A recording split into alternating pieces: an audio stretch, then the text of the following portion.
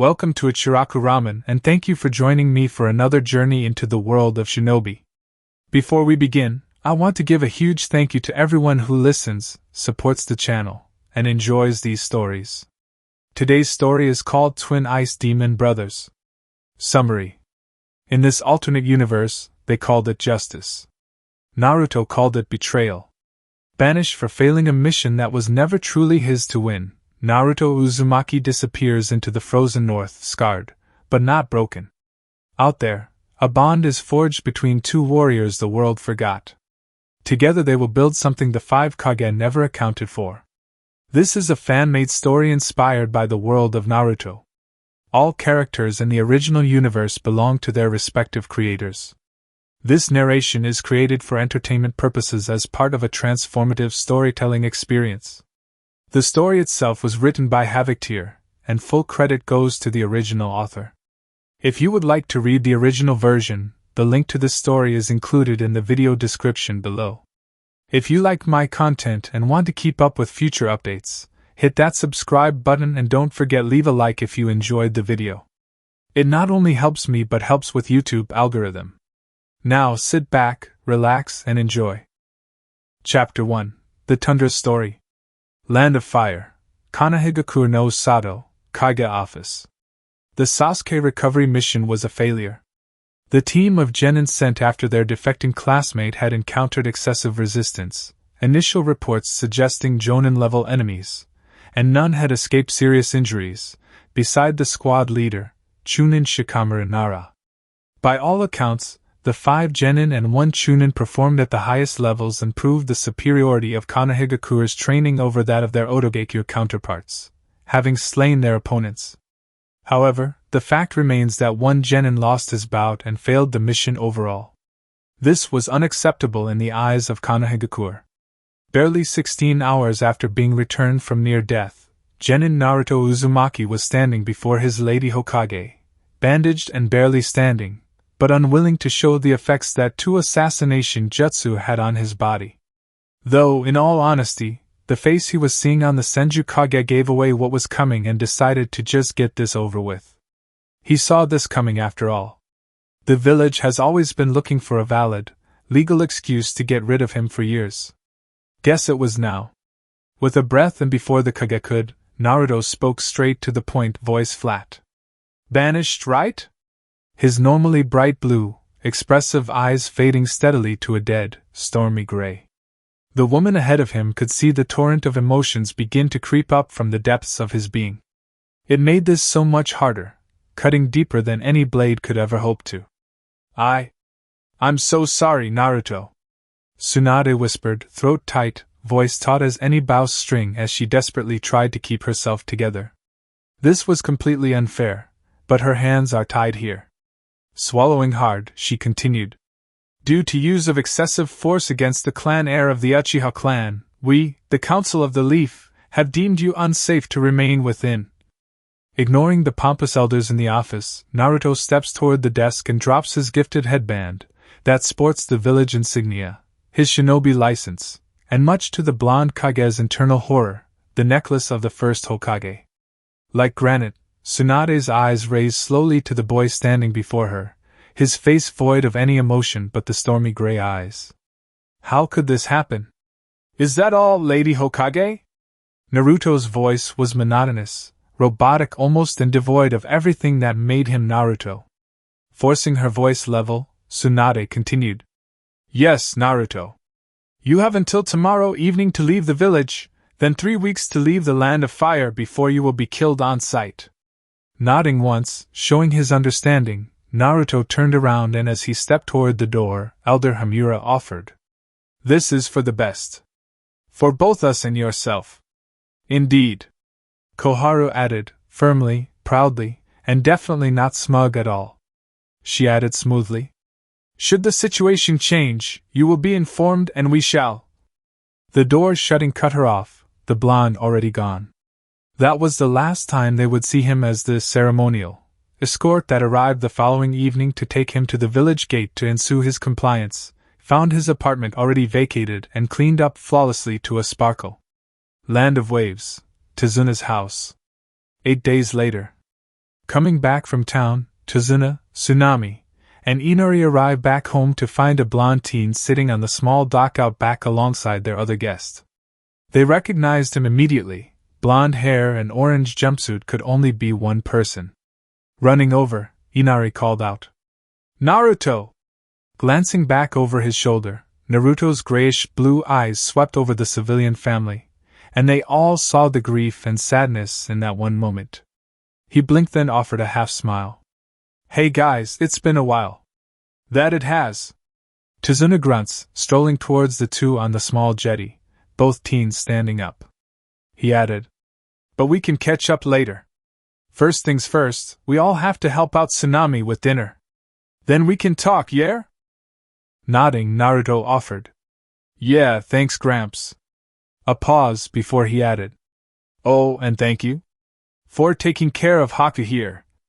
Haku Yuki, thought dead by everyone, but turned out to be walking the edge and saved by Naruto when he was ordered to bury both him and Zabuza. He was severely wounded and immobile for some time and stayed with the bridge builder's family while he recovered. Good thing he did. Staying here and not going to Konohagakure as planned means that he could help his friend during the darkest hours. Haku is loyal to people, not places. Grunting again, Tazuna waved him off as he turned back to the house. "He wasn't a pain. Now come on, or my daughter will worry." "Yeah, come on." Inari pulling on Naruto's arm towards the house, Haku following softly behind and remained quiet. It was clear he unhappy with what he was informed about regarding the banishment. Not that it matters now. They have been reunited. The world will not know what has hit them or that it started in a small house of a civilian family in the land of waves. Land of spring, daimyo's quarters. 11 years later.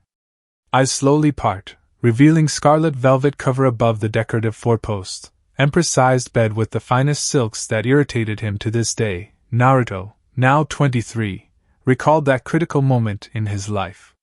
That banishment started everything. It had honestly slipped his mind after all this time. Recently he's been busy with these damn negotiations and family plannings to worry about it. As he stretched out, he murmured, "I had forgotten about it all." "Forgotten about what?" The voice from his chest. Glancing down, he saw the dark, messy hair of his wife, queen, greatest pillar, and love in the form of Koiki Kazuhano Uzumaki, eyes closed and content. Smirking lightly, his fingers running through her long hair, Naruto whispered softly, "The day my life caved in, the start of my journey here. To you, my Heim. To our home." This elicited a soft hum from his better half, allowing a soft silence for a few minutes, as they just continued to enjoy this blissful moment with one another. A rare occurrence in recent weeks, unfortunately, their efforts to improve the land bearing fruits that need to be tended to constantly. Neither complained. This was their legacy now and they were proud of it. A soft knock at the door echoes around the royal chamber, littered with the dressing equipment, their various personal effects from their lives together, and mementos from before it. This included the likes of Naruto's personal sky-blue crystal-like short sword, mounted on the wall beside to his newer ceremonial one, that he wore more often than not these days, and Koiki's infamous green blouse on a mannequin, secured by an obi. A soft growl from Naruto for the disturbance to his peace, earned a soft giggle from the lady of the land and home, as she finally detached from her husband's warm embrace. Koiki called, "Yes." The door exploded apart, allowing two children to rush in unhindered as they cry out in unison, "Mama! Papa!" The first of these two children was the 4-year-old Kushina, a dark redhead girl in the same style as her mother's long black hair, who was simply a spitting image of her grandmother apart from her mother's violet blue eyes. The second being, the son, Sositu, named after his mother's father, was simply a perfect fusion of both his parents. As the younger of the two, his baby factor was still in full effect as his 2-year-old baby face had his father's whisker marks unlike his older sister. His short dark blonde hair was not normally kept that short, but he had recently had an incident with a prank gone wrong. It involved a lot of liquid glue and imagination. The two kids rushed and jumped onto their parents' bed, caught or picked up by said parents with giggling following shortly thereafter. Koyuki's smile was brilliant as she chirped happily. Muchkins, good morning? More giggling followed, allowing for Naruto Uzumaki to enjoy the bliss of family for a few minutes. This is what the last decade of fighting alongside his blood-packed brother, Haku, had been for. A place to call home for them both. Speaking of that certain Yuki, a second knock drew the eyes of the giggling family to the thrown-open doors of the royal chamber, revealing the 25-year-old Haku leaning against the doorframe, smirk familiar. Up yet? Cuddling Sosita to his chest, Naruto engaged in the childishness of his brother in arms, he growled. It was you, huh? Shoulda known, Aniki? Shrugging, Haku offered back. They wanted to help out their favorite uncle. No harm in that now, is there? Certainly not, Koyuki confirmed, then suddenly tickling her baby girl on her lap, and Kushina letting out a squeal as she tries to escape her mother's wrath. As Naruto edged closer to the bed's edge, still clutching Sosita to his chest like a teddy bear, Haku nodded to the queen, then added, Besides, it's almost time for the Kumo delegation to arrive for the final round of talks. Or did you forget? Right. Naruto sighed, finally placing his son down on the bed as he got up and headed towards his prepared attire. His voice got serious now, back to work as he stated. Should take care of this properly. Haku nodded. Koyuki smiled slightly at the diligence of her husband. Though, she also noticed how Kushina, who was starting to notice the adult talk and recognizing patterns in their behaviors more and more, shrink in on herself slightly as she asked, carefully. What about breakfast, Papa? The innocence in that question was loaded, paired with the teary eyes she shared with her mother, violet blue and beautifully clear. Naruto paused as he looked to his princess, his dark gray kimono with the yuzu swirl on its back halfway on. He hated that look on his baby girl's face, but this was equally as important as he offered. I have to get to work, princess. Papa and Uncle have to go meet some important people. Securing his kimono with a white floral pattern obi, noticing his princess pouting.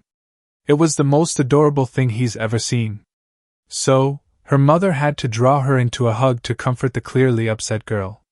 Naruto then reached for his fighting sword, which sent a message to the other adults that went over the heads of the children. As he attached it to his obi, Haku asked, eyes narrowed as he shifted his own hidden tanto within his large sleeve. Expecting trouble. The older ice user too was in his trademark light blue, white-hemmed kimono as he stood in the doorway and with a casual ease of authority surrounding him. Naruto met the brown doe eyes of his former field partner, then stated firmly. This is Kumogakure we are dealing with here. He then looked to his wife with all seriousness, then continued. Koi, I'm assigning additional guards with you and the children. Before Koyuki could partake in what has become her traditional sarcastic protests, his hand raises to stall it as Naruto pressed. I do not care for your trust in our samurai, and perhaps I am being a bit too overprotective, I will give you that. His hand lowered to his own sword's handle as he explained softer. However, I will rather face your wrath later than suffer the pain of losing my family. That had successfully stopped her short, as planned. Koyuki of all people knew just how protective her husband is of his friends and family. It was one of the things that saved her in the end too, and she does not want to trample that mindset of his. It is one of the things she loves him for after all. So she concedes this time, with a soft, understanding nod of acceptance, and was rewarded with the gentle smile from her husband. Naruto was now clearly feeling more relaxed and calmer now with that out of the way. He then turned to Haku and added, You should have your family join mine, while we handle things. Blinking once, Haku regarded his little brother figure blankly. That is actually a good idea. Naruto grew a tick mark. This foolish Yuki. Haku discreetly signaled the hidden Yukigekyu shinobi, and they were gone the next moment, while he finished. We should get moving. Nodding, Naruto then turned back to his family, still on the bed, and he smiled full of love for them all. I'll see the four of you later. This caused Koyuki to blush rather prettily, as she absent-mindedly rubbed her still flat stomach whilst the two kids smiled brilliantly, and waved energetically as the two men left, the door closing behind them. Making their way through the winding corridors of the Land of Springs Palace, dubbed the Glacial Palace by many, it was decorated with blue vein, dull white marble floors and pillars, covered with soft light blue carpets and natural pine wood furnishings. Naruto and Haku head towards the council chambers. They pass by a few scattered servants, waving and smiling as they do, when Haku eventually grew irritated enough to voice, "Can't you clean yourself up a bit more?" This gained his best friend's attention and a raised blonde brow. Glancing over his look, Naruto recalled that, since their reunion with his now best friend, brother, and mentor, he had grown up in every sense of the word. His hair now reached just past his shoulder blades, a ponytail with a small bunch of matching dark hair above his left eye that are tied back along with his blonde spikes. Haku had the same thing on his left eye, but his was sunny blonde breaking up his dark hair, the physical proof and consequence of sacrifice for saving his life back on the bridge via non-traditional means. Sighing, Naruto drawled somewhat childishly, rubbing the sleep from his eyes as he does so. "Oh, come on, Aniki!" Haku's left eye twitched at that, grabbing his friend's arm, pulling the younger ice user's full attention to his next words that he growled lowly. "At least fix your kimono properly." This caused a sigh to escape the blonde. In their time together, Haku had imparted his love for battle kimonos, and through much blood, sweat, and pain, he broke the orange obsession. While his own kimonos tend to hold various blues or grays, his little brother tends to favor gray, black, dull scarlet, or crimson. That being said, he does have an orange one somewhere, but he has been banned from wearing it by his ever-loving wife. Pausing at the thought, Naruto finishes adjusting his clothes and asked flatly, "Better?" Haku nodded sharply, properly, and then replied, "Much. Let's get going, Your Grace." Ending with a mock bow and cheeky grin he certainly learned from his brother-in-arms, a scowl upon the now royal former shinobi. Naruto grumbled lowly, "You know I hate when you do that." The two share a chuckle as they proceed on their way to this stupid renegotiation with the cloud. Land of Spring, Ministerial Hall. Naruto sat at the head of the long table, filled halfway with the country's advisors and ministers of various fields. They were present mainly for show, but Haku was at his side as the nation's first Hyukage of their recently bolstered hidden village of Yukigekyu no Sato. A minor village on paper, not in practice though. Both men have grown massively over their time together since their now mythical clash on that bridge in the Wave Country, then their later reunion in that same land after he was banished for a reason he had no real control over. The secret miracle healing by the fox and exchange of life forces. The two both lacked a purpose before then, slowly the two becoming each other's reason to fight. To protect. In their time together, they both stood shoulder to shoulder at a respectful 6'1", both with swordsman builds but slightly leaner and compacted. They are both speed demons, though Naruto less so as power output is his forte between the two and Haku was the faster of the two. Together, they carved a frozen path through the bounty hunting world, and also awoken Naruto's hidden bloodline limit that was a copy of his partner. Hayaton, the Yuki clan's signature. It would be a full year after their initial debut within the bounty hunting community when an answer to his seemingly random acquiring of the ice release came, during a potentially life-threatening injury. The demon fox was pleased with his container's growth since leaving that puny village, and let it slip that, during their sharing of life force, he may have accidentally, purposely, fused a portion of one another's genetic and life force in the other, allowing for the copying of the bloodline among other things. In turn, Haku's chakra capacity jumped a healthy amount, and grew noticeably denser that boosted the effectiveness of his own ice abilities despite having to retrain them from the ground up again. After it was all said and done, however, either could complain at their improvements in combat abilities. The double doors parting broke Naruto from his musings of the past, as the three Kumo shinobi stepped into the meeting and he focused in on them. He did not stand, as apparently, he was now above them on the social standings.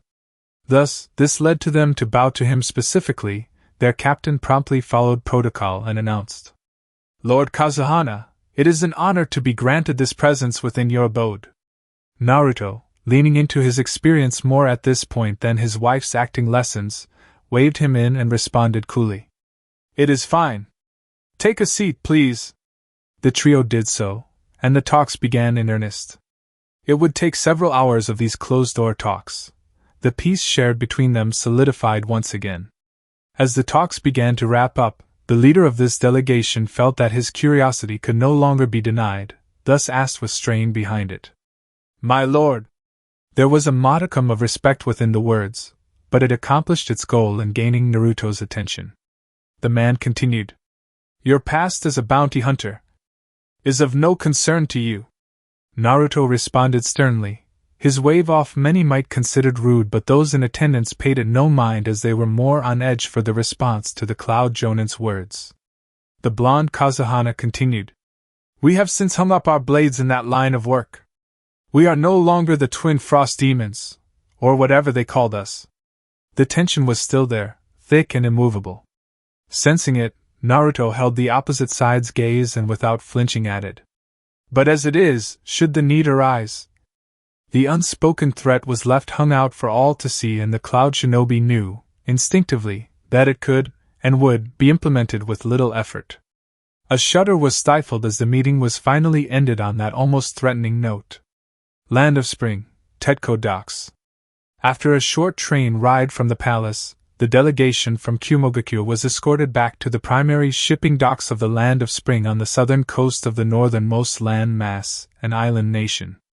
Throughout the ride, the Land of Lightning residents had attempted to probe lightly into possibly cooperating on train technology projects with hints and subtle inquiries. They weren't subtle. Naruto and Haku shook their heads in hidden amusement whenever the Kumo shinobi weren't looking to them. None of the ministers dared to think to answer every question they were asked in front of Lord Kazahana, let alone Lord Yuki. Thankfully, at the docks themselves, it only took a handful of minutes before the Land of Lightning frigate arrived to collect them. Most fortuitous for everyone, beside maybe the diplomats. A handshake shared, the captain of the trio of shinobi offered. It was productive talking with you directly, Lord Kazahana. I will be sure to pass your thanks on to the Reikage. You have my thanks also, Kako-san. Naruto responded softly but with the firmness Haku knew came naturally to his blonde brother. The Kumogakure Jonin nodded with a soft smile of his own before turning back to the vessel and climbing aboard. As the ship left port and headed out to the open ocean, Naruto watched over it as the silhouette grew smaller and smaller as it left. He eventually murmured to his companion, guard, and shinobi leader. Your snowflakes? Haku replied swiftly and dutifully. Detected them, persuaded them it was unwise to stick around. Naruto inclined his head with approval, though with a growing smirk, eyes still fixated on the shrinking figure. A perfectionist, as always. The Yuki simply lifted his nose up, as elegantly as ever. Haku spoke with faux arrogance. Just goes to show how much we are. Both men froze, their joking around shelved for later, upon sensing a new arrival attempting to sneak them by, directly beneath the docks they currently stand atop. A heavily suppressed chakra signature was moving very slowly and carefully beneath their feet. Looking to Naruto, Haku mouthed. You can't be. This caused the Uzumaki to nod, blue eyes arctic as he mouthed back. Toad Sage. Jiraiya had finally slipped into the Land of Spring. A lucky break, to be sure, as he had been in the Land of Lightning originally, which of course was a bit of a surprise that the two are in talks with one another. A most unwelcome connection, cheap food and medicine from Spring, for reduced metals of lightning. But a welcomed connection, as the Land of Spring is notoriously isolated. Ever since the banishment and subsequent disappearance of one Naruto Uzumaki from Konohagakure no Sato, the countries that had seen him as a hero at the time had outright banned Konoha shinobi from entering their lands, and some very strongly worded letters sent. This obviously also meant the Land of Spring too, thus his difficulty in getting into the northernmost island nation ever since, due to its relatively isolated nature and location. His spy toad reaches the solid ground, climbing out from beneath the bright wooden, snow-coated decking of the harbor and into a discreet alleyway. A quick check confirmed the area was clear and allowed Jiraiya to pull himself out of his toad's mouth, in an almost comical manner, as he was many times the size of it. The second it puffed away, Jiraiya was suddenly surprised by the sudden arrival of a dozen blue-patterned, white-masked shinobi that now have him surrounded. 3 squads of the lands answered to Konoha's renowned Umbu force, known as Snowflake by the limited few, beyond the force, in the know. Yet, before the Toad Hermit could do anything, a flicker at his feet caught his eye. A seal of some kind, and immediately his body was frozen stiff, as if frozen solid, and his chakra was moved beyond his control. Then these shinobi all drew their weapons in unison, and one of them called calmly, "You never should have come here, Leaf Shinobi." Jiraiya was helpless as one of his foes stepped forward, unknowingly missing the 2 at his back who were the ones to strike and causing his world to fall to darkness. With the intruder subdued, Haku spoke to Naruto. To think they were this desperate. Looking down on the knocked-out toad sage at their feet. Naruto nodded, nudging the white-haired sage with his leather boot, then offered back. "Yeah, well, personally, I was surprised that it took them this long for them to send him out here." Haku frowned, looking from the man being bound and collected, to his friend and leader. "Well, our friends on the mainland did warn us, right? Is that, perhaps, the reason for our renegotiation of terms?" Naruto cut in, knowing what he was going to ask and confirming with a nod. Watching as the toad sage was sealed away in a prisoner scroll, he continued after the successful sealing. "Put simply, yes. Despite their pushing for more, we will only offer humanitarian aid at most. Food, medicine, those sorts of things." Haku relaxed only slightly, asking for clarification's sake, but came out as an almost whispered shout somehow. "And if they attempt to force our hands?" The sinister smile forming upon his friend's face caused one to form on his own. Naruto eventually supplied. "That's when your Yuki shinobi come into play, Haku. Kumo suspects that, at best, you are all Chunin level. They are not even contemplating the thought, or notion, that we already have a force of Umbu ready and active." The pride was not lost upon those very operatives who all smirked beneath their masks. Land of Spring, the Glacial Palace. Arriving back at the palace from dealing with the events at the docks, Naruto and Haku stepped into the inner palace of the royal family, though currently there were only Koyuki and the 2 children. Though Naruto is also considered royalty too, by the simple fact that his own parentage is also one of royalty, just from the lost land of the Whirlpool country, the land of eddies, on his mother's side that is. It was only shared with the court to silence those who opposed his marriage to Koyuki, seeing as he was the son of a royal line long thought to have gone extinct, and even more so when his father's name was mentioned. The near heart attacks on the elderly council members' faces were priceless. That being said, as the 2 brothers chuckle and relax, stepping into the flowering courtyard in the middle of the palace, they hear the twin cries of "Papa!" echo out, and twin blurs clear the large garden space that led into 2 thuds as they collided with the men who had expected this. Thus, the 2 girls were hefted up until the duo's shoulders with expected ease. The 2 girls were grinning widely, just like their papas, who were supporting the girls upon their shoulders. The 2 young girls began to chat between themselves from their new vantage points with a high five shared. The group arrived shortly thereafter at the table in the center of the park within the estate to find both men's significant others. The forever beautiful lady of the land Koyuki Kazuhana, dark black hair and a body that many people of both sexes have approved of among the big screen movies. Despite all the fame, glamour, and fanfare, she has only had eyes on the one man that came from a distant land as a shinobi, to save her from her own exile. Yet, thanks to her love for him, she was able to then save him in return, pulling him from his own exile, and give him everything he ever truly wanted. What he desperately yearned for. A home to feel safe in. A family to come home to. She would never truly understand how much that means to him, so much that even the hidden kitsune within him could not help but acknowledge it too. Haku broke the silence. "So, how are our lovely ladies doing this day?" His soft smile was so lady-killing to the point he was required to wear a mask outside Spring County. His wife, Anoka Yuki, formerly Uzumaki, was a 5'5" gentle soul, at least for an Uzumaki, with the more traditional features of the clan. Pale skin, bright red hair but with dark eyes instead of the normal violet or blue.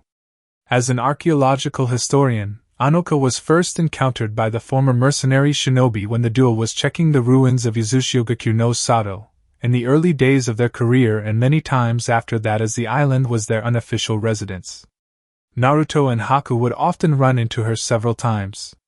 They had saved her ass an uncountable number of times, everything from missing Nin, to Orochimaru and his sound forces, and even a particular run-in with a certain shinobi village hidden among the clouds. Part of the reason they were cautious with their current dealings. Anoka looked from her fellow wife and up to her own husband, then mumbled, "It's about time you showed up. TSK. You missed breakfast." She had a hint of a blush to her pale cheeks that no one dared point out, Naruto knowing better due to plenty of previous experience, but he was so damn tempted. Haku, though, putting on his smooth moves, replied softly, "Sorry, my Heim." He then kissed her hand, like a true gentleman, and her fake anger evaporated instantly as her entire face matched her hair's shade now. Naruto was desperately biting his lip to not comment on that, and it took a Herculean effort to not quip at his cousin. Haku continued, explaining their delay. "We had to deal with an unwanted situation," Naruto supplied, being reminded of that too. This caught his wife's focus. Koyuki expectedly inquired, "Unwanted, dear?" Which Naruto turned unusually serious, then informed his wife. "A certain toad sage tried to slip in under our very noses." Literally. These words caused all playful banter to cease, a dangerous glint appearing within the spring daimyo's eyes. Koyuki spoke coldly, voice a void. "Oh, is that right?" A snort from Anoka, her Uzumaki kicking in now. "They really don't respect anyone's authority, do they?" Naruto then snorted, lowering his daughter down to play with her cousins, as he looks to his clanswoman. "Told you that already, didn't I?" Anoka shrugged, taking the offered jasmine tea from her husband, before looking back to her clan head, then replied, "Thought they were just stories. Tall tales about the leaf and all that." Haku sighs at his wife's statement, shaking his head. "I'm sorry, but even after all the years we've all been together." His tone was somber tone as he reaches for the teacup on the table. It did not settle though, as Koyuki declared quickly, "I'll send a messenger bird at once and—" She was stopped as she was passed a scroll from her other half, Naruto grinning like the fox as he sat on the bench beside her. "Like this?" After a quick glance, Koyuki had nodded with a sense of pride and smirk at what was written. "I must say, you are getting good at the diplomatic talk." She snickered as he blushed, scratching the back of his neck in his nervous tic that he hadn't been able to shake, and the others all joined in the laughter. Even the kids, though Naruto picked up his baby boy who was reaching for him, and ignored them all. Land of Fire, Hokage office. 5 days later. Poof. In a puff of smoke, the Toad Sage appeared in the office, earning a confused call from Tsunade, who muttered, "Jiraiya," as all she had done was unsealing a note from the Land of Spring, that she had secretly hoped would be good news on her little Gaki.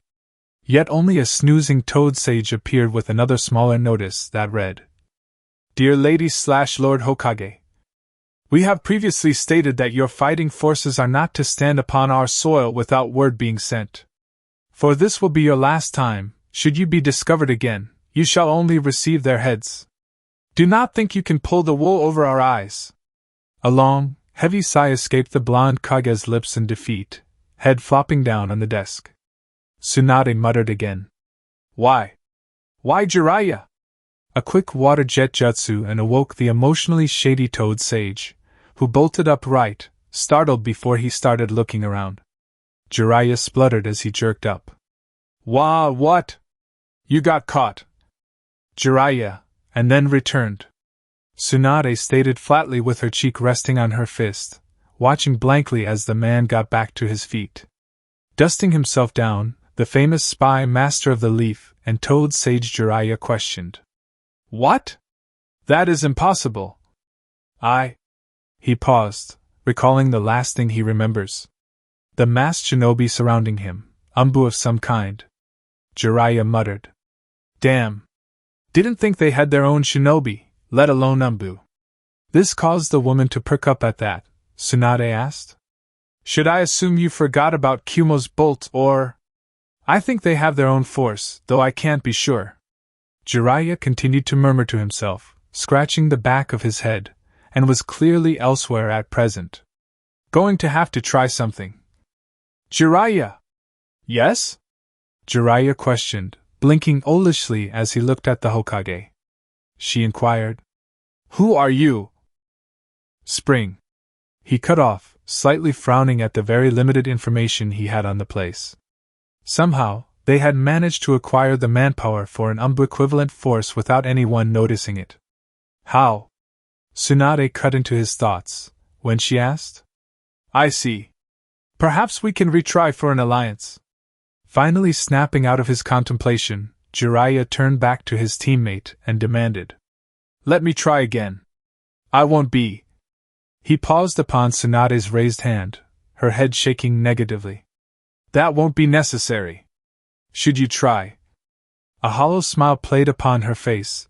The thought of losing her former teammate caused a pang of panic within her. The Toad Sage paused at that hollowed look in his teammate's face caused him to sigh. She had been doing that a lot since the Gaki left after the banishment. To make things worse, his own friends, or more accurately his acquaintances, turned on him almost universally. Shino Abraham, Shikamaru Nara, Niji Hyuga, and Tenten are all upon his side, though the others became hostile to any mention of Naruto's name. Jiraiya eventually spoke up. I still haven't found any trace of him, Tsuhaime. His following sight truly showed his age at this point, he continued. He just vanished. He's alive, Jiraiya, I just know it. Tsunade responded softly, head in hands as the thought of her boy being lost out there, all alone and at risk at being harmed without her to help him, was getting to her. Sighing again, Jiraiya whispered old news. His name is not on the Toad contract anymore. We can't. Suddenly Tenten pushed into the room, foregoing any of the standard procedure, and called. Lady Hokage, I think you should see this. The kunoichi was quick in handing over an old, weathered magazine she had found while clearing out her old room in her parents' house above the weapon shop.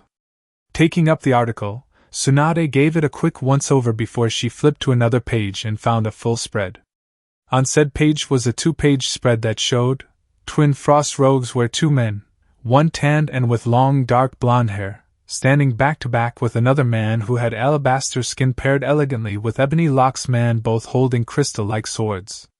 Both models were wearing very loose yukatas, that were inverse of one another, grays and blues, with the opening in the front showing off their muscled bodies.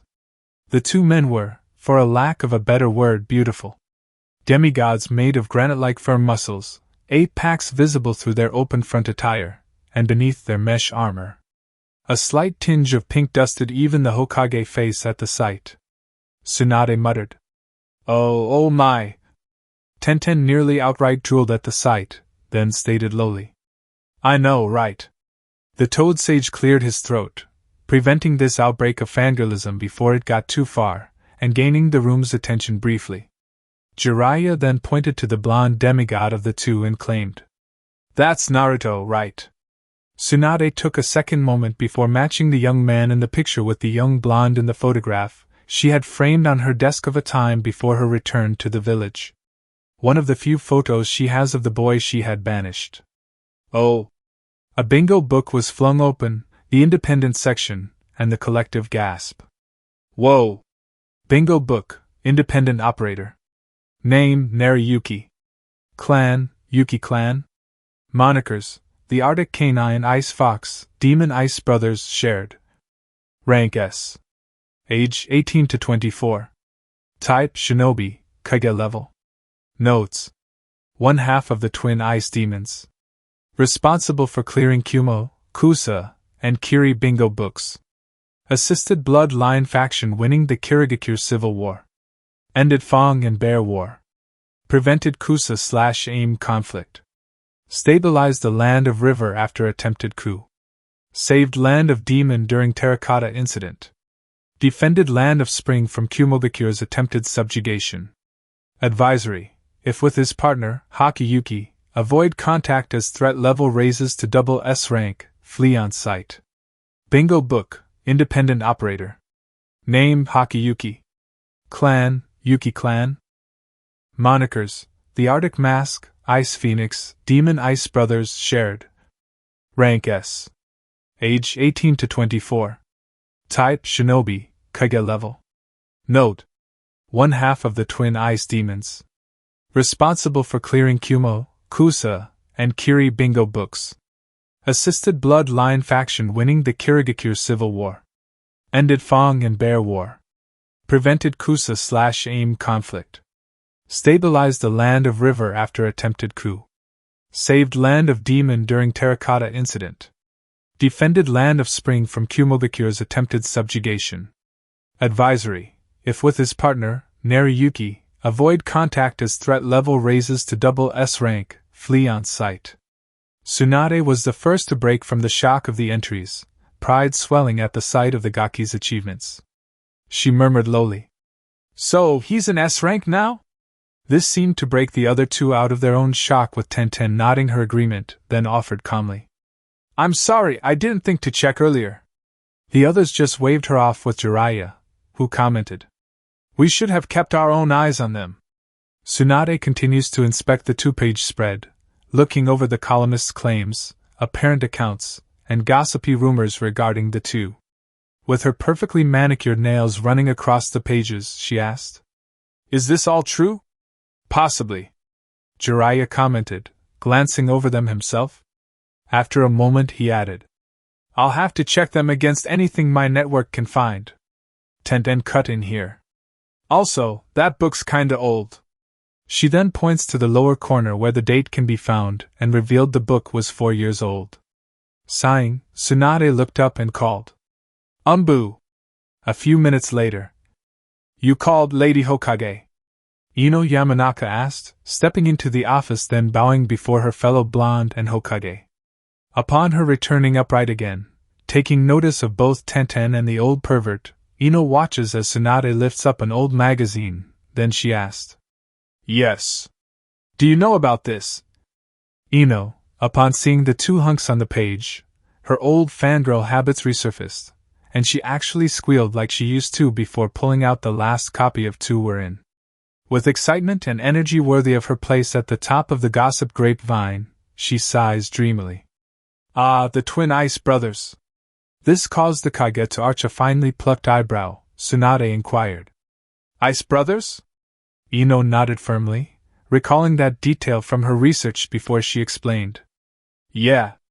They both use ice ninjutsu and apparently capable of going toe-to-toe with the 7 swordsmen of the mist." The others present noticed that the woman had now returned to the kunoichi she was known to be now. Ino continued.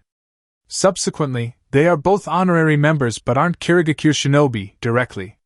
She sighs after recalling that, but pressed, "We don't know their names, but from what we currently know of them is that they've been instrumental in ending at least 6 different conflicts, preventing 2 civil wars, and a not insignificant number of bandit camps and missing nin being dealt with." Shifting her weight to the left leg, with arms crossed, Ino continued her debrief. "We've tried on at least 12 different occasions to catch one or the other, but they seem to know whenever our agents are getting close and go underground for an unspecified period of time. They are rather slippery." Nodding at this information, Tsunade asked, "What capabilities do they have?" Ino responded without missing a beat, as if awaiting this question from the beginning. "Master-level swordsman. Confirmed ice release, thus the monikers. We suspect that one or both are censors, really good ones at that. We currently have them listed as targets of interest with a B-level threat warning." Tenten snorted, arms folded, earning the intel specialist's attention as she asked, "Only B-level threat warning? They are S-rank shinobi, you know." Ino responded with a hesitant nod, earning a tight breath from her fellow kunoichi, but Tsunade cut in here, slightly confused. "What do you mean you didn't know who they are?" Before the Yamanaka could respond, the Kage held up the spread and pointed to the dark blonde teenager of the two. Tsunade stated, "That's Naruto." Nodding, understanding now, Ino replied with the explanation of the intelligence department's conclusions. "We thought that initially too, but Naruto has never showed any inclinations towards that of ice release.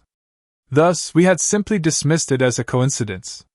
She then pulled out an intelligence case file from a storage scroll taken from her equipment pouch, and then presenting to the Hokage, Ino continued. We even redone some blood work from Naruto's records, and again, no signs of the Hayatan bloodline, or any markers to suggest it. The proof was rock solid and even had her own signature attached to it, thus Tsunade could not refute it. Plus, she knew his parents, and neither had the Hayatan either, and thus calling out the intelligence department on this would be foolish. Jiraiya pulled everyone back on target, his finger jabbing the page, and he offered. Let's work under the assumption that this is Naruto. What info do we have on him and his partner here? No more than you probably have, Lord Jiraiya. Ino began, while shifting through the numerous reports, and collecting the information she wanted. But an analyst had pointed out that the former Team 7... She paused, glancing up at the two Sannin, part of a Team 7 from 3 generations ago, so she clarified. The one led by Jonin Kakashi Hatake, that is. Jiraiya had been nodding along, but paused at that clarification and then looked to Tsunade out of confusion for all of a second, then smirking with his former teammate. Seems this blondie had done her research. Ino finished. Had their first C-rank mission beyond the village get bumped up to A-rank midway through their mission, due to the presence of a rogue swordsman of the mist. I remember hearing about that. Tsunade commented, looking up from the plasma analysis blood work. The intelligence officer nods. Ino continued. Among the enemy combatants involved, there was a member of the believed to be defunct Yuki clan. This now caught the entire room's attention. Tsunade spoke hesitantly as she was trying to recall the details. But the reports say, he took a lightning blade to the chest, yes. Ino finished the thoughts, far more familiar with this theory having put it together herself. She clarified. Courtesy of one Jonin Kakashi Hatake, who was targeting the swordsman Zabuza Momochi at the time. Either Kakashi is a lousy shot. Tenten offered, but Jiraiya cut in. It seems to be a common theme. People keep jumping into the way of that attack jutsu. No, I'm not even joking. Tsunade's nod confirmed it, and even Ino had to pause for a moment to digest that. Finally, Tenten asked to break the silence. Okay, so, he took a lightning blade to the chest to protect Zabuza Momochi, demon of the mist, right? Then, how'd he survive? By all metrics. Into reported, glancing up from the Hokage's table and to her fellow kunoichi. She finished. He shouldn't have. Thus, we haven't committed this to fact but are aware of it. It was better than nothing, as even Jiraiya was deep in thought and contemplation for several good minutes. This time, however, it was Tsunade who came up with probably the best assumption, when she spoke carefully.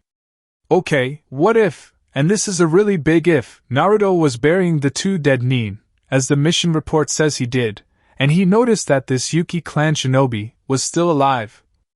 She had been speaking slowly as the thoughts were coming in, trying not to miss a piece of intelligence or piece to this puzzle.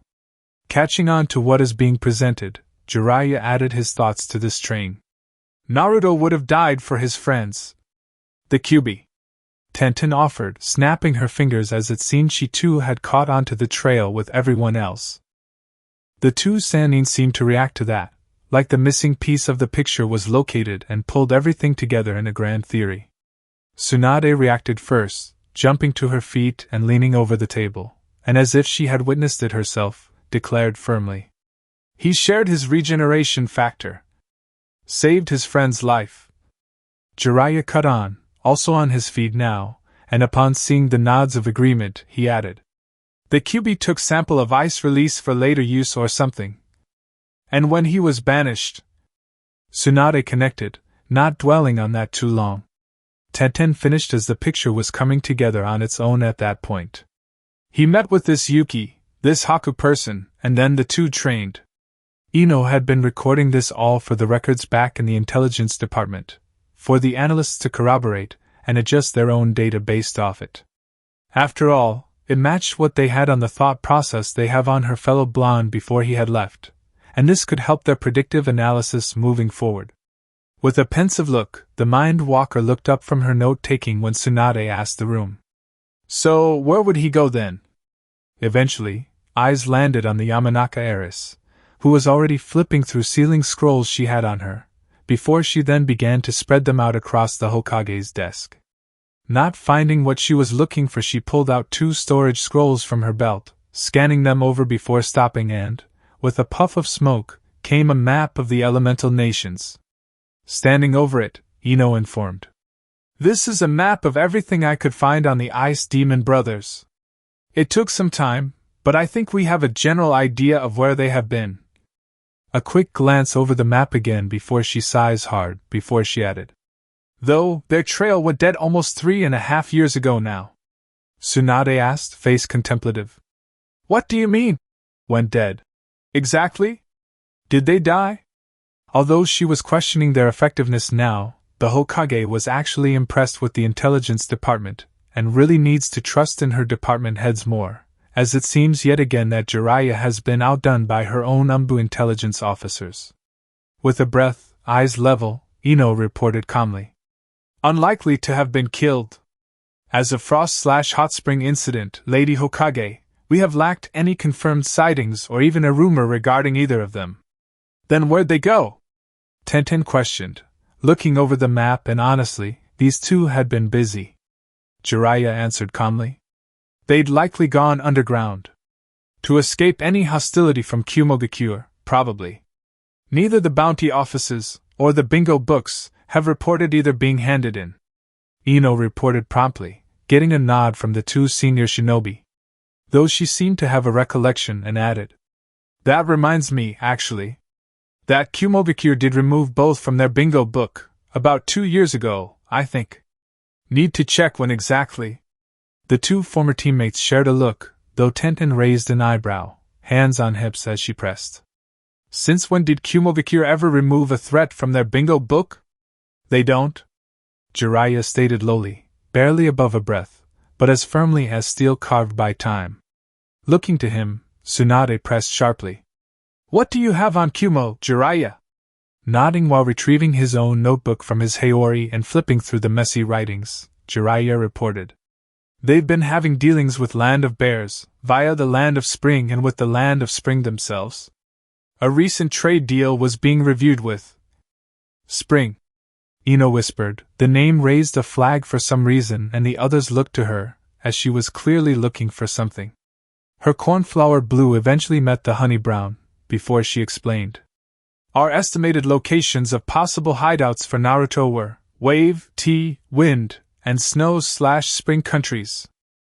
Tsunade nodded, assuming they had gone over every piece of Naruto-related information for that list, but noticed Jiraiya's paling face and their joint realization. The Toad Sage muttered softly. That's how they caught me? Caught you? Tenten questioned, side-eyeing him dubiously. Tsunade explained. We just received a message from the Land of Spring. She pulled out the note from the top drawer, allowing the 2 younger kunoichi to read it over. Dear Lady/Lord Hokage, we have previously stated that your fighting forces are not to stand upon our soil without word being sent. For this will be your last time. Should you be discovered again, you shall only receive their heads. Do not think you can pull the wool over our eyes. Tenten whistled, then regarded the old man. You got caught sneaking in by the Land of Spring? Grunting, Jiraiya returned. Somehow. But if Naruto is there, then it makes sense? How? He's my student. Jiraiya stated offhandedly, causing the 2 younger kunoichi to snap to him, bewildered as they hadn't heard this before. But before either could say anything, Tsunade clarified. Nice try, but he wasn't. Tenten and Ino glanced between the 2, noticing the exhausted sigh from the Toad Sage as the Senju explained. He was going to be, at one point. It's why Jiraiya gave him the toads to summon. However, he was busy elsewhere when the council banished his future student. There was another layer that neither Sannin felt like touching. It was still a sore wound for them both, but for different reasons. Nodding, filing that away for later, Tenten then stated. Then Naruto's in Spring, right? We have to find a way to contact him. Finishing writing down the fact that Naruto was in line to train directly under the Toad Sage for her files, Ino then spoke. If we are to do so, it must be formally and not via usual practice of forward scouting. This means a blind diplomatic approach that. I'll send a request along with a reply to this, Tsunade explained, holding the note up again to draw attention to it. A reminder that their top spy got caught once already. When they nodded, she ordered, Tenten Nino, gather a team fit for diplomatic duty. Keep Naruto's circumstances in mind for this A-rank assignment. Yes, Lady Hokage. Both Kunoichi reported promptly, vanishing in leaf body flickers the next moment. Jiraiya then promptly headed toward the window as he stated, I'd better get ready. You're not going. Tsunade cut him off, causing him to pause and turn back to her stunned. Jiraiya slammed his hands down on the filled desk as he squawked. Why not? He paused upon Tsunade's narrowed-eyed glare and stood down with hands up. She then explained. The fact they already caught you once means that they are already expecting you to try again. Next time, however, if they catch you. She waved the note from earlier, and the message was clear. Though Jiraiya just smirked. I don't think the brat. 10 years is a long time, Jiraiya. Tsunade cut him off firmly, then sighed hard enough that her age could be felt through her permanent genjutsu she wore. With hollow, cold eyes, she whispered, I doubt he has much love, if any, for the village that once tormented and then banished him. Her expression tightened, lips in a line. I just need to know if he's okay. Is he happy? Perhaps if he will come back. Placing a hand on her shoulder, gaining the honey browns to his blacks, Jiraiya spoke softly. The brat is probably doing great. Nothing can keep him down. You know that, right? Land of Spring, the Glacial Palace. At exactly the same time, Naruto sneezed for the 7th time in a row before glancing around at his family with confusion written all over his face. Koiki then asked, worry thick in her voice and tone gentle. You okay now? Naruto smiled, then nodded before he responded. Yeah, I'm fine, it was just. Then a cold shudder down his spine and his eyes hardened. I think we're going to have trouble soon. Haku, noticing the look, also hardened his features, before he explained. I will put our shinobi on high alert. Naruto nodded with full seriousness. His finely honed, battle-tested, mercenary sharpened senses was telling him some bullshit was coming his way, and that has never once let him nor Haku down in the past. This was the basis of their response strategy now. Land of Fire, Hokage office. Half an hour later, Ino and Tenten entered the Hokage's office with the team they had assembled for the A-rank diplomatic mission they have since been assigned. Coming to a stop in a line before the Hokage's desk, from right to left, stood Niji Hyuga, Jonin and Master of the Gentle Fist. Due to the continued hostility of the main branch against the former Leaf Genin, he was chosen as he had the most experience in negotiations and educate among nobles. It was a no-brainer for Tenten. Beside the Hyuga master was Shikamaru Nara, Jonin. He took the betrayal of Naruto surprisingly hard. It was his first mission in command, and they had succeeded in all but one critical aspect, yet one of his own was punished for it. His lazy attitude was still present, but it always took a back seat on missions and training. He has since surpassed his father's skills at this point, and done things no Nara had considered before. Though not all good came of it. He has zero tolerance for troublesome people, his words, and has cut off those he finds too stupid without looking back. That included Ino until 3 years ago, when she apologized for idiocy towards the blonde. They speak on occasion. Next was Choji Akamichi, originally a Naruto hater. It was his dad, Shikaku, and Shikamaru who explained it in a way that Choji could understand.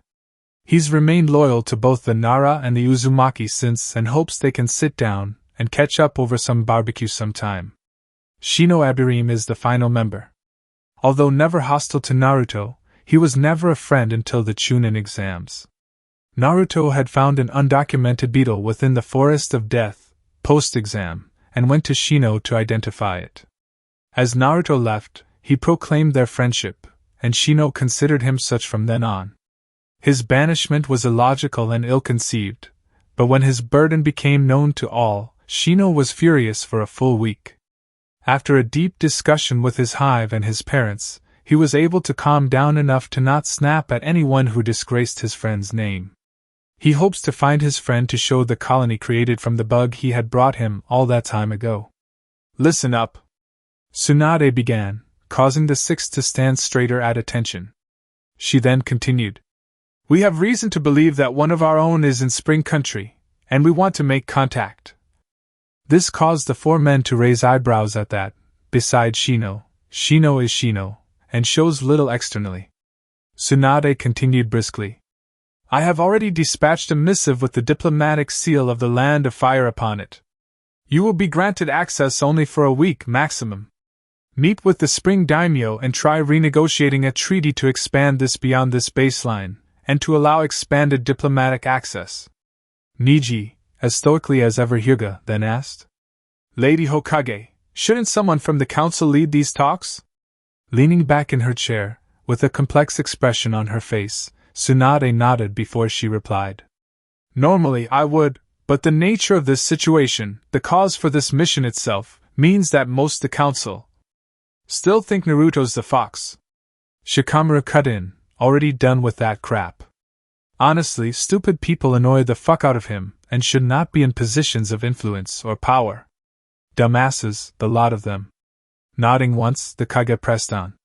If he is indeed in the Land of Spring, like Ino, Tenten, Jiraiya, and I, myself, believe he is. Logical choice. Shino confirmed, nodding once and the Senju returned it.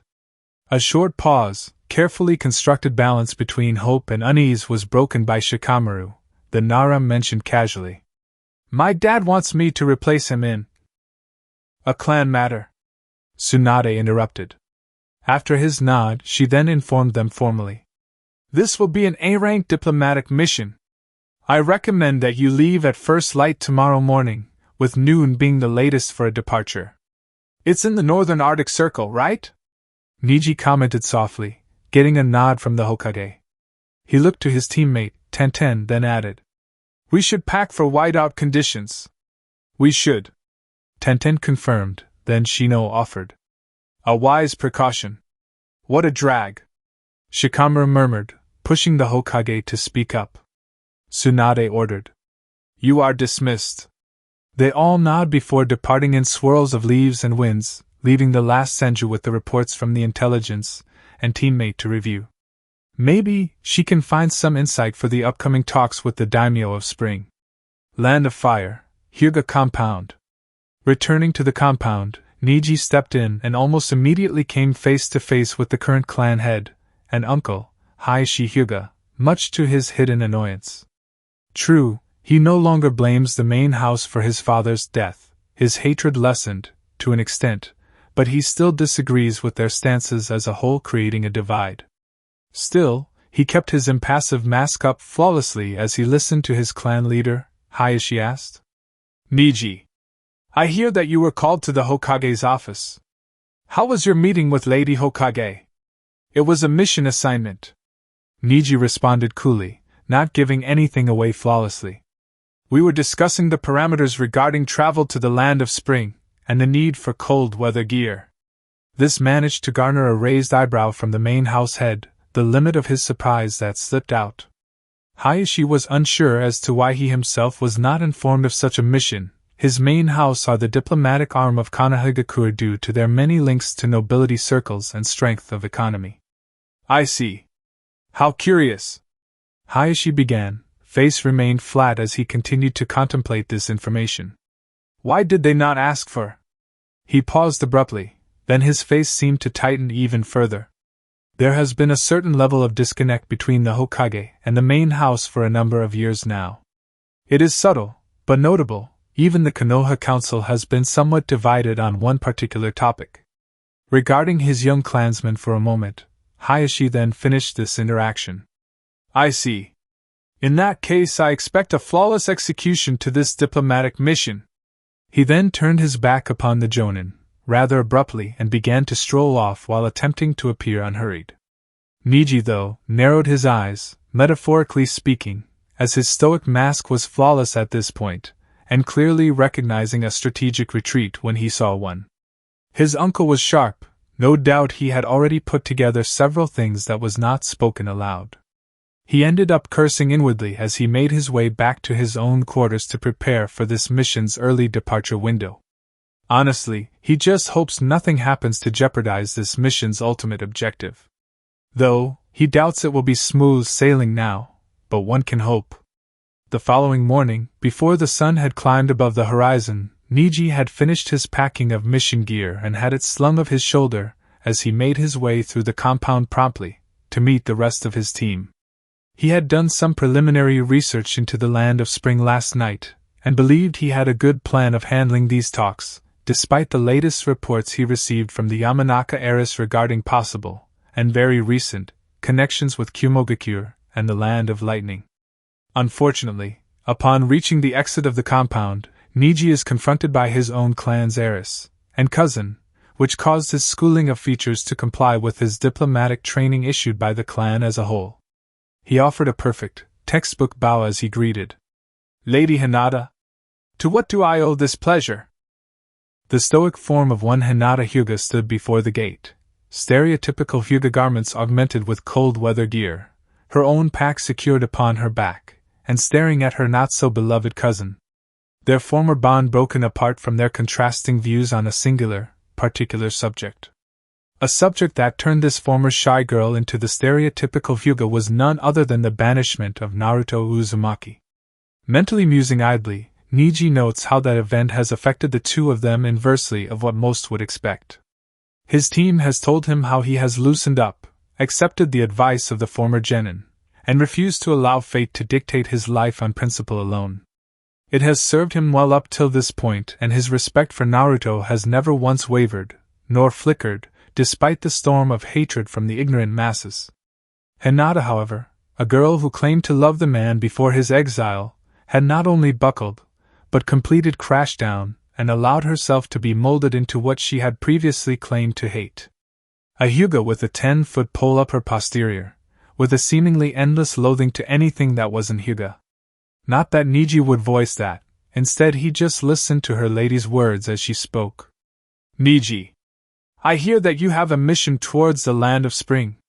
With a voice void of anything, tone flat enough to write on, that impressed even himself, Niji replied smoothly. "Yes, Lady Hinata. My assigned team will be leaving momentarily, so I will be making my way now." As he has come to expect from a main house Hyuga, Niji was interrupted by Hinata, who claimed simply, "Father has spoken to the Hokage directly. I shall be accompanying you on this mission." Niji did not let his irritation show, thus asked with his flat tone and unwavering gaze. "Lady Hokage has yet to inform me of such a—" His diplomatic rejections to the notion was halted when a new mission scroll was offered to him by the heiress, appearing from her large kimono sleeves with graceful efficiency. Upon his very careful inspection of the document, Niji frowned, internally of course, as this would no doubt become a major problem for the mission, but kept his face remaining neutral as he replied flatly. "Very well. Then let us depart immediately, Lady Hinata." Hinata inclined her head and proceeded to lead her new guard out into the village proper, missing the slight frown Niji now supported as he trailed after her. This will be an issue without a doubt, and they haven't even left yet. Land of Fire, Hidden Leaf Main Gate.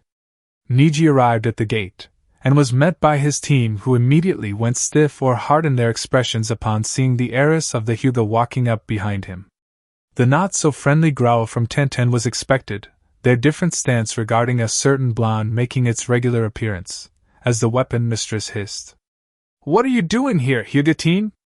With a confidence granted by her station, and most would call arrogance, Hinata replied calmly, with an undertone that was almost haughty, "I will be acting as the diplomatic leader for this mission."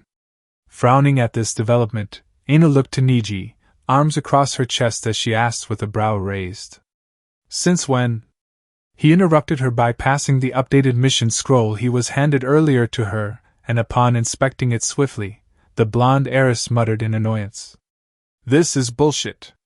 We already had a plan in place, information clarified, and now this. Surely we can just ignore her, right? Tenten posed, almost elated when she noticed the tensing of the Hyuga heiress's hand at her suggestion. Sorry, Higurashi.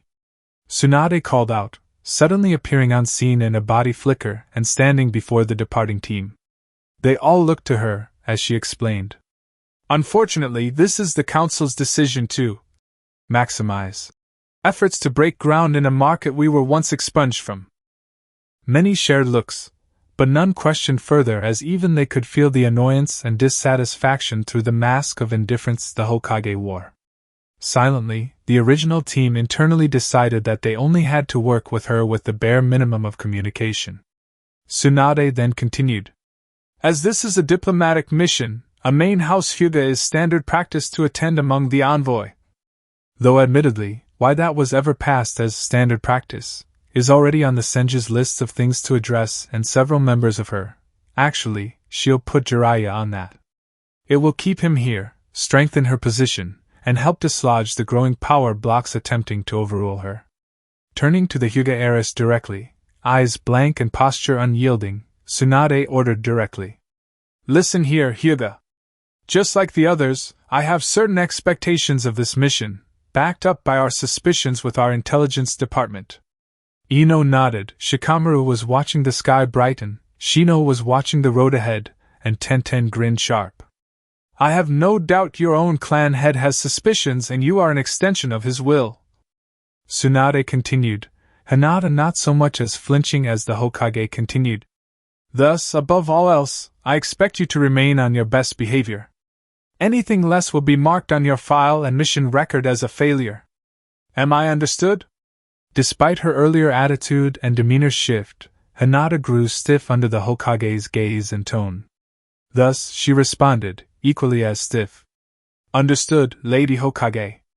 Studying her for several long moments, Tsunade eventually nodded. Good. Now then. She turned to the team as a whole now, all standing ready and attentive. The Hokage instructed firmly. You have your mission, your brief has been thorough, and information verified by Jiraiya. With this, I expect a success. Good luck to you all. Hi, Lady Hokage. They all chorused while saluting. She nodded once, then ordered. Dismissed. With that, they immediately departed towards the western path before they would head north towards the Land of Waterfall, a semi-neutral, allied state between the Land of Fire and the Land of Earth. It was the closest northern ocean port they have access to, even if other nations will likely take note of their movements for using it. Quick pause, guys. If you are enjoying this story, please take 1 second to check if you are subscribed. I am trying to hit my first massive milestone of 1,000 subscribers, and every single one of you joining the community means the absolute world to me. Alright, let's see what Naruto does next. Chapter 2, Winter Wonderland. Land of Spring, Yukigekyu no Sado.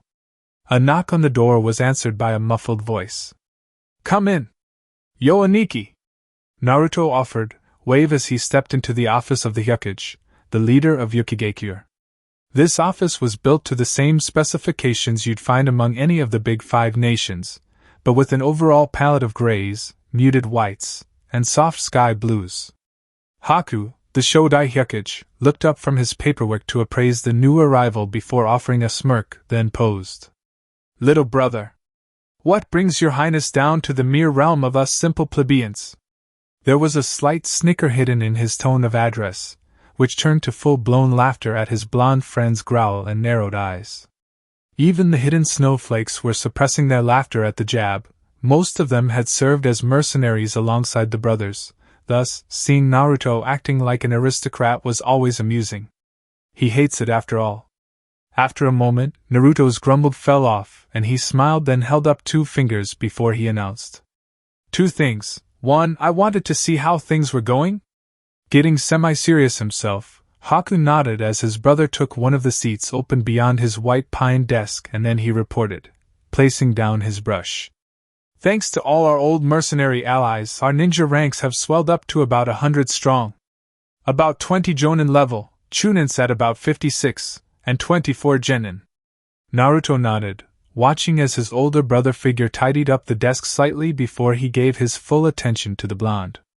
With fingers interlocked on the desk, Haku continued. Though, we should have another batch of genin in about 7 months. Naruto nodded with a hum before he offered. Coming up well within our revised expectations then.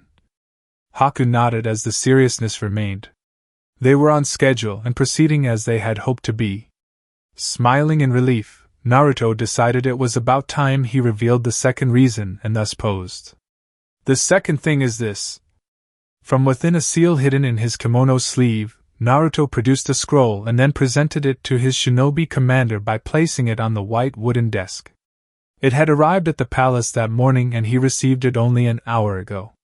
Now, he was allowing Haku to gain a headache too, thus encouraged. I want you to read this. Taking the parchment from his desk, the last known adult Yuki clansman wasted no time or movement in opening then glossing over the document in its entirety. With a light frown, Haku glanced over the scroll. The diplomatic seal of the Land of Fire. I see. This is most unfortunate, being unable to deny them. Understatement. Naruto muttered breathlessly as he flopped back against the seat, Haku placing the scroll down and listened as the blonde griped. I normally wouldn't care all that much, I can handle diplomatic matters before, but with who they are and Koyuki's condition. He trailed off and Haku nodded, leaning back in his own chair and contemplating the next course of action. Of the two of them, he was the planner and Naruto knew this, and how his own recklessness and brash attitude can be a hindrance, at times, and in certain circumstances. This being one such time. Thus, him coming for his input and foresight in delicate situations like this, or if he suspects it may become delicate, just to be sure. It always made Haku smile as it proved that his little brother would trust him this implicitly. That his precious brother was following his words of wisdom so closely. But back to the problem today, Haku offered calmly. In that case, this is what we do. Land of Spring, the Glacial Palace. Naruto entered the palace grounds, his smile nowhere present as his stern visage was that of his commander persona. This was not a drill. Those former mercenary shinobi that were present here knew of it well, they had served under him at one point willingly, and it also meant that when he gave an order, it was best to follow, no question asked. He rarely ever used it these days, as he had hung up that proverbial sword the week before his eldest daughter was born, and only once since had he been forced into resuming that persona. It was in leading the country's military in its defense against an invading pirate force and privateers. Naruto had proved that day that the ice fox still kept his claws sharp and fangs clean.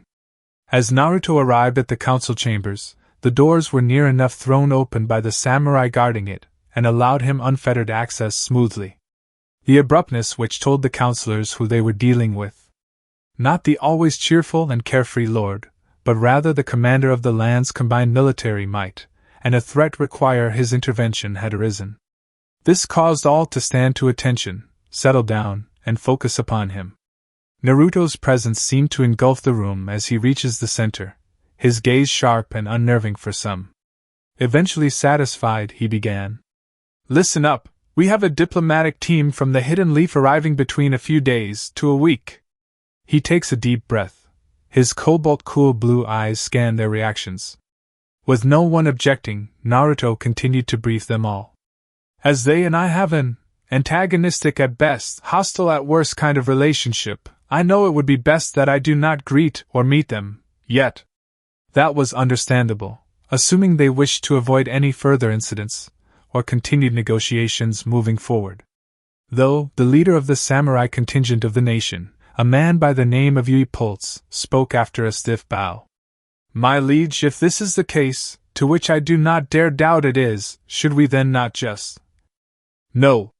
Naruto cut in, knowing what the bold man was going to say and shaking his head once. He then explained tightly, a slight frown telling of his dislike of the situation clearly. They have invoked the internationally recognized diplomatic seal.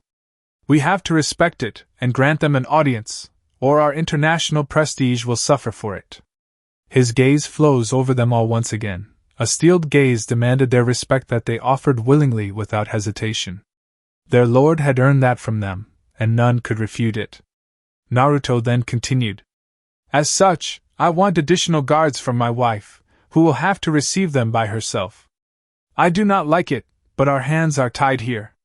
None missed a low growl from his throat before he leaned forward, hands resting on the table to support him as he lays out the plan to welcome their guests. Together with my jutsu, for her to appear as they know of her, we should be able to get this over with quickly and efficiently.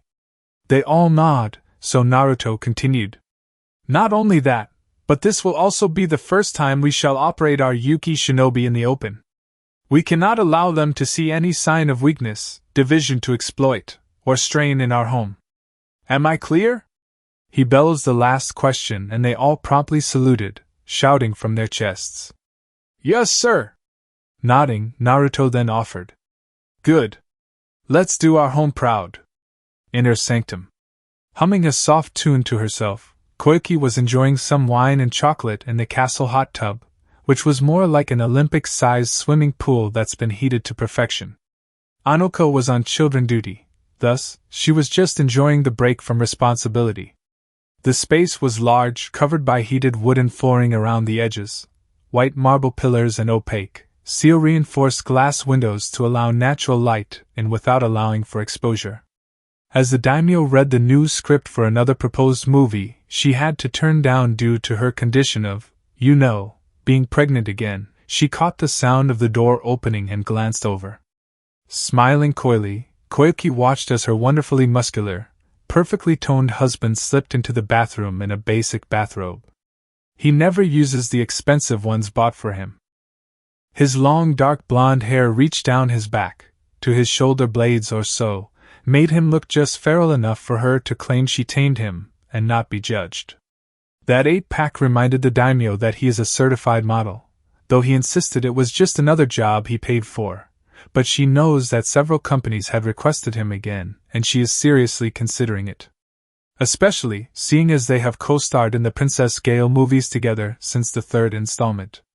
They're on 6 now. Well, 5. 6 hasn't been released yet, but they wrapped up filming a month ago.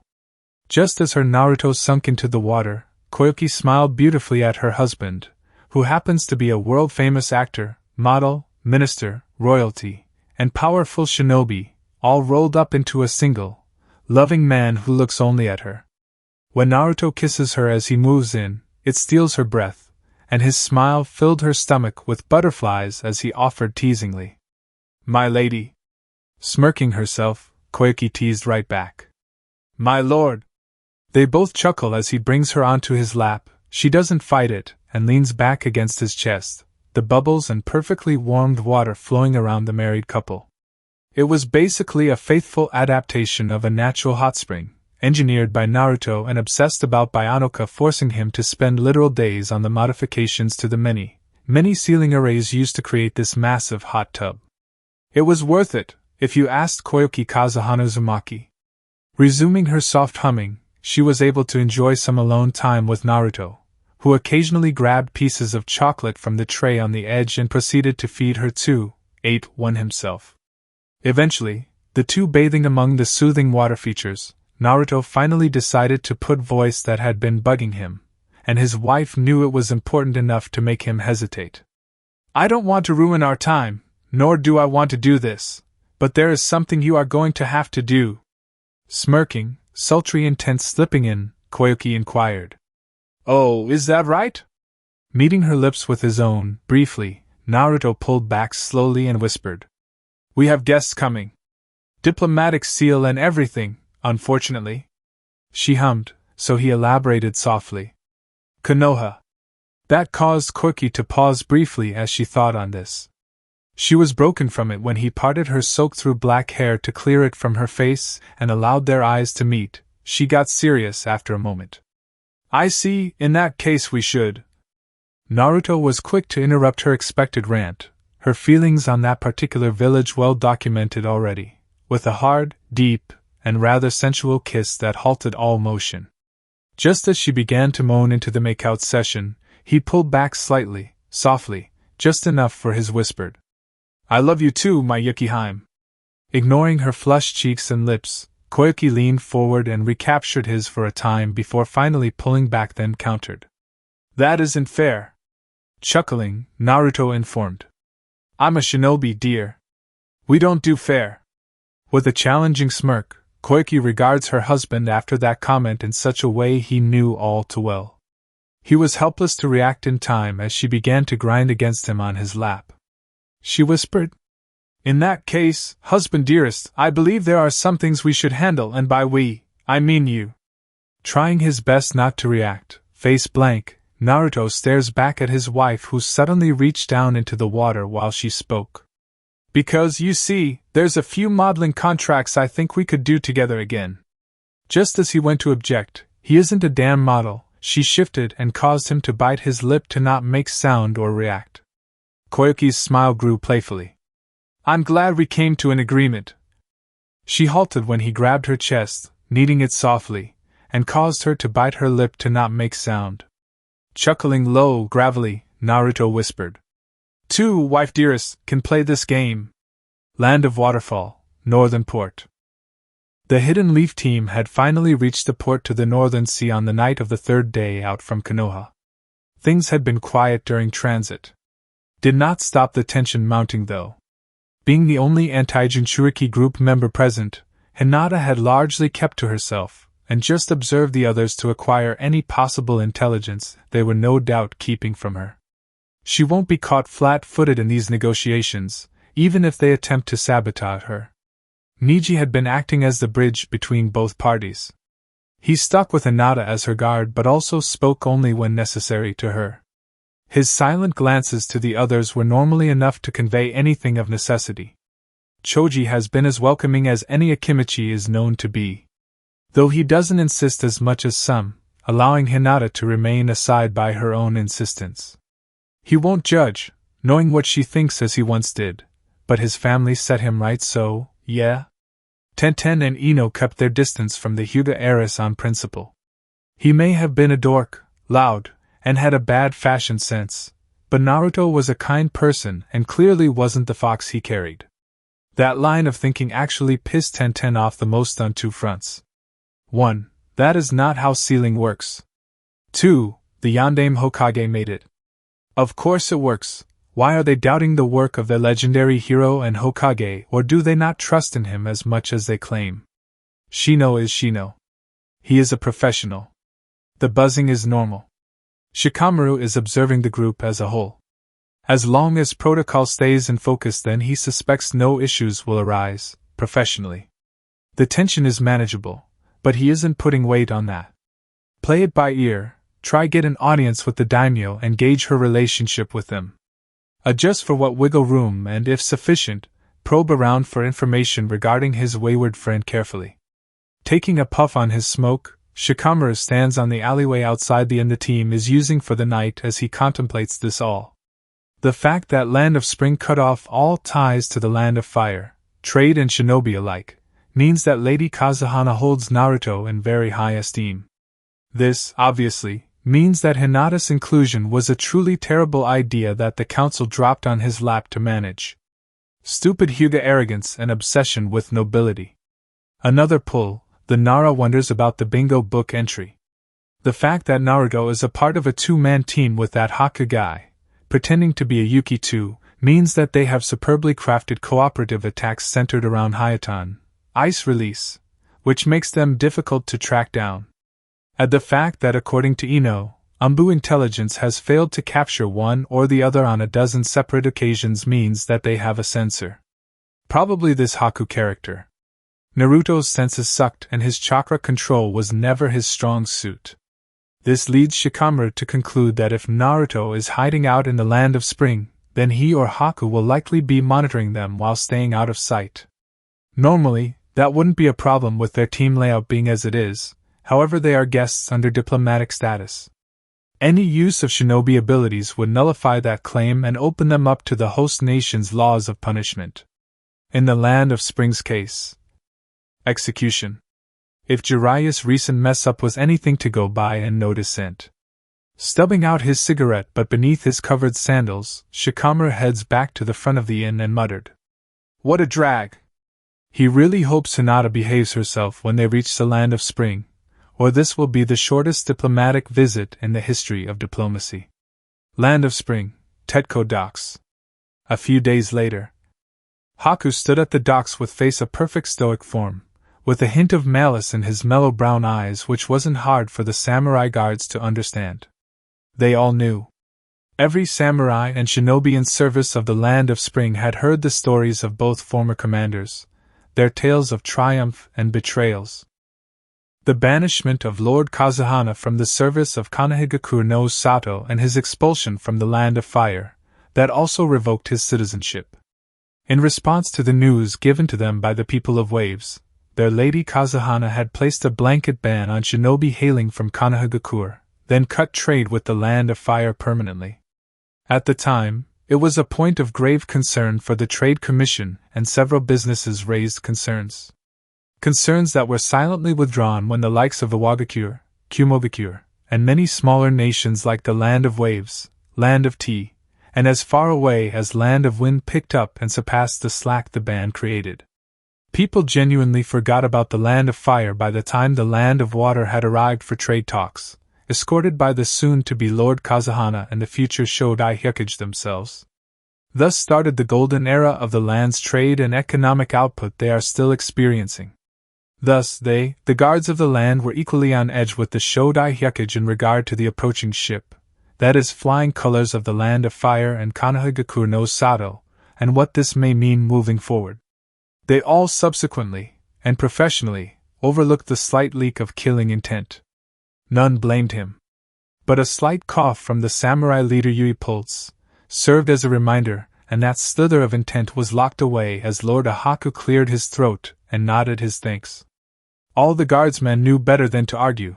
His cold rage was nothing to scoff at being able to supposedly freeze entire villages on a whim. Unconfirmed reports and all. The ship entering the harbor proudly donned the Hidden Leaf Village insignia, the shinobi on its deck coming into view fully now as it entered the port proper and was guided in by flags, to avoid the regular trade traffic. A subtle reminder that this nation does not need them. This gave Haku time to swallow his own distaste for what that insignia meant and represented. Especially when his wife, a born and bred Uzumaki, has told him about the clan and its connection to Konohagakure. Their red spiral clan crest, usurped and claimed to honor the fallen, when the clan's history was purged decades ago. It was worse than his own Yuki clan. Records of them still exist within Kirigakure no Sato. Instead, Haku stood poised perfectly, hands in his kimono sleeves, wearing a flawless face of indifference and faux politeness as they waited for the ship to come to a stop in the docks. Dock workers catch lines and secure them to the mooring bollards with practiced ease. The coordinated shots of conformations like clockwork and allowed the ship crew to roll up their sails and release the controls. They were successfully moored and securely docked. Then the gangway was secured between vessel and docks. The passengers were quick to disembark and were led by a pair Hyuga no less. Haku had heard that the members of this clan claimed to be of noble birth, and typically only associate with those of high enough standing. Strange for a clan of shinobi, but now he understands the objective of these people. Next off was Inara, Yamanaka, and Akamichi, probably guards for the Hyuga diplomatic envoy. An Abarim and another Kunoichi came down last. The on-parade samurai offer salutes as the Konohagakure diplomatic team walk past, their pikes front and center in formation in a classic fashion of honor. At the end of this tunnel stood Haku and Yui, a shinobi and a samurai standing side by side. Come to a stop before them, Haku initiated the welcome. Welcome to the Land of Spring, Konoha shinobi. My name is Hakuyuki, clan head of the Yuki clan. Yui Pulse. Yui declared gravely, eyes dangerously sharp upon these honorless shinobi, and barely held back his distaste. He finished. Leader of the Samurai of Spring. In charge of your security for the duration of your visit. The Konoha shinobi all nod, when the lead Hyuga formally bowed and offered stiffly. Well met, Lord Yuki, Sir Pulse. My name is Hinata Hyuga. heiress of the noble Hyuga clan of Konohagakure no Sato. I will be the lead diplomat for this endeavor. It is an honor to be working with you. Haku looked away from the side eye he was giving Yui regarding his attitude he just had, when just moments ago he reminded him about his own, and back on to the Konoha shinobi as Hinata gestured to them individually, then introduced them. Nodding, the Yuki clansman then gestured himself down the end of the docks and informed. It is a pleasure to receive you all. We have prepared coaches for ease of movement through the port and to the train station. Haku then begins to walk towards said carriages, the diplomatic party following under the guard of the samurai as he explained further. From the station, we shall take the train, that is awaiting our arrival, toward the capital, and we shall show you to your prepared accommodations. Nodding, Hinata then posed. We thank you for your considerations, however, may I inquire as to when we shall begin our talks? That will be tomorrow, Lady Hyuga. Haku informed calmly, not giving anything away or even turning back to them as they reached the horse-drawn carriages. This caused plenty of shared looks between the shinobi, but it was Ino who voiced. Surely, as a shinobi yourself, you are aware we could run there faster, no? Haku turned back to the group of shinobi, face blank as paper to reveal nothing of his own feelings as he explained. That is indeed true, however, the citizens here do not trust shinobi, especially those of your persuasion. Just as they seem to have done research on him, he knows of them too is what that statement calmly informs. Haku knew they'd probably do some digging into them, thus likely found out about him when they presumably found a clue regarding his little brother. Plus, they are still listed in the Bingo Book's independent section despite their efforts to get it removed due to their retirement.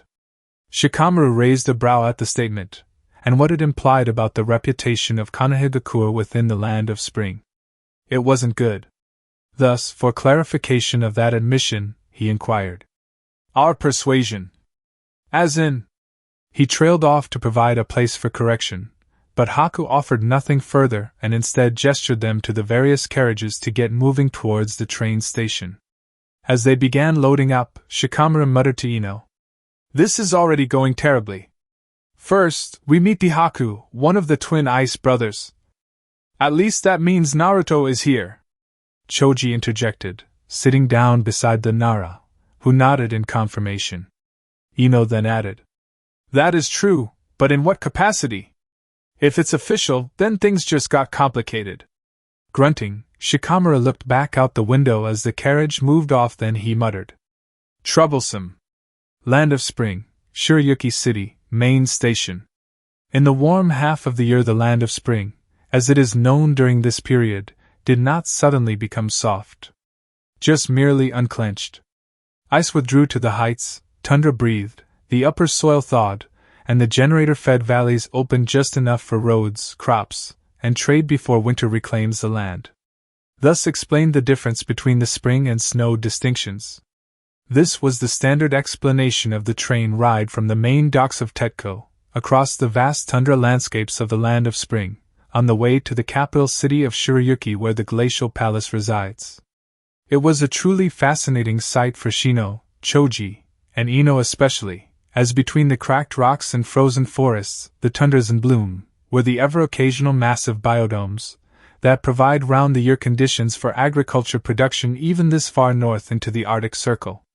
It was the country's most advanced technology and calling card. Shikamaru, Niji, and Hinata obviously noticed the ever-watchful eyes of the spring samurai under Yui Pulse, who was sitting with Haku after the standard speech regarding the definition between Land of Spring and Land of Snow. The Konoha shinobi, however, did inadvertently overlook the Yukigekure counterparts operating in the shadows. Besides Shino, who had noticed them but decided to mention it later. As the train reached the station after that short half-hour ride, Haku and Yui led the Konoha shinobi out of the train station into the city itself. They will never admit it aloud, but the visiting group were surprised at the level of development on display for the regular citizens. Trams on rails and horseless passenger wagons, powered by chakra batteries, on paved roads cleared of ice and snow. There were still a few patchy snowbanks littered on the less traveled paths, but none seemed too bothered by them, as people were going about their business despite the cold, crisp air that flowed through the city. Haku did not stop or allow the group to block access to the train station for long and moved off quickly, the samurai ensuring the Konoha group kept pace. Shikamaru noted that the train they just used was already being prepared to depart, people boarding already. It wasn't an exclusive, one-use thing then. That is somewhat troublesome. The wall from the station to the diplomatic residence was only about 5 minutes through the large town, but it was surprisingly informative. In the worst way possible. From within the formation of samurai, Shikamaru watched and noticed the reaction of the common citizens carefully. They all followed a trend. Curiosity. Surprise.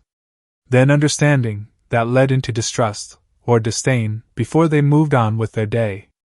It was clear that Konohagakure was not well liked or had a negative reputation here. Land of Spring, Shirayuki City, Diplomatic Quarter.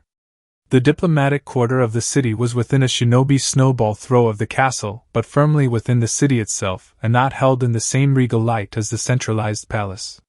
That being said, the entire district was spotless and very high-end while being notably warmer than the rest of the city, thanks to the underground heating in this part set a few degrees higher.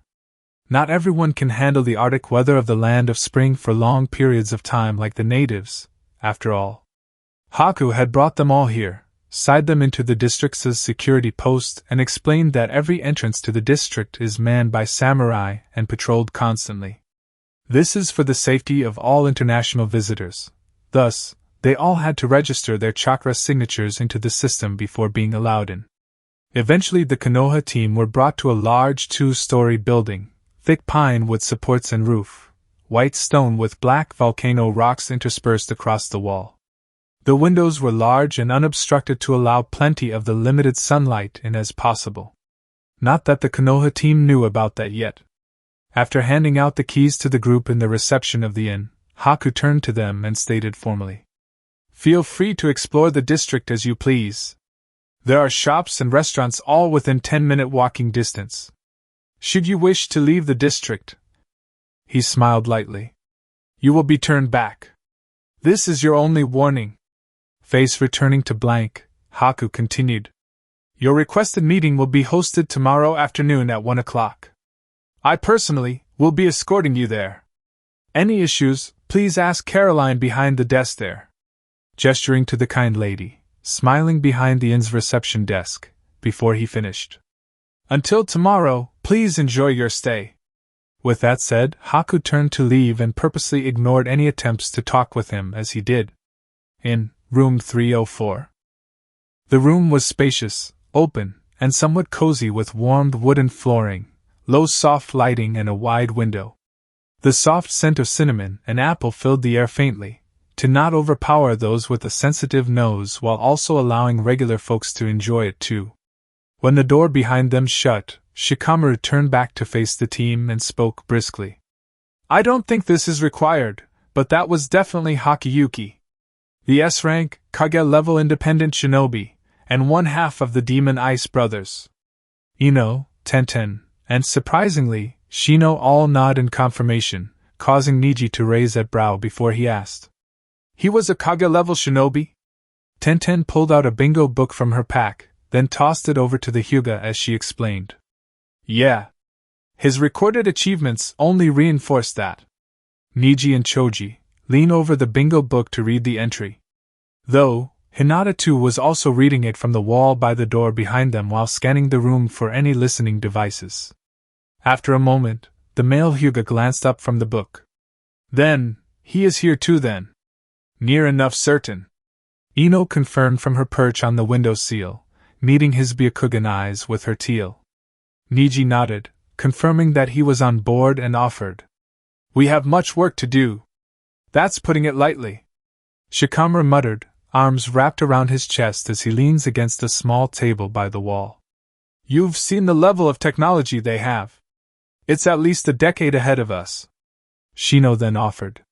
"We need to investigate the agriculture domes. From the tundra, it is clear that the flora here is vast and requires careful categorizing. We can't do that yet." Choji spoke next, getting a nod from the Abarim who knew that too. Our initial objective is to achieve a dialogue, Shikamaru stated firmly, then glanced to Ino and added. Then with your and Shino's expertise in botany and flowers, try impress them enough to talk about agriculture, but don't mention the domes. Too early for that. The Yamanaka and Aburime both nod, which is when the Hyuga entered the conversation, Hinata stated firmly. That is inefficient for what we are after. All eyes shift to her carefully neutral, doll-like face, yet Shikamaru countered. Is that so, misleading diplomat? Nodding, Hinata clarified. The Land of Fire's economic output is far outstripping that of the other 5 great nations.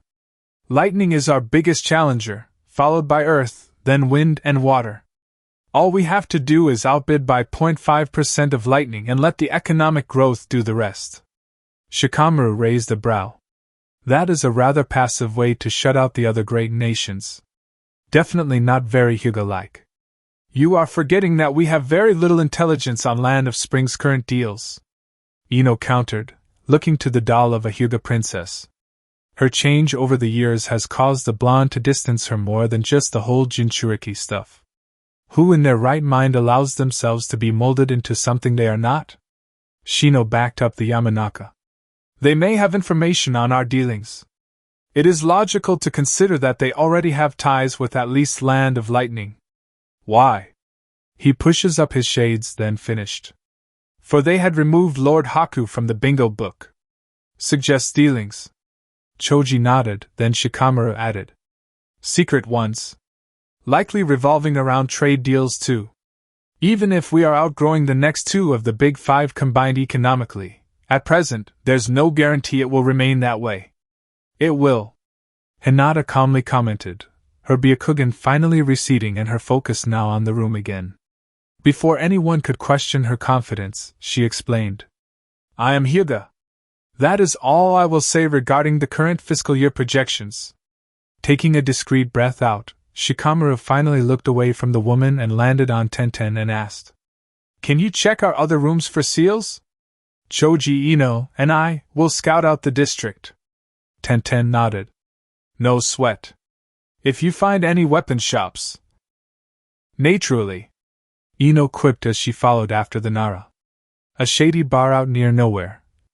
The tavern was dimly lit for various reasons, not least to hide faces and prevent questions from causing trouble for the landlord.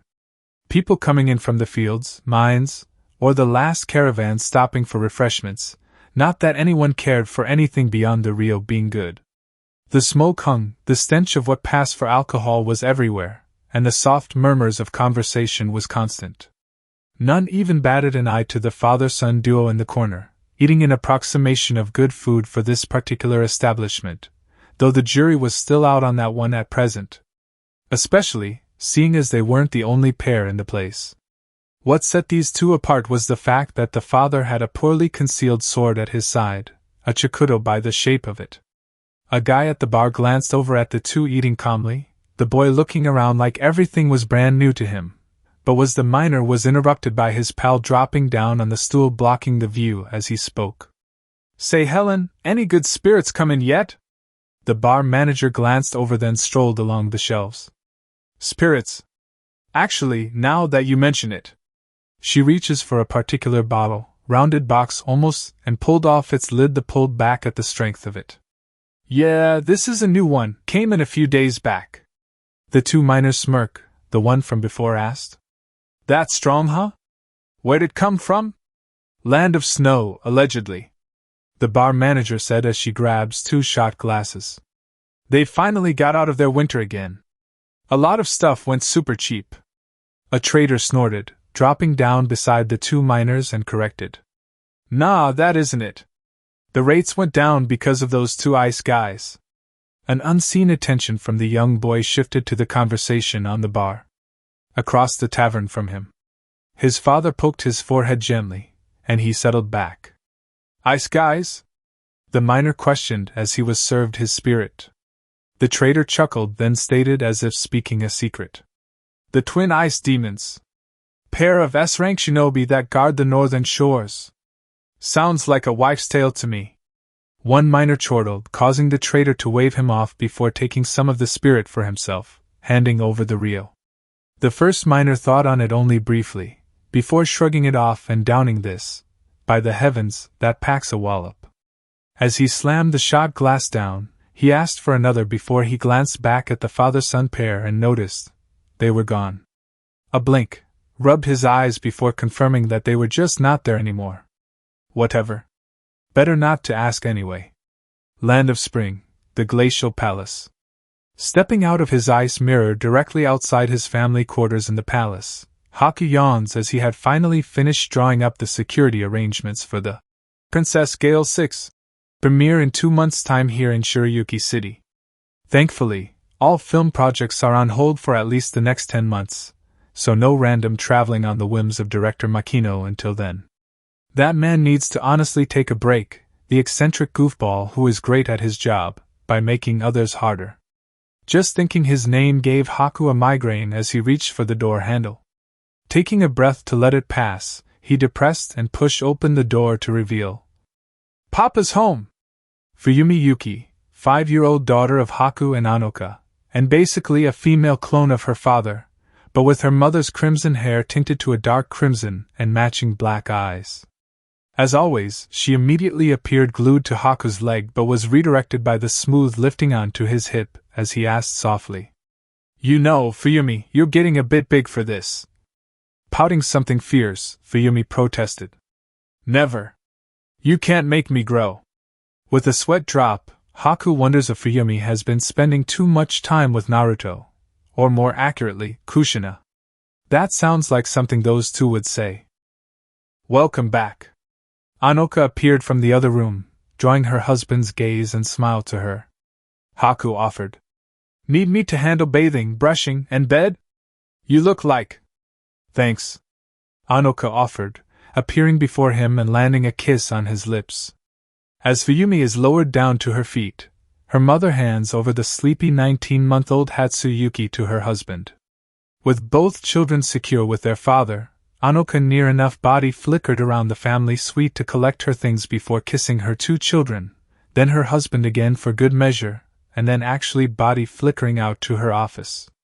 With a gentle smile, Haku looked down at his princess and asked, "Think you can help your papa with Hatsu?" Nodding frantically, Fuyumi ran ahead. "I'll get the bath started." Walking after her slowly, Haku stepped around the messy living room. Oh, seems they were playing cafe with the stuffed animals. He'll get to that after he finishes the children's baths. Land of Spring, Shiryuki City, Diplomatic Quarter. The following afternoon. As stated by Haku, he did indeed return to the international area of the diplomatic district 20 minutes before the scheduled meeting between Konohagakure's representatives and the ministers in the ministerial hall. Honestly, he would have been here sooner, but his idiot little brother is a worrywart and wouldn't leave his wife's side despite it being required. For now, at least. No need to let them get what they want, confirmation that he lives here. Confirmation that they still have a chance at reclaiming him. A chance to use the past to carry their future. Haku plans to fully crush that belief. Legally. Spiritually. In totality. Admittedly, a tiny portion of him wants them to give him a reason to physically crush that belief too. He ignored it. As the Konohagakure delegation finally gathered up, all seemingly confident that they had a chance, Haku nodded and turned about. This way. Stepping out of the district, the foreign shinobi found themselves once again escorted by a dozen samurai, and Yui Pultz, the samurai leader, was among them. Land of Spring, the Glacial Palace. Reaching the palace, Choji actually let out a whistle. "That's impressive. White. Blues, blacks, and is that glass?" "It appears so," Niji commented, also observing the towering spires and decorative pieces around that seemed to be doing something. He was unsure of their purpose, nor did he have time to examine them as they were ushered into the corridor.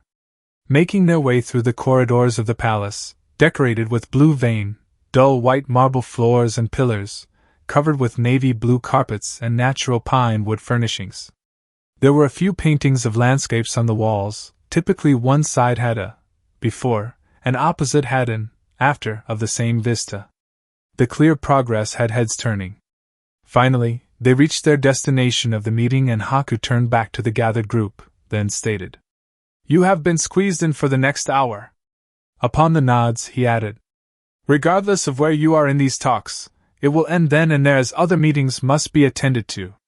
More nods, but Haku had already turned to the white pine double doors, and the samurai guards looked to their watch before parting them exactly on 1 o'clock in the afternoon. Land of Spring, Ministerial Hall. The Konoha shinobi came face to face with the council of the land, which all stood in honor beside the one leading this meeting. As one of nobility and royalty, she was not expected to stand either, so none took offense to it. Instead, Haku announced formally, "My Lady Koyuki Kazuhana, allow me to present you the envoy from Konohagakure no Sato." He bowed in accordance with etiquette, as per the norm in the presence of outsiders and beyond the private inner sanctum of the palace. The arriving delegation followed his lead, earning a contemplative hum from said lady of the land. When they all returned upright, Koyuki offered calmly, "So I see. This was certainly a surprise, and so soon after our last warning was issued." Tenten and Ino shared a glance, knowing of the letter and warning it carried and by whom. This was caught by Koyuki and Haku, but neither said anything as the others wisely stayed silent. After a moment, stepping forward with dignity and grace, Hinata curtsied again before she spoke formally. "Lady Kazuhana, our Hokage and council are both interested in re-establishment of trade between our two nations once more, with the blessing of our daimyo." "Oh please," Koyuki drawled, leaning forward and placing her elbows on the table. "Your daimyo would never lower himself to deal with a minor nation like us. We aren't ashamed of that label, but we are aware of it. So, your statement is misleading, young lady." Shikamaru went to speak, but Hinata signaled to stand down, and he reluctantly did so. She was the lead diplomat in charge here.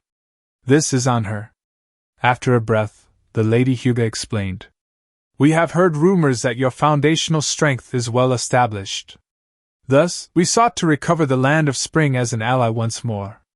As such, we have deployed us here to acquire your requests to achieve this outcome." As predicted, Koyuki mused internally, though she did lean back into her chair with practiced casualness, head resting on her propped hand as she raised a brow. "Is that so?" Her councilmen chuckled silently at the arrogance on display. One of them, at Koyuki's direct right, his scowl prominent through his graying beard, countered, "You want us as your ally? Why is that?" Looking to the man, an older man who looked the part of a traditionalist, and no doubt believing they are better alone, so Hinata began softly, not yielding anything but resilience. "Yes, we do. As your nation is growing well, we of Konohagakure feel that both sides will benefit from a soft trade agreement between our two." She was halted midway her speech by Koyuki, who held up her hand and ordered silence from all, even her own settled. With the room's attention on the actress and daimyo, Koyuki asked frankly, yet still managed it with an elegant grace, worthy of her station. "Why are you here, Hyuga? Not what you wish for us to hear." Shikamaru and Niji share a look, as does Tenten and Shino. Ino frowned slightly, but it was Hinata who spoke for the group. "We want to." Noticing the looks from his position on the room's side, Haku cut her off rather harshly for the setting and his personality. "That is not the real reason, is it?" Hinata's carefully worded statement was useless here, she mentally noted and threw it out as she looked to their guide, and presumed guard, and answered, "I am not sure what you are insinuating of our intentions." "We are." A loud grunt silenced the heiress, drawing eyes to the stocky man beside the first counselor to speak. His curly brown hair was oily and patchy at best, but his beard was rather thick. He folded his stocky, yet built arms as he muttered out casually, "We are not buying your excuses, girlie." This earned a flash of surprise from the leading Hyuga, but the others in the group simply raised brows. Another counselor, a young man with slick-back raven hair, pushed up his glasses as he informed the group from the left of Land's ruler. "You already know that we dislike you, yet try such an indirect approach to do business with us." He finally turns to them, his gray eyes observant yet as sharp as a kunai. "Clear signs of being unreliable and untrustworthy, when the going gets tough, as they say." This got several chuckles to echo around the room, with even the daimyo smiling slightly at that, hand holding up her tilted head on her forefinger and thumb. Ever since her husband joined her officially, and after that rather nasty invasion he thwarted, her nation's unity has never been this high. Together they were spring country. They were not the strongest nation out there, but they were not weak, or helpless either. National pride was high but kept in check, and a fairness of all was commonplace even among her council of ministers present. Balancing the tested tradition with this new modernist approach to things has been challenging but rewarding, and Koiki was happy to be at its center with her husband Naruto. She was brought out of her brief musing by a heavy-weighted sigh, drawing eyes to the slouching Jonin, who stepped ahead of the speaking Hyuga heiress and met her eyes directly. Shikamaru asked, "This is getting rather troublesome. So let us ask you straight. You know why we are truly here, don't you?" Gaze shifting between Haku, off to the side, and Koiki, before landing on the daimyo sitting at the table's end.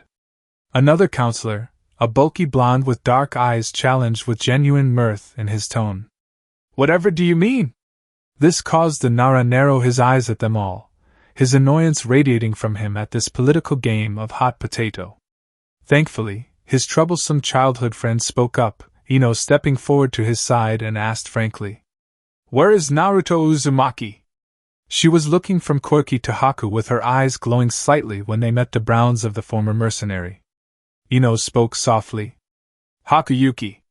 S-rank Kage-level threat and one half of the Demon Ice Brothers." "So?" She looked back to the no longer smirking daimyo and asked again, "Where is the other half?"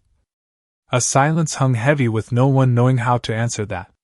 Yet, it was broken, along with the growing tension, by one irritated kunoichi of the Hyuga clan, who was glaring coldly at the lady of the land. Hinata's voice was as cold as the void. "He's here!" Drawing all eyes to see the clan heiress, veins expanded around her eyes that signaled her dojutsu blaring proudly, and overflowing with chakra to feed its abilities. Despite the gasps, and readying of weapons at the hostile act, Ino followed her sight line to the actress, who had a cold glare right back, which sent shivers down the kunoichi's back. Hinata continued, eyes fixated on the chakra anomaly within the daimyo and the signatures she could never forget intermixed within it.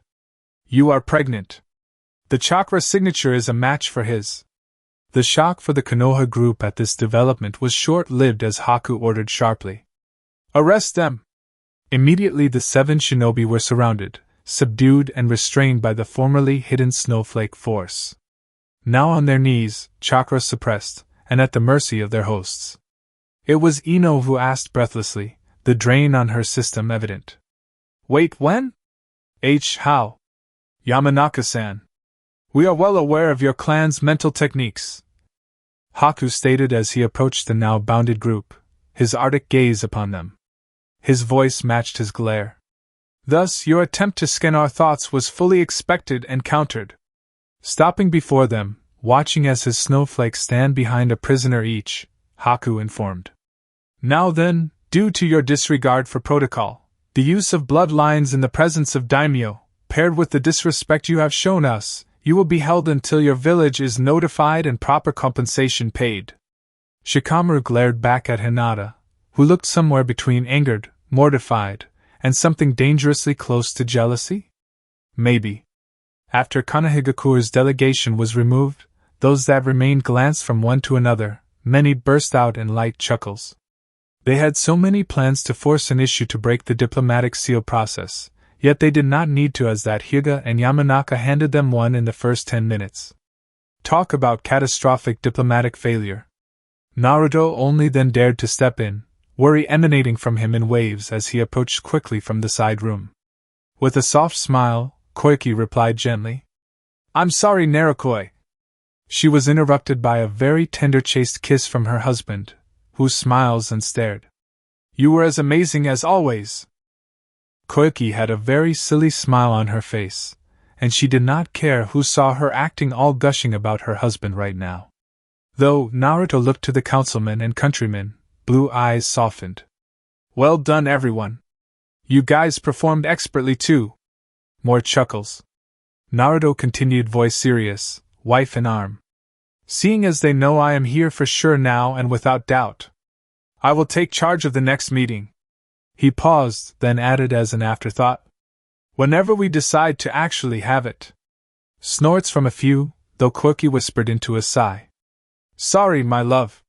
Yet her husband pulled her to her feet, then scooped her up into his arms, getting a yelp from the unexpected movement. Naruto whispered back, Don't worry about it, my Yukiheim. I'll take care of it from here. A throat clearing reminded him, so he added, We'll handle it. Rolling her eyes, violet blue eyes, Koyuki snipped. You two are so immature. I have no idea what you're talking about. Haku and Naruto spoke in perfect unison, not looking away from the daimyo, who throws up her one arm while holding onto her husband with the other. Said husband added, Besides, you married me, remember? You chose this. The soft murmuring from the ministers confirming that their daimyo was very insistent on that fact only caused the now somewhat irritated Koyuki, whose cheeks were glowing hot, to lash out. Land of Fire, Hidden Leaf, Hokage Office. At the same time, we have received word of Sasuke Uchiha being within the borders of the Land of Fire. Tsunade explained, causing the gathered group of assassins for hire to tense up in anticipation. He has been one of their largest sore spots for various reasons over the last decade. Finally, they have a chance to bring him in. As expected, her former apprentice, regardless at how short it lasted for in the form of Sakura Haruno, spoke first. Where to, Lady Hokage? Kiba Inuzuka, the only member of Team 8 not currently deployed and expert tracker, offered up quickly. Yeah! That bastard has always... The squad's veteran leader, Kakashi Hatake, cut in, and spoke over both the younger shinobi. Enough! Let Lady Hokage speak! As they fall to silence, Tsunade mumbled to herself for a moment before she informed them. Thank you, Kakashi. All we know is that he's in country and heading towards the northern border. As such, I am sending you all to intercept to bring him in if possible. It will be done, Master. Haruno bellowed with flames in her eyes. It was a chance to get her beloved back then. All she needed to do was to marry and have a happily ever after. It was foolproof. Oh, how wrong she would be. Kakashi then turned to his team. Sakura, Kiba, Akamaru. Both shinobi and ninja dogs straightened up. The gravity-defying silver-haired Jonin continued. Meet at the western gate in 10 minutes. Rapid transit. Move. Immediately, Sakura, Kiba, and Akamaru body flickered out. Turning back to the Hokage, Kakashi asked, Is this really him? From reports. Tsunade began, leaning back in her seat. However, he is moving discreetly, among civilians, so not even the Umbu can get a clear view. So I'm sending you to confirm and verify. Then if required, take him down. Nodding, hands slipping into his pockets, Kakashi commented. I'll get it done. Besides, as his sensei, it's my duty.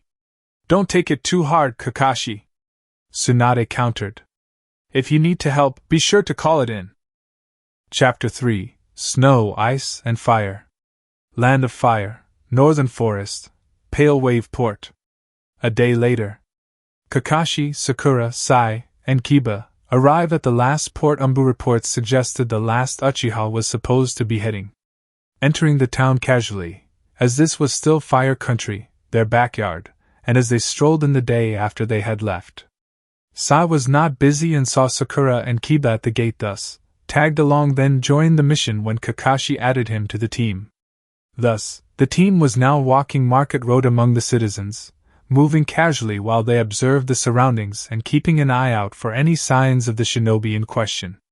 The sun was out, sky blue, and clouds lazily flowed above created a very peaceful atmosphere, a complete contrast to the approaching event. Passing a cross-section, Akamaru, at the back of the pack, abruptly stopped, then sniffed the air several times and drew the attention of the human shinobi. He shifted left, moved right, tail still as he focused on what his nose was saying. Without warning, the trained ninja dog snapped down the road and dashed off, causing his partner to call out. Akamaru! The human members of the Konoha team gave chase as the large dog cut down another corner and showed no signs of slowing down. Only for a yelp from a young child. Rushing round the corner, Kakashi, Kiba, Sakura, and Sai found the large dog standing over a kid, who was dusting himself off before patting the canine. He had black shabby yet spiky hair that looked untamable, with equally obsidian eyes and soft yet angular face. He looked no older than 7, maybe 8, pale-skinned as he looked perfectly content with the dog despite the size difference. To Sakura, however, he reminded her of a younger, happier Sasuke for some reason. Might have been the high-collar black shirt he was wearing. Approaching the random kid, Kiba bent down and greeted. "Hey Akamaru, what gives? Why are you bothering this kid?" Speaking drew the kid's attention and his eyes widened upon seeing the headband, then went stiff as a board. It was brief, before the brunette stepped back, only for Akamaru to grab the boy with his jaws, but this only sent the boy into a panic hyperventilation. Kakashi abruptly appeared at the child's back, blocking his exit plan, and asked calmly, "Hey kiddo, can we speak with? Guys, you're scaring him." Sakura stepping up, seeing the clearly visible signs of panic and fear within the child growing. Yet Kiba stepped between the medic, then spoke. "Kid, we just need you to tell us if you've seen this guy." Despite the panic and fear the kid was clearly under, the Konoha squad all noticed the brief widening of the child's eyes, clear recognition flickering. Smirking with a nod, Kiba stated, "So, you are related to our target then? Cool, but we are going to need you too. Kei-chan!"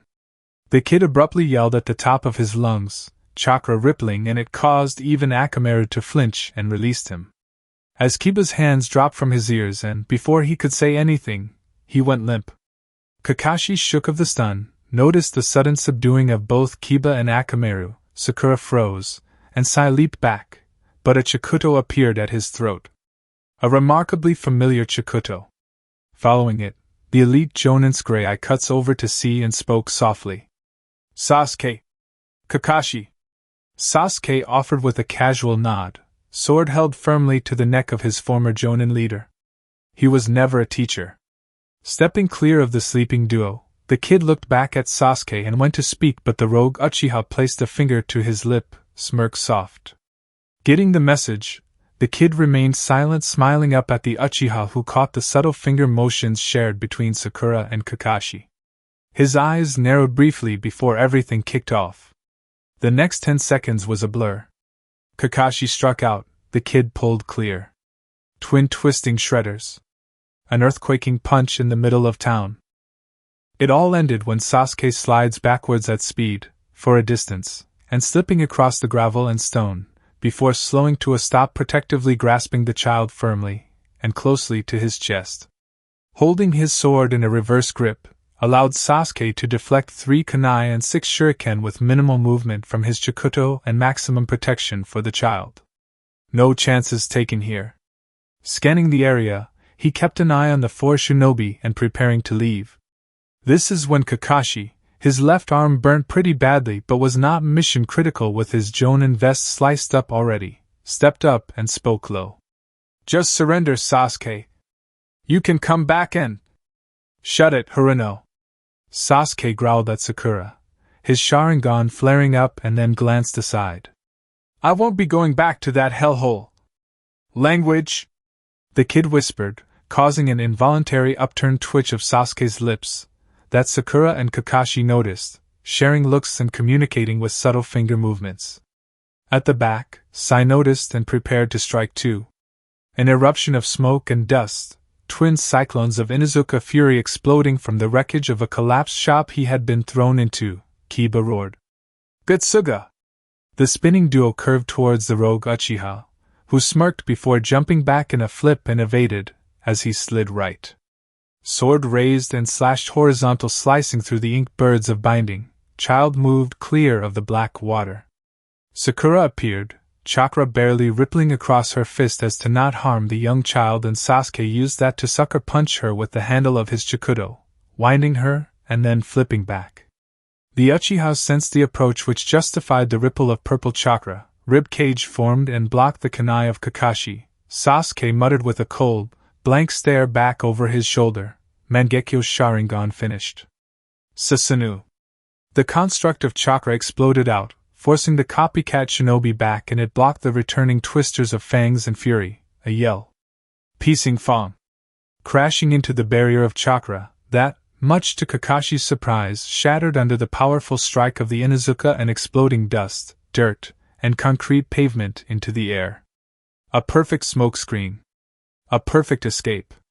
A slash of his arm, Kakashi blew away the obscurance and reveals the crater where Sasuke once stood and Kiba stood in the center, Akamaru at his side and Sakura snapping her head left, then right, searching for the missing Uchiha.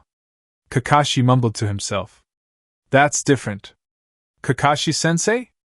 Sakura called out, looking over to the Jonin while rubbing her stomach from the gut punch she was healing with Iriujitsu. Before the Jonin could say anything, Sai dropped down and reported. He is moving southeast by east. Let's go. Kiba snarled, Akamaru growling and preparing to pounce. Kakashi sighed, then intervened. Just a sec. Snapping back, the Inuzuka was about to yell, then stopped when he saw his pink-haired teammate healing their Jonin leader's arm while he shakes off the cobwebs from the short engagement. With a sigh, Kakashi ordered. Sai, get airborne. Give us a heading. Nodding, Sai immediately took to the sky and began circling.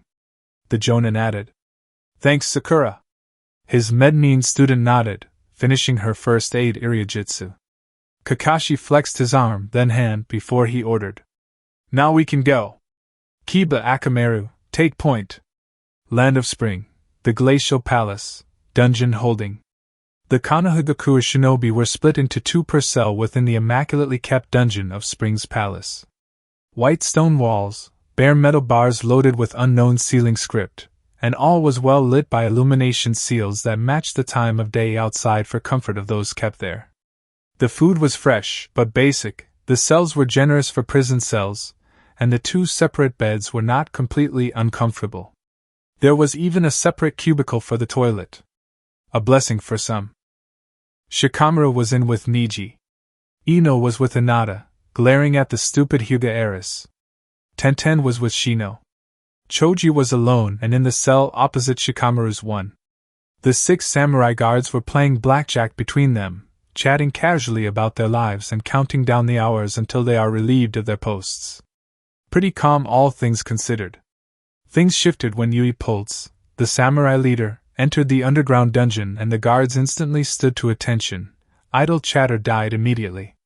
The old guard samurai strolled towards the detained shinobi, arms relaxed with one hand resting on his katana, and his weathered face set in a true neutral expression. Unlike his underlings, Yui forgoes his helmet and blizzard mask most of the time, but always keeps his tether hooks on his belt. A subtle reminder that even in their muted gray armor, they are not invincible, even with the new generation of waterproof thermal undersuits. Honestly, how Lady Yuki and Lord Kazuhana came up with these things truly was a godsend for him and his samurai. But for now, Yui reaches the 4 cells holding the honorless shinobi, that now stand up straight and stare back at him. He isn't expecting much, but he will at least hear them out as requested. Though, if you ask his opinion, in his experience, the only shinobi he could trust are the ones that aren't moving anymore. Lord and Lady Yuki being exceptions, along with his fellow countrymen and women of Yukigekyo no Sado. They are all patriots, and he will not dishonor them by grouping them with these honorless shinobi. Clearing his throat, Yui finally addressed them all. You have requested an audience. Speak. Shikamaru spoke first, sharp and direct. We made a mistake and wish to apologize to Lady Kazuhana. We just wanted to make contact with our friend, we believe is here. Looking at him with no emotion, Yui responded. Your friend being? Naruto Uzumaki. Ino informed, glaring at Hinata to keep her mouth shut. Nodding, Yui returned. There is no one here by that name. If that will be all. What do you mean by that? Ino interrupted, drawing the bold samurai's attention to her. She added, jerking a thumb to the Hyuga in her cell. The idiot here confirmed his chakra within. What my friend is asking Shikamaru cut in over his emotional kunoichi, gaining a side-eye from the samurai leader. He finished. The husband of Lady Kazuhana. Can we speak to him? After a tense silence, Yui finally turned around and stated. Your homeland should receive the message of your situation by tomorrow afternoon. Their response will dictate the future you hold. As he returned back down the path toward the exit, Shikamaru and Choji shared a look. Seems their deduction was correct via that non-answer. Naruto Uzumaki married Koiki Kazuhana, the reigning daimyo of the Land of Spring. Politically a nightmare. For them specifically and more immediately, they won't be executed. Naruto would likely not allow it. However, they still need to be made an example of somehow.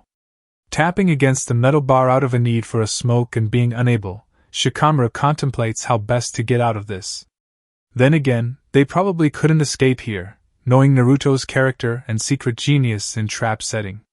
Those pranks were showy and obvious by design, but no less impressive. Thus, if he was actually trying to be discreet, if he was actually trying to do harm, and do so with intent. Sighing, Shikamaru knew better than to test that out. Especially with all their gear confiscated, chakras sealed, left in barefoot, and their standard issue undersuits. Land of Fire, Eastern Forests.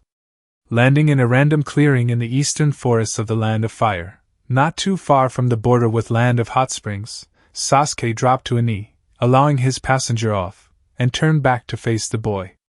Itachi, I need you to summon your falcon. Lighting up lightly, the little Itachi nodded and immediately went through his practiced hand signs while Sasuke pulls out several scrolls from under his tattered light brown poncho. Summoning. Itachi called, and a puff of smoke revealed a red-beaked, brown-feathered falcon now sitting on his shoulder, talons gently clawed into the child's high collar, long-sleeved top the young child was wearing. Moments later, Sasuke finished writing something on a scroll and rolled it up, before then turning to the bird of prey and stated, Parent, this needs to get to Naruto. He should be in the Land of Spring. It's urgent. Tying the scroll to the falcon's leg securely, before the bird chirped and reported.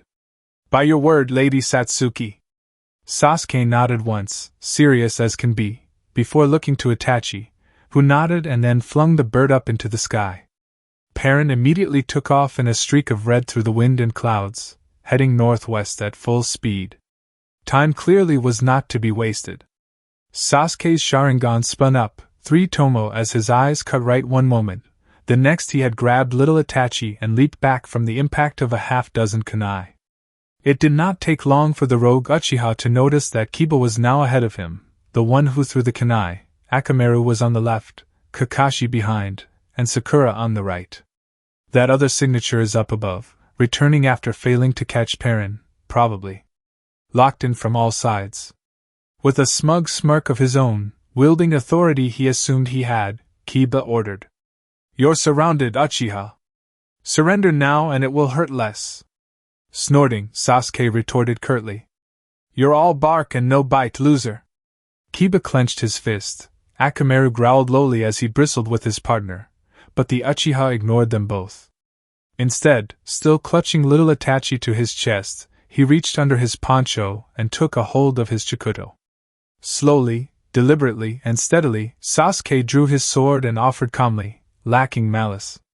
If you leave now, you can live out a long life elsewhere. The spinning tomo of his Sharingan increased in speed as it seemed to glow brighter, a vivid and ominous red that seemed to brighten in vengeance and wrath as he added, whispering, Stay, I will kill you where you stand. The certainty was nerve-wracking. The coldness of the deliverance seemed to bypass any form of past friendships that may have existed before this point as meaningless. Some might say this was cruel. The Uchiha did not care. Eventually, Kakashi spoke from behind. You say that, Sasuke, but that would not be wise for your son's future. Would it?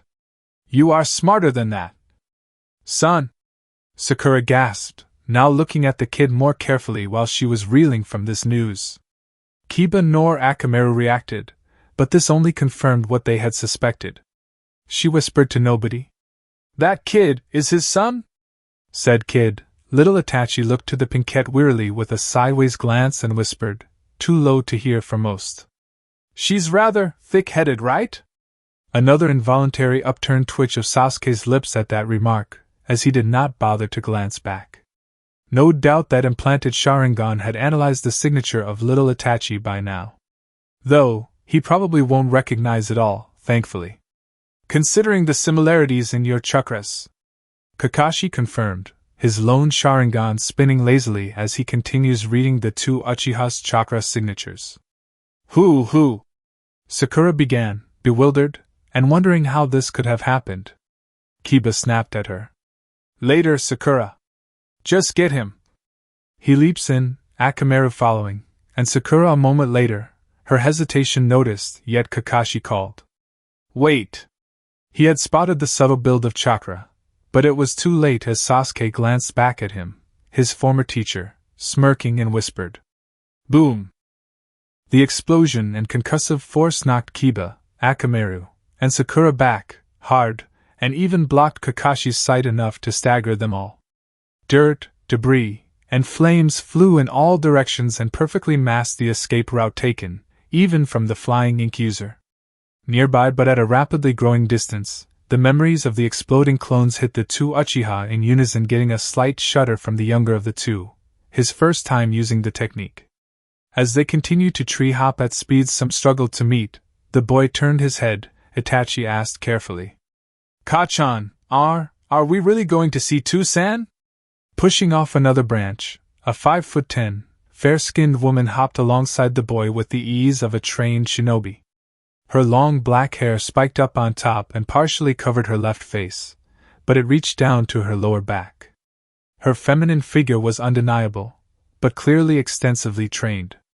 This was Satsuki Uchiha. She was formally disguised as Sasuke Uchiha, her alias for most of her life and only freed from at the death of her brother. In response to her son's question, she glanced to him, her world and reason to live. Recalling her brief relations with her former teammate brought a smile to her face when she replied. He has not let me down. Not once. She kicks off another branch, Itachi on her heels as she added. Not since we were children. Itachi nodded once. If his mother is this confident, then so be it. Thankfully, he was behind her and didn't see her tight frown, the dark trail of thought crossing her mind. Her biggest mistake. Even after I slammed him with 2 Chidori, I know I have a lot to make up for. She glanced back at her son, their son, heart thumping on her ears in both panic and despair. How is she going to explain this to him? Land of Spring, the Glacial Palace, dungeon holding. The following morning, the Konoha group were awoken by the sound of the guards moving around, metal grinding and shifting. Within moments, the tall and imposing Haku Yuki appeared stepping into view. His sharp mellow brown eyes scanned over them all, surveying the collection blankly, before gesturing to Shikamaru's cell then to Ino's next and ordered. Those two. Abruptly, a squad of samurai, muted gray hybrid-plated lamellar traditional armor, Land of Spring crest on their chests clearly visible and unmistakable, stepped into view. What surprised the shinobi, however, was their full-face storm masks attached to their kabuto helmets, a narrow visor slit to the only opening.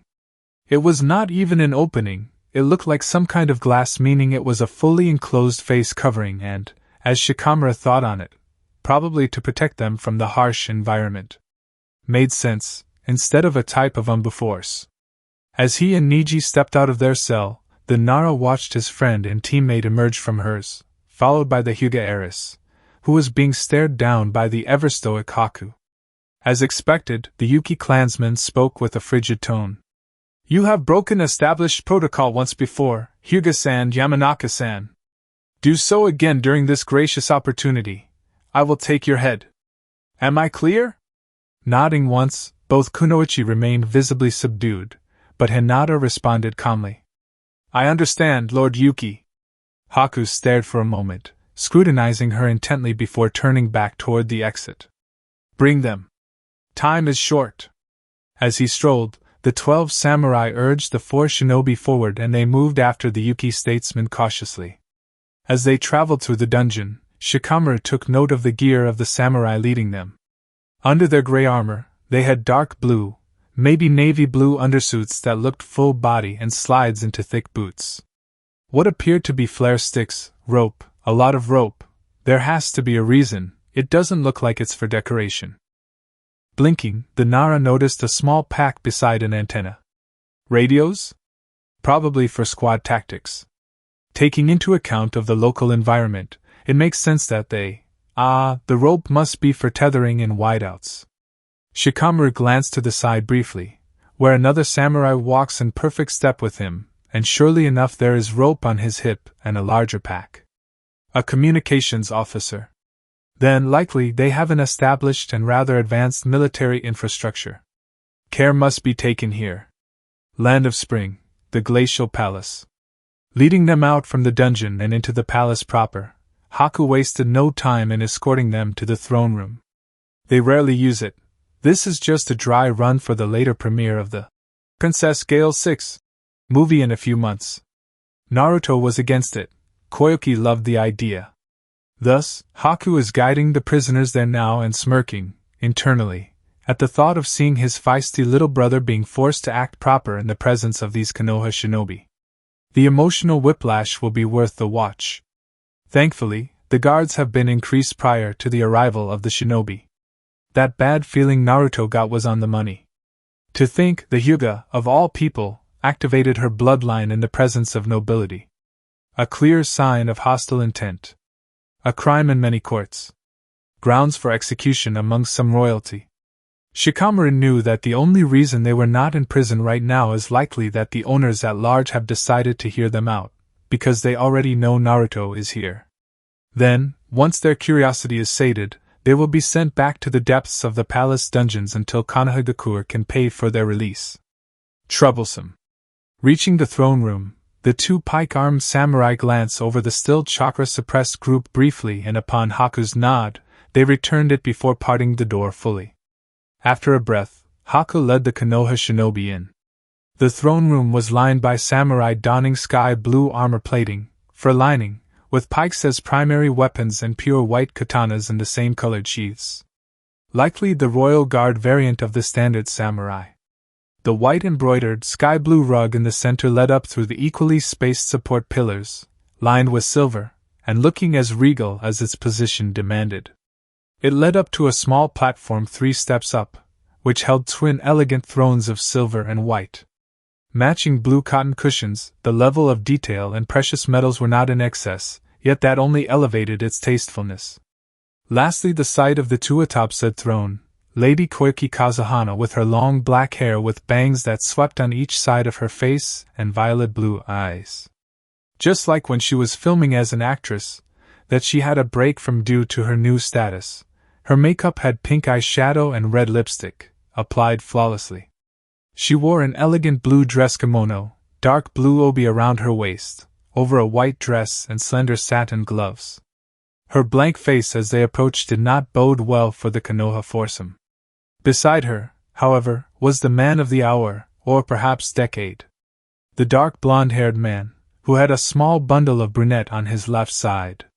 His angular face was reminiscent of his father, though his lack of his trademark whiskers to nearly faint outlines was noted for future reference, and the fact that you had to squint to see them.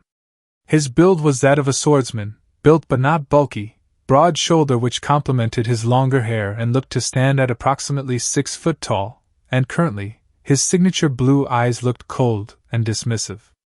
Yes, this was the new Naruto Kazuhana, formerly Uzumaki, sometimes going by his brother's clan name too, but right now, he was acting as co-leader of the Land of Spring, thus Kazuhana. Naruto observes the group before him with an arctic gaze of indifference. It seems the time in the dungeon had mellowed out the Hyuga duo. Hinata, who looked far more stoic than even his reports had told him. Niji looked resigned to be her babysitter, Shikamaru looked alert, and Ino, well, she looks like she has a lot to say. He swore he heard a snort within his mind at that, but he does not care about that right now as this new plan required him to focus on this task. Recalling Haku's reports on Konohagakure, there was talk of the divide of the infamous Rookie 9 of the Leaf. One camp against him, the other 4. It will not sway him though, he has built a home here and he will defend it. Unsurprisingly, however, it was clear that efforts to be more accommodating was attempted, seeing as the friendly faction was prominently involved here. Probably the Hokage trying to sway his decisions. Even now she meddles, huh? Another snort from within his mind caused a smirk to momentarily flicker across his blank visage. His mask rivaled the trained Hyuga that are standing before him now. Finally, he paid attention as his lovely wife cleared her throat. Gaining the floor, Koyuki spoke for the room that allows her natural-born regality to shine. So, Konohagakure Shinobi, now that you have achieved your objectives, what is it that you desire from us? Shikamaru Nara stepped forward, taking point now as Hinata's tenseness would be a hindrance here, and spoke clearly. Lady Kazuhana. Firstly, we wish to apologize for the unbecoming behavior of our members. It was unnecessary and inappropriate, and will be thoroughly addressed upon our eventual return. Not getting any pushback, he moves on to the actual answer to the question. As previously stated, we are indeed wishing to form an alliance. We understand that you have misgivings and about. The Nara was cut off by the sudden appearance of a Yuki Jonin, appearing beside Haku via body flicker of wind causing a light draft, and whispered.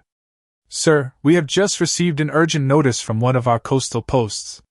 She hands over a scroll and Haku scanned it briefly with all due haste.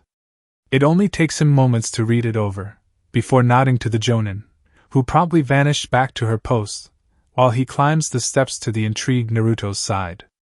Leaning into one another, Haku whispered into his little brother's ear, hand covering his mouth to prevent lip reading, much to the Konohagakure Shinobi's subtle dismay. After a moment of pause, Naruto finally agreed to whatever was discussed and ordered back softly. Get them together and dispatch a squadron immediately. I will join them momentarily. Haku nodded before vanishing in a body flicker of swirling snowflakes. Another moment, before Naruto looked back to the guests, maintaining his royal demeanor, spoke briskly. Time's up, there is a change of plans. Surely we can assist you, Lord Uzumaki. Shikamaru began, getting a sideways glance from Hinata and Niji, a bit lip from Ino, but Naruto raised a hand to silence him. The blonde then looked to his wife and explained. I have to deal with this situation personally, so I must leave you with this. It can't be helped. Koyuki replied regally, playing up the stuck-up royal another notch. This was fun and she never gets to do this so openly, yeah? Openly. She clears her throat to not go down that mental route in the presence of others, though her husband was clearly amused and knowing. While that small byplay was going on, Shikamaru's mind was racing to produce something to say to Naruto to keep him here, explain that Konohagakure is not his enemy, and that Lady Hokage wants him back. It might be a bit more difficult if Lady Daimyo is expecting his child, but something has to be able to work. It was clear to Naruto that Shikamaru was grasping for straws here, so decided to correct him first, then let him down. Oh, and by the way, it is actually Lord Kazuhana. Seeing their faces full of questions, he added. Seeing as I joined the royal family of Spring, I had to take her name. Which was only partially true, seeing as Naruto and Koyuki's full surnames is actually Kazuhana Uzumaki, as he too is from a royal family, even if defunct in recent times. Naruto then clicked his fingers and summoned 12 Yukigekyu shinobi, dark gray and white khaki cargo trousers, Arctic blue flak jackets, landing beside the samurai guarding the Konoha prisoners. And no, you cannot help me here either. You are still prisoners after all. Turning to his wife, he kissed her hand as official decorum dictates, and with a loving smile offered softly. My dear, I must leave them with you. I shall hurry my return to your side. Smiling back and with a slight undertone of haughtiness that promised him much upon said return, Koyuki gave him a regal nod, thus Naruto departed and vanished via snowflake body flicker too. Shikamaru and Ino would later report that, the moment Naruto left, the warmth in the room vanished with him as Koyuki Kazuhana's gaze fell back upon them, a cold imperialist stare from her violet blue eyes. With the frigid cold her country experienced in her voice, she spoke calmly. Now, why are you really trying to drag us into these sham talks and silent war? Niji glanced to Shikamaru, who now looked like their opponent just had a second form and the boss music just started singing in Latin. Land of Spring, Agni Military Docks. Stepping into the hidden military docks, Naruto is greeted by the crew of the newest prototype warship of the Snow Navy. Like the rest of the Navy's warships, it was an icebreaker vessel, but this one had experimental chakra engines and was all metal, leading to a somewhat radical breakaway from traditional ships of the elemental nations. A high-speed monohull with trimaran stabilizers, the vessel measured 120 meters in length, with a beam of 16.5 meters and draft of 8. However, its sleek, angular hull is such a departure from conventional design that only a handful of specialists could service it. This, subsequently, drives maintenance costs to extreme levels. Its lower profile and lack of sails are said to be disorienting to those unfamiliar with it. The wooden deck and metal railings, however, provide just enough familiarity to keep the crew grounded, even at the speeds the vessel could, theoretically, reach. 4 quad-barreled explosive kunai launchers were positioned across the deck, 2 fore, 2 aft, to provide full aerial coverage. Though, theoretically speaking, they could also be used to sweep the decks of opposing vessels in place of the main batteries. For whatever reason the captain may come up with. The main batteries consist of twin heavy ballistas mounted in armored turrets, one forward and one aft. Dual purpose in design, they are even capable of both surface engagements and elevated fire for heavy aerial defense. You never know, after all, Anoka once explained. These turrets can deploy a wide range of munitions that expands constantly, standard kinetic bolts, along with explosive, liquid fire, both blue and orange types, smokescreen, solid armor-piercing slug, and cluster variants with submunition kunai. At least, at last count. Anoka and her team in the Research and Development Bureau are continuously expanding this arsenal alongside the ship's systems, faster than the Navy could fully catalog them. Makes it a little hard to keep up sometimes. Waiting at the gangway stood the blue-haired, black-eyed scarecrow of a man with more scars than a certain Konoha T&I department head. A former pirate turned mercenary, now a Navy captain who went by the single name, Jal. Tugging on his military uniform, a long, navy blue felt jacket, the captain leads the salute and stated, "Sir, the prototype vessel, new season, is ready for immediate deployment." Snorting, Naruto quipped, Yeah, Jal. Drop the official crap." The crew parted as he passed onto the walkway of the vessel as he pressed. "Time is of the essence." "Got it, boss," Jal reported as he followed directly afterwards and stepping onto the wooden deck after the blonde. "We'll skip the parade then." "Appreciated." Naruto returned, just as the gangway was withdrawn from the side of the ship and the whine of the chakra engines can be heard. He smirks, looking his old mercenary buddy up then down. "I prefer this over your holiday shirts and leather armor." Rolling his eyes, Jal retorted. "Haku said the same things? I don't know why everyone thinks my Hawaiian shirts were bad. They were functional." Snorting as he reached the door to the bridge, Naruto reported.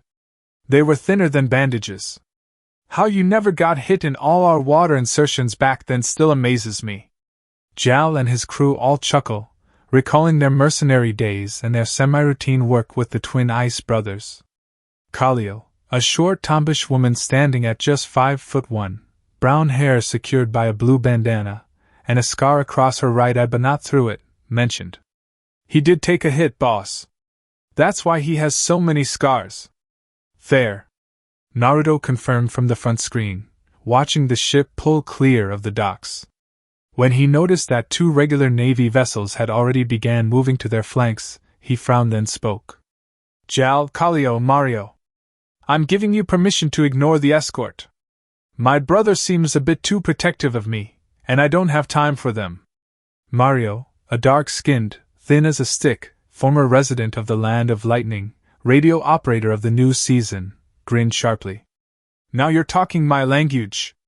Glad we ain't completely stonewalled from having fun, now that we're legit and all." That earned chuckles and cheers from the bridge crew as Kallio hit the throttle to full, smirking wide. "Then let's see what the new girl's got, nay?" Immediately, not even past the exit barrier of the harbor, new season took off blasting between the sea ice and shelves either side of the docks, outpacing her two wooden, escorting, warships that also picked up the pace. It would not help. On the shore, Haku watched this unfold, and sighed silently to himself. A brother can worry, right, and his idiot one just took an unbelievably expensive and experimental vessel to go rescue her. Again. He would frown, but that would be hypocritical of him and his brother. So instead, he'll wait here and talk to her upon their return. Glancing to his shoulder, where a red-beaked, brown-feathered falcon now sat patiently, Haku handed it 3 seal papers, then reported. "Go, tell your master and mother. Help is coming." Nodding, the bird puffed away in smoke and returned to the summoning world from whence it came. Upon the next gust of wind and snow, the man too was gone. Land of Fire, Hidden Leaf, Hokage office. At the same time, leaning back, Tsunade looks over the gathered Jonin team leaders before she informed. "Time is precious, so I will be blunt." More nods, so she explained. "Kakashi's team has managed to flush out Sasuke Uchiha. They are currently attempting to corner him within the Land of Fire, but it is evident that he is trying to get out towards the Land of Hot Springs." "Does he have allies there?" Might Guy asked, face stern and arms crossed. Tsunade nodded, then stated. "We are assuming so, yes. We are also considering that Kumogaku may be his target also." Soft murmurs from the collection of Chunin at the back, frowning from the Jonin. The Hokage continued. "This, however, is only one reason why we are dispatching you all." People fell silent, so Tsunade announced promptly. "Kakashi has also reported that Sasuke Uchiha is traveling with a child, his child, and is incredibly protective of him." A soft intake of air, eyes hardened. Someone in the back asked. "Any signs of the mother?" "No," Tsunade reported, leaning forward on her desk now and spoke clearly. "This is a recovery mission. No harm is to be done to either of them. Non-lethal force only. Am I clear?" "Hi, Lady Hokage." Nodding, Tsunade ordered. Dismissed. Most of the crowd immediately body flickered away in smoke or swirls of leaves. However, one Jonin remained behind and caused a blonde brow to be raised in inquiry. Jonin Kurenai Yuhi, a fair-skinned, slender build, that she maintained despite the birth of her child, with long untamed hair reaching her upper back and unique red eyes, spoke softly. "Lady Hokage. Is there any news from the diplomatic team sent to the Land of Spring?" Shaking her head, Tsunade reported. "Not as of yet, no. They still have a few days before they have to leave." Nodding, Kurenai then responded. "In that case, we should finish before them." "I see. Thank you, Lady Hokage." Tsunade just offered a nod, before the Jonin vanished in a swirl of leaves, but in truth, the Senju had hoped to hear something from that particular team by now. They have both Shikamaru and Hinata. Strategy and diplomacy. Should be fine. Land of Fire, Eastern Forests. An hour later. In a hollowed-out tree among a small marshland, Satsuki watched as a wild boar fed on a truffle at a base of a nearby tree. Aside from that, she hadn't spotted anything else yet. They lost the loser an hour ago, having passed by 2 streams and both dunking themselves in it. Now they're in a small marshland further downstream and wind. They have a bit of time before they have to move. Returning down to near the base silently, the Uchiha matriarch came face to face with her son, who was staring dumbly at a bunch of papers. Thus she asked, "What have you got there?" Looking up, Onyx eyes meeting matching Onyx eyes, Itachi offered a shrug. "Dunno. Parent just gave them to me." Opening her hand, Satsuki didn't wait long before her son handed the 3 papers over and began to scan them over. From what little knowledge of sealing she learned from Orochimaru, one of these seals was silence. No, something removal. Damn it, maybe she should have paid attention to one of Karen's rants. The second was very clearly a summoning circle for something. No clue the animal, but likely something useful. The third was a signal seal, likely to signal him, or to signal her to him. Didn't matter, it's useful. Glancing up at the sky, Satsuki took a moment to inspect the time before she ordered. Get some rest, Itachi. We won't be able to stop too often from now. But Ka-chan, Itachi began, but paused when she looked to him sternly, face blank. Sighing, he pushed himself back into the small alcove of the tree and laid down. Satsuki watched him for a time, before silently returning to her overwatched position, Sharingan humming as she scanned the area continuously. It won't be long before her baka comes running, so just a little more time. Land of Spring, the Glacial Palace, Inner Sanctum. The inner sanctum of the palace was a garden paradise, filled with wild flowers that created a sweet, natural scent that flowed through the air and became a soothing, uplifting aroma that set anyone at ease. The tall grass flowed in the seal-generated wind, gentle, warm, that helped regulate the atmosphere and keep it at the perfect temperature to simulate, as the palace staff call it, the perfect spring day, whenever they have their own meetings and gatherings there. It even had an artificial stream. The water was melted from the snow in the mountains and purified by seal matrices, creating a clear, cool water through the interior meadow. There was a pair of beehives among the foliage and long grass. They were mellow and used to the area, and there was a pool on whether or not they would produce a third or fourth hive soon. The parting of the double doors into this internal garden of life and meadow, shielded by the large sunroof made of solid crystal, actual crystal, reinforced glass and revealing Haku had stepped in, and that drew attention. A cheer from the ever-enthusiastic Fuyumi, who leads over her cousin Kushina, and the two tackled the man, who laughed softly, bringing them into a hug. You're just in time, Koyuki informed, looking up at the man and smiling over her tea. Haku nodded, then responded. Managed to get some breathing room from the village. Our completion rate is raising steadily. Humming, Koyuki swallowed her tea before she inquired.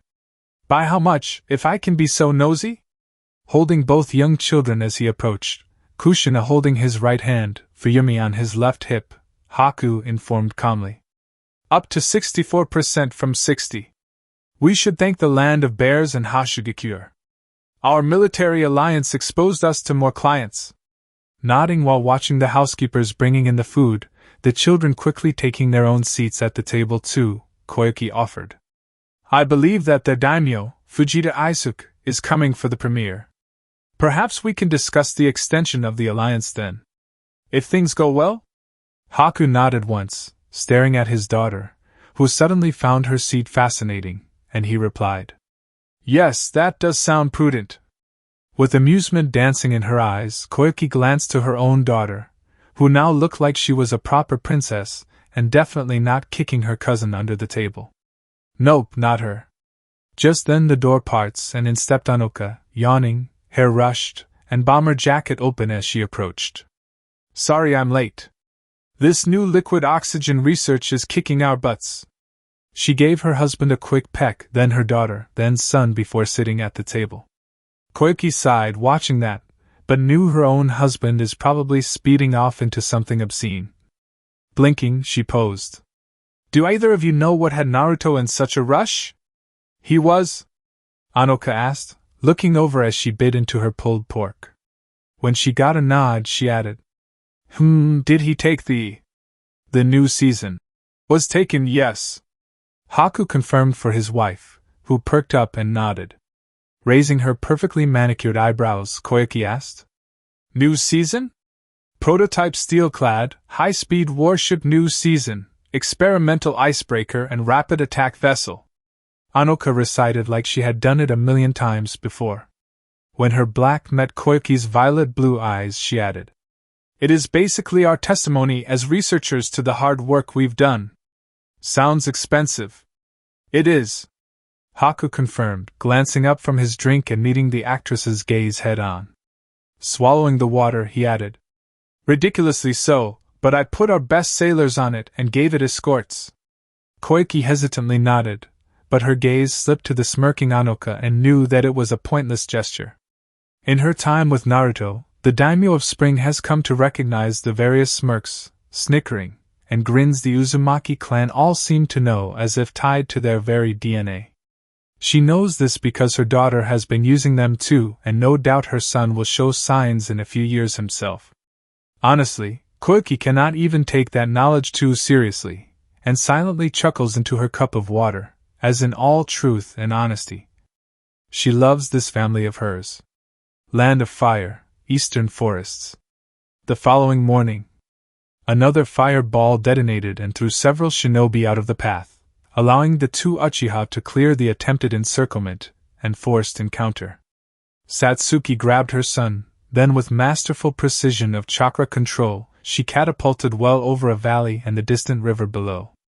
With grace and ease, she landed among the trees opposite, then off into the canopy while leaving the pursuit team on the opposite side. The net was closing and the Umbu patrols on the northern border, the one with the land of hot springs, had increased, thus it was a bust. So, they headed towards. Suddenly there was a puff of smoke drawing Satsuki's attention. She came to a stop on the next branch and glanced back to see a fox, sitting on the branch behind her, around 4 foot tall, bronze fur with black tips, and 5 tails. Confused, she pulled her son off her shoulder, no longer firemen carrying him, and placed him down to see him clutching one of the seals she had put in her pouch from yesterday. She asked, "Itachi, did you? Are you Satsuki-san?" The fox abruptly asked, drawing the matriarch's attention. She nodded, thus the 5-tailed canine explained. "Well met. My name is Seiko. I have been tasked with slowing down your pursuers." Blinking, Satsuki questioned. "You were?" Nodding once, decisively, Seiko informed. "Yes. My skulk and I will do what we must to prevent your capture." Immediately, 12, 2, 3 puffs of smoke erupted beneath them on the floor, on the surrounding branches, and slowly revealed a collection of foxes, various tails and coat patterns, and the Uchiha swore they were smirking mischievously. Reminded the Uchiha of her whiskered blonde. Seiko chirped once and, as if ninjas themselves, the 36 canines all vanished in what Satsuki swore were body flickers. "What in the log?" Turning back, Seiko offered calmly. "Satsuki-san?" When the woman looked back at the fox, he added, "Head to the coast to the east. My master will meet with you there." Then he too was gone. A strange silence followed as the older Uchiha stared at where the fox once stood, and for a moment, just a moment, she didn't know what to say. Little Itachi, however, did not suffer such and asked, carefully, "Are those summoning animals of your father?" Satsuki snapped out of it and finished, before she turned to her son and nodded. "Yes. Now let's get moving. He's waiting for us." International Waters, SNVX, New Season. Several hours later.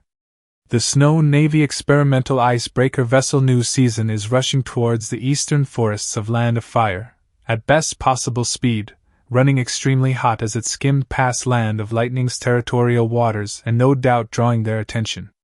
Not that the crew cared right now. After its hurried departure from the Land of Spring, Daimyo's husband aboard, its high-tech engineering allowed its unparalleled speed to reach here in so short a time. So much so, that even its intended escorts cannot keep pace with it, and had long since fallen out of sight. This vessel was currently approaching the long-disputed islands between Lightning and Hot Springs, while closing in rapidly to its destination. However, its VIP passenger was anxious as all hell.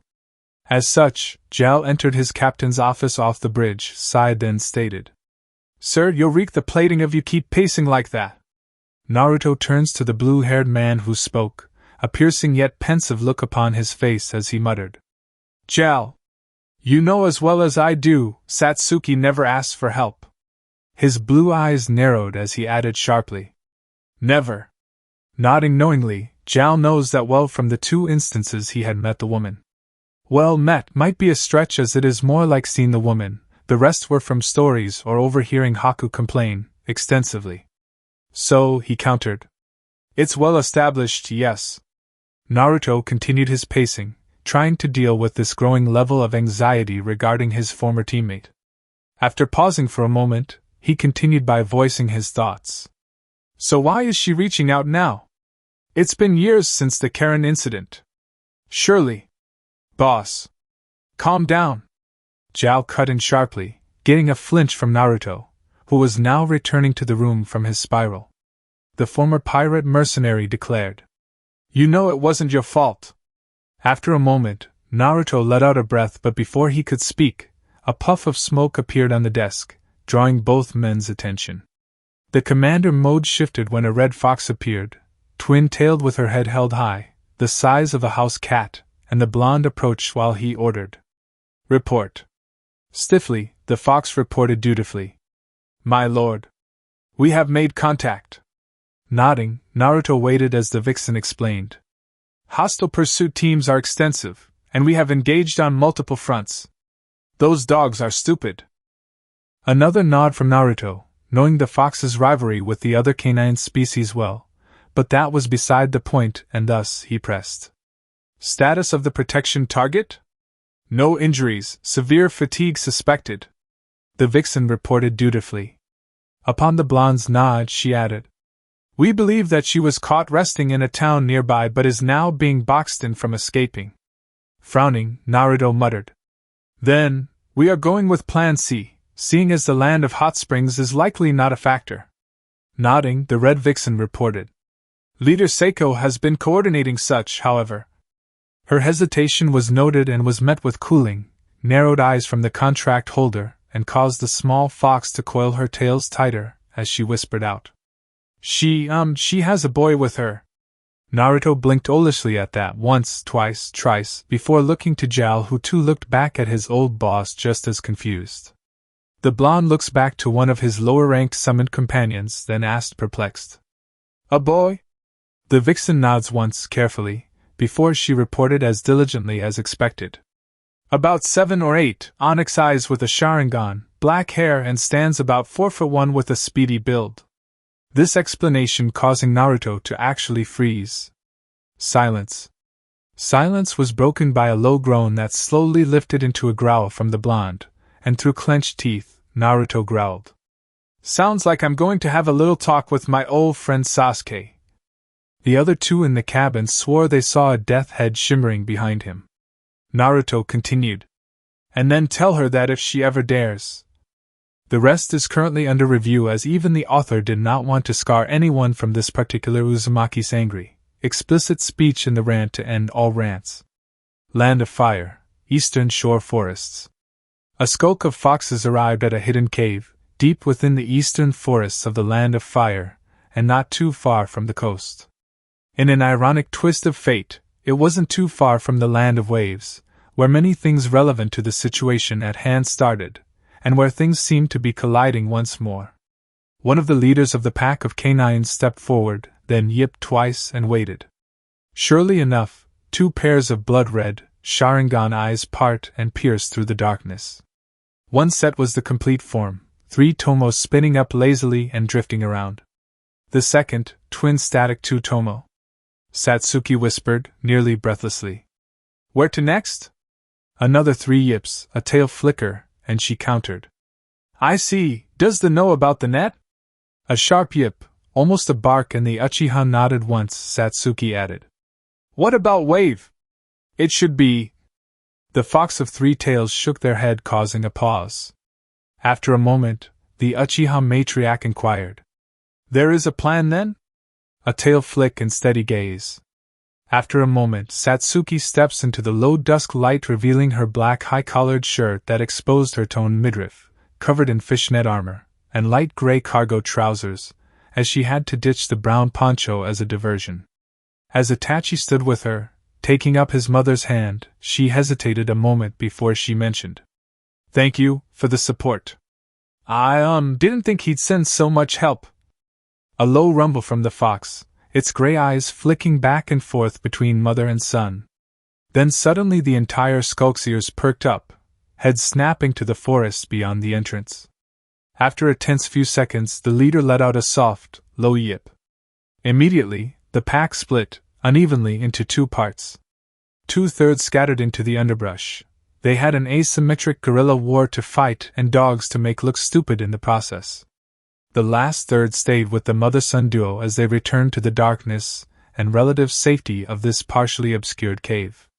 It was safe for now, but it wouldn't stay that way for long, and they all knew it.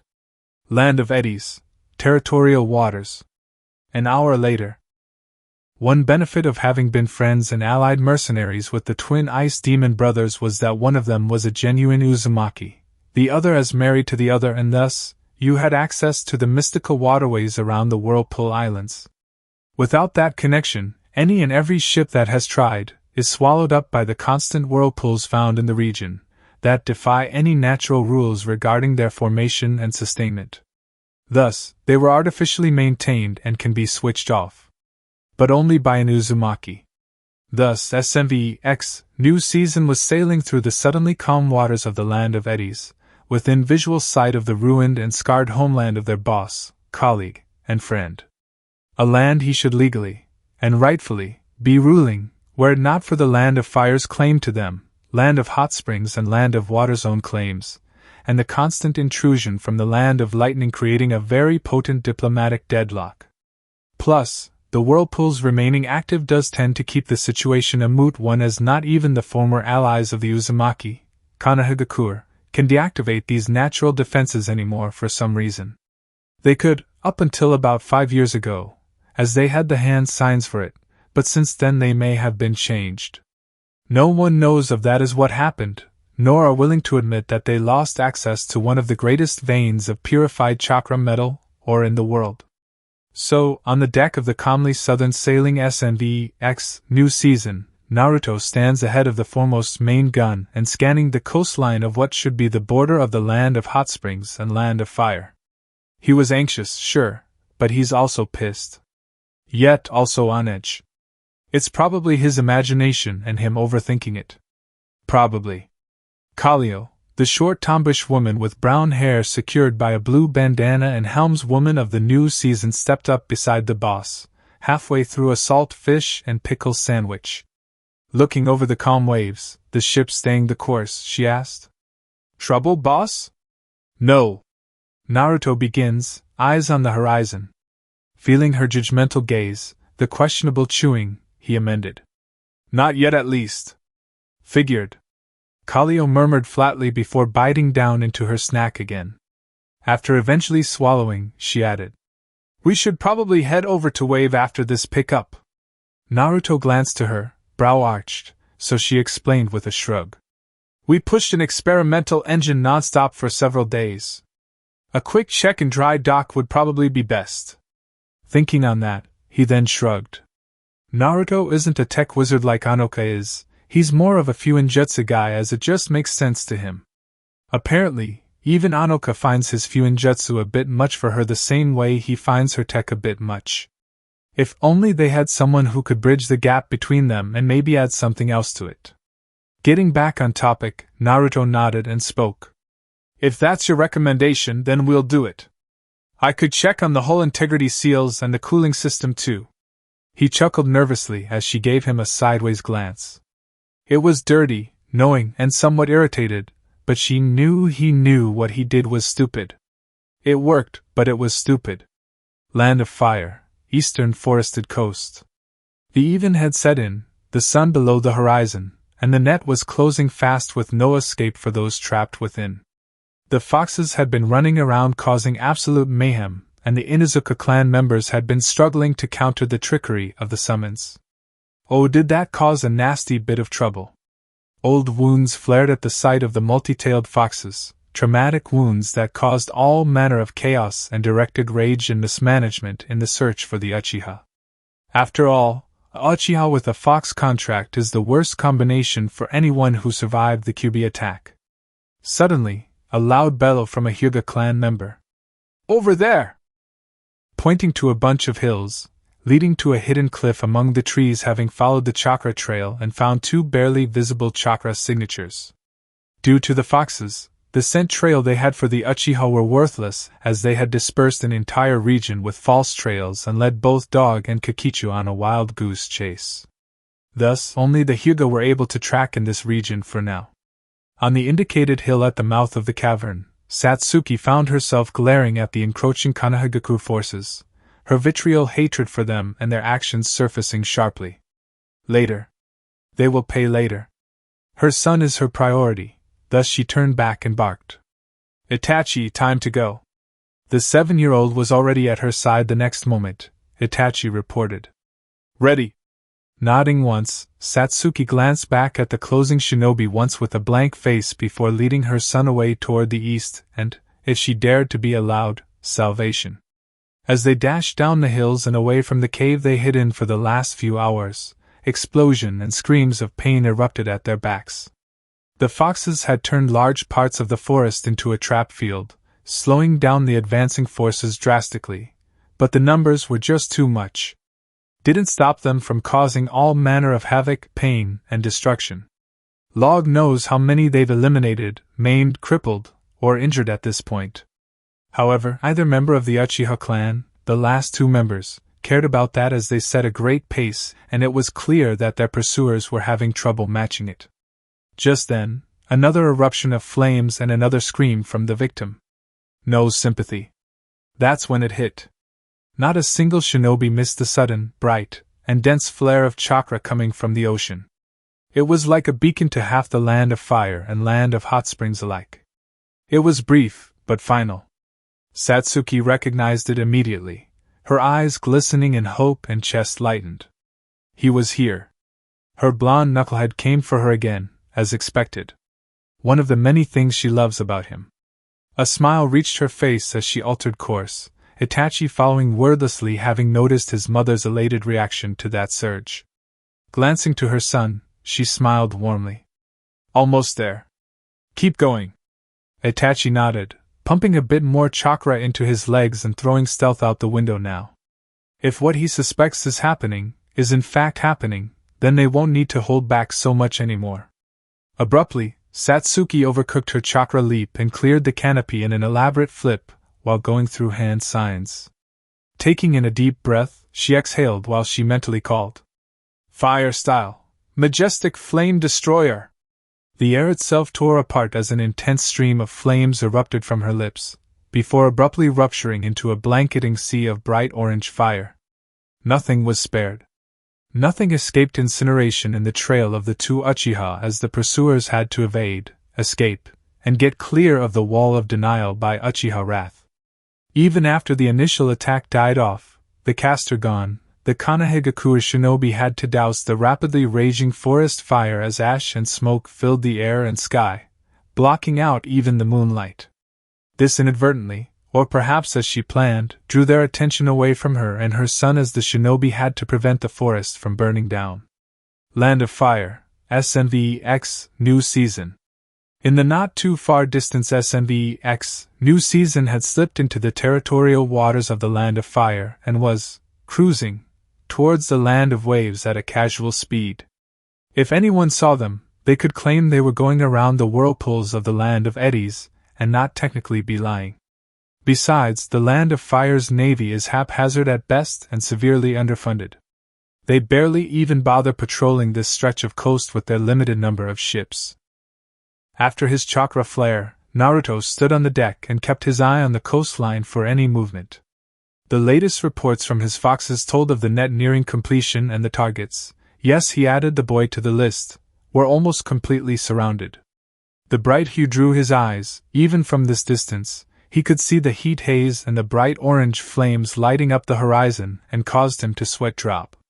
Sighing tightly, Naruto muttered, "Majestic flame destroyer, huh? Was that really necessary?" A snort within his mind before Kurama spoke. "Kit, that is a pale imitation of my grand flames they dared attempt to make their own." Yeah, I recall." Naruto replied tiredly, though in recent years the old fox has been far more passive than his younger years, just hanging around to watch him dominate things and cause excessive damage to idiots who thought they were easy targets. The Nine-Tails thoroughly enjoyed watching his container at the height of his mercenary career. The cunning, and the absolute dominance and strength was worthy of his container, and by extension, him. Naruto added, face blank, eyes forward as he spoke in his head. "Though I half expected you to remain asleep. Something up?" A huff from the fox, Kurama closed his eyes and began to fall back to sleep while he grumbled. "You flared your chakra so heavily, I thought it was a fight, not a flashlight. Wake me when you're about to destroy another army or something." Sighing, Naruto mumbled. That was 1 time. 2 times. Didn't realize there was a count. Naruto quipped internally, but got no response, and so he focused on the coast. His eyes narrowed, spotting movement, and thus pulled a kunai from his pouch. A weighted, long blade, 3-pronged kunai. Then waited. Land of fire, coastline.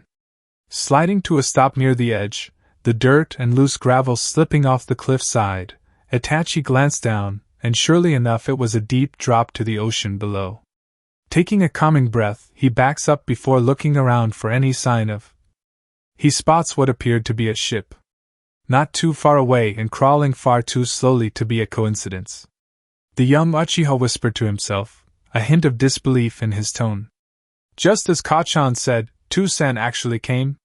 Putting his elation and excitement at the thought of finally meeting his father aside, Itachi glanced back to see the orange glow from his mother's fire attack and sweat dropped. Was that really necessary? A sigh escaped his young lips, recalling his aunt's explanation of typical Uchiha pyrotechnic tendencies, and it seemed she wasn't exaggerating. Maybe she understood it a bit. Just then his mother lands beside him, silently, professionally, and with no wasted motion as she smirked. Satsuki spotted the ship earlier and stated, as expected. There he is. Glancing to her beloved son, her flesh and chakra given love and form, she added with a smile. Home sweet home. Looking up at his mother's face, Itachi voiced his confusion. Home? But I thought. Listen, Itachi. Satsuki cut off her son, kneeling down to be eye level with him, hands gently on his shoulders. When I and your father were growing up, you had to pretend to be a boy. Itachi cut of his mother this time. He had heard this story his entire life so many times, even more so in the past 24 hours. Quite sure he had it memorized as he sighed, then added. And your best friend, my dad, a parent. Satsuki hissed sharply, cutting her boy off there. Karen had drilled that crap into her boy's head and is still rather pissed about it. We're at each other's throats. Itachi continued, ignoring his mother's attempted interjection. He added, until he saved you, after your battle with Uncle Itachi, to whom I am named after. So that's what happened, huh, Sasuke? A new voice, one Satsuki knew all too well, and caused her to take a deep breath to regain her poise. Returning to her feet, she turned back to see her former Jonin leader, standing around 10 meters away in the tree line, attempting to remain aloof. She muttered coldly. The one-eyed pervert. How quaint. Onyx spins to red, 3 tomos spinning lazily as Satsuki's hand rested on the handle of her chikudo, ready to draw as she added. I see you brought actual backup this time. How cute. Just then Might Guy, Kurina Yuhi Saratobi, and Asuma Saratobi dropped down from various trees, blocking the exit routes available. Kakashi kicked off the tree he was leaning against, book put away, and headband lifted revealing his own implanted Sharingan. Mama, Sasuke, no need to be rude. He stopped at 8 meters, fingering a kunai in his pouch as he finished. Just come quietly, please. There is no need for your son to witness this, and it will. You misunderstand something, pervert. Satsuki responded tightly, the amount of intent and chakra pressure immense, as she can see Guy preparing to strike, Yuhi likely to try make a grab for her son, and Smokey will cover her. Not on her watch. The Uchiha matriarch finished. My son will never so much as step foot in that hellhole you call a village that betrayed us, the Uchiha. They betrayed us first. Kurenai snapped back, preparing hand signs. A snort from the ravenet, any accumulated dignity Satsuki had was gone by the act as she quipped. There is a difference between planning and doing, dumbass. Her Sharingan spun faster as her eyes narrowed, then spat out. A preemptive strike that wiped out my family, whose only guilty crime was for thinking about a brighter future. The silence was definitive. We're bringing you in, Sasuke. Kakashi informed firmly, breaking the stillness and taking the initiative. As he stepped forward, aloofness replaced by seriousness, he added. Your son too. Immediately upon hearing those words, the Mangekyo Sharingan appeared in Satsuki's eyes, spinning wildly, as they had set her off something fierce, and she snarled. You won't touch a single hair on his head. But another, far more primal, far more feral snarl caught the ambushers' attention, and before they realized it, everyone found themselves surrounded by hungry, canine eyes, dozens of them in the shadows and currently glaring at the Konoha shinobi. Slowly, stepping out from the darkness of the underbrush and forest, came numerous foxes of various sizes, colors, and a variety of tail numbers, all with teeth bore, hackles raised, and snarls on their muzzles. Suddenly, the Konoha Jonin group felt the threat clear as day and were now stuck on how to deal with this new situation. These foxes have terrorized their fellow Konoha shinobi, so they have to be taken seriously, but so close to the Uchiha. Growls echoed as even more seemed to arrive, blocking off the prime exit route first and the rest later. Softly, quietly, Kurenai whispered, Kakashi! I don't suppose. Won't be of much use here. Kakashi countered before she finished the thought. Honestly, his pack would be torn apart here. Instead, the man with gravity-defying silver hair was scanning the area, counting at least 30 canines, all glaring at him and his teammates. Crack! All eyes snapped to the noise of metal and stone crashing to find. Kakashi's eyes widened in surprise, shock, and alarm at the same time, the other Jonin not doing much better when they saw a three-pronged kunai stuck halfway in the hard stone ground they stood on. Then it happened. A very familiar flash, but white in place of yellow, blinding them all briefly, followed by a very familiar, unmistakable voice. You're troublesome, you know that, right? Anger and rage were replaced almost instantly when Satsuki's gaze locked onto the blues of none other than Naruto Uzumaki's own, a smile breaking out on her face and cheeks heating on their own as she quipped. You're late, Bakudo. The four Konohagakure Jonin just watched, bewildered by the arrival of a different retrieval target, who was last suspected of being in the land of snow and not here in Fire Country. Naruto rolled his eyes, then glared back at the dark-haired woman as he growled. I told you not to go through Fire Country. Did you listen? No. You never listen. Just expect me to save you every damn time. His anger was clear and justified. It was clear to anyone, even the foxes, that he was worried sick and this was him venting.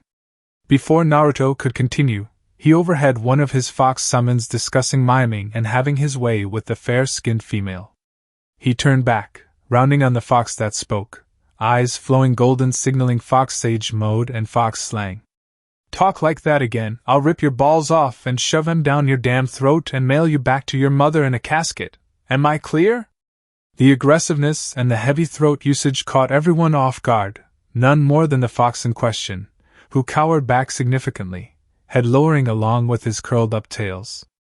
Yes, Uzumaki-sama. Eyes sharp as blades, Naruto maintained a glare on the foolish one for a long few seconds before slowly, almost reluctantly, he turned back to Satsuki ahead of him, golden hair, long gray military coat flapping in the harsh ocean winds. His arms crossed, looking unusually regal as he ordered. You talk. Now. Well, the thing is, Satsuki stammered, blushing rather prettily after that display. Honestly, she found that clear show of dominating with nothing but a hard glare and few words. Just then there are his eyes. The misty gold slit eyes, his fox sage mode active, bore into her for a long second before Naruto gave up on getting any answers from her. Sighing, glancing to the child, who was standing at his former teammate's back, looking between the two, he asked blankly, Is she normally like this? The boy shook his head negatively, though he too was a bit out of it, and had a healthy amount of disbelief right now. The dark blonde just sighed, then shrugged casually. Fine. Whatever, we have to go and time is short. Stepping between the duo, ignoring the repeated calls to him by the Konoha shinobi, Naruto slipped the kunai into his holster, filled with them, and then placed a hand on each.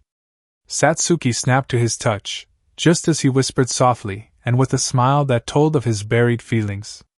Don't think I'm done chewing you out. I am so holding you to this. She just nodded once, not actually listening at all, just hearing his voice and feeling his warmth was more than enough to agree. "Naruto!" Kakashi called, stepping forward only for the foxes to growl louder, moving forward to close the encirclement a bit tighter, and caused him to step back into the back-to-back formation. Naruto glanced back at one particular fox with bronze fur with black tips and 5 tails. He spoke casually. "Excellent work, as always, Seiko. I'm impressed." "We had fun, Uzumaki-sama," Seiko reported, his grin feral and eyes glinting. Naruto snickered as the Konoha Jonin now realized that these foxes were in fact a much bigger problem than they were aware of prior. After a moment, Naruto reported, "Then, until next time, Seiko." The moment he finished, there was another flash of white, much brighter than the first, and he, Satsuki, and Itachi were gone. Opening their eyes, Kakashi, Guy, Asuma, and Kurenai, still back to back, found that none of the foxes were around anymore either. They were alone. A breath, before Asuma asked to nobody directly, "That just happened, right? It was no illusion?" Kurenai offered, glancing around still, and then finished, "So, I think it did." They withdrew. Guy mentioned gravely, looking around, a hand over his brow as he searched. Kakashi, however, looked out over the sea and at the strange ship sailing not too far away and informed, "To that ship, is my guess." The other 3 Jonin joined him on the edge, looking out at the strange vessel currently heading south. Asuma commented, "It's heading south, by the looks of it." Kakashi nodded, then informed, "Probably to wave. Then we can still head them off," Kurenai announced, but her husband breathed in sharply, then shook his head. Asuma countered carefully, "We have no authority there. Nor diplomatic agreements of any kind." Kakashi just lowered his headband and turned around. "We need to report back to Lady Hokage. This mission's a failure." The other Jonin nodded, then they all vanished from the cliff side and heading back to their home village. They were outplayed here, not outfought, and needed a plan quickly. Chapter 4: Waves of Change. Land of Fire, SNVX, New Season. Directly after flashing out. Slap. A slap that had echoed far and wide as Satsuki, the receiver of said attack, was left stunned with a red handprint aboard the deck of the icebreaker, New Season. Turning her head back slowly, she met with the cold blues of her blonde, who was just staring back at her, and she could see the hurt within them. She knew, after all this time, he would be mad. She knew she'd have to actually try explaining herself for once. She knew, but that slap, that one action, hurt more than even her brother's subconscious torment of her after he had murdered the clan. She expected him to yell and scream at her, to ask why she abandoned him again, for not keeping her word to him after that night.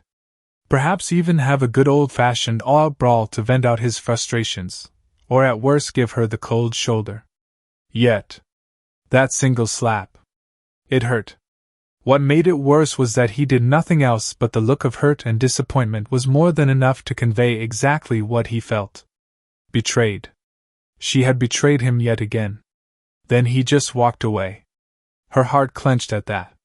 Why? Why can't she just admit she messed up?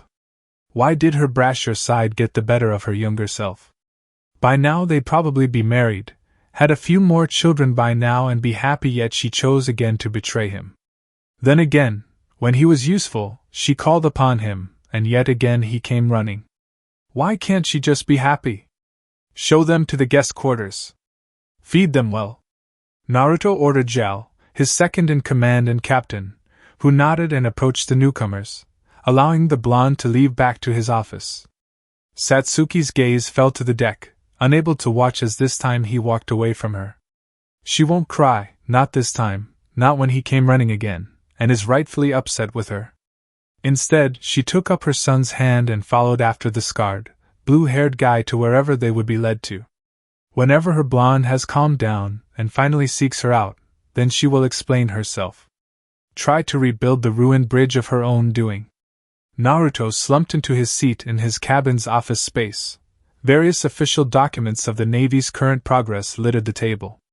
Their rush journey over to rescue Satsuki and her son had kept him up, so decided to do some work to pass the time.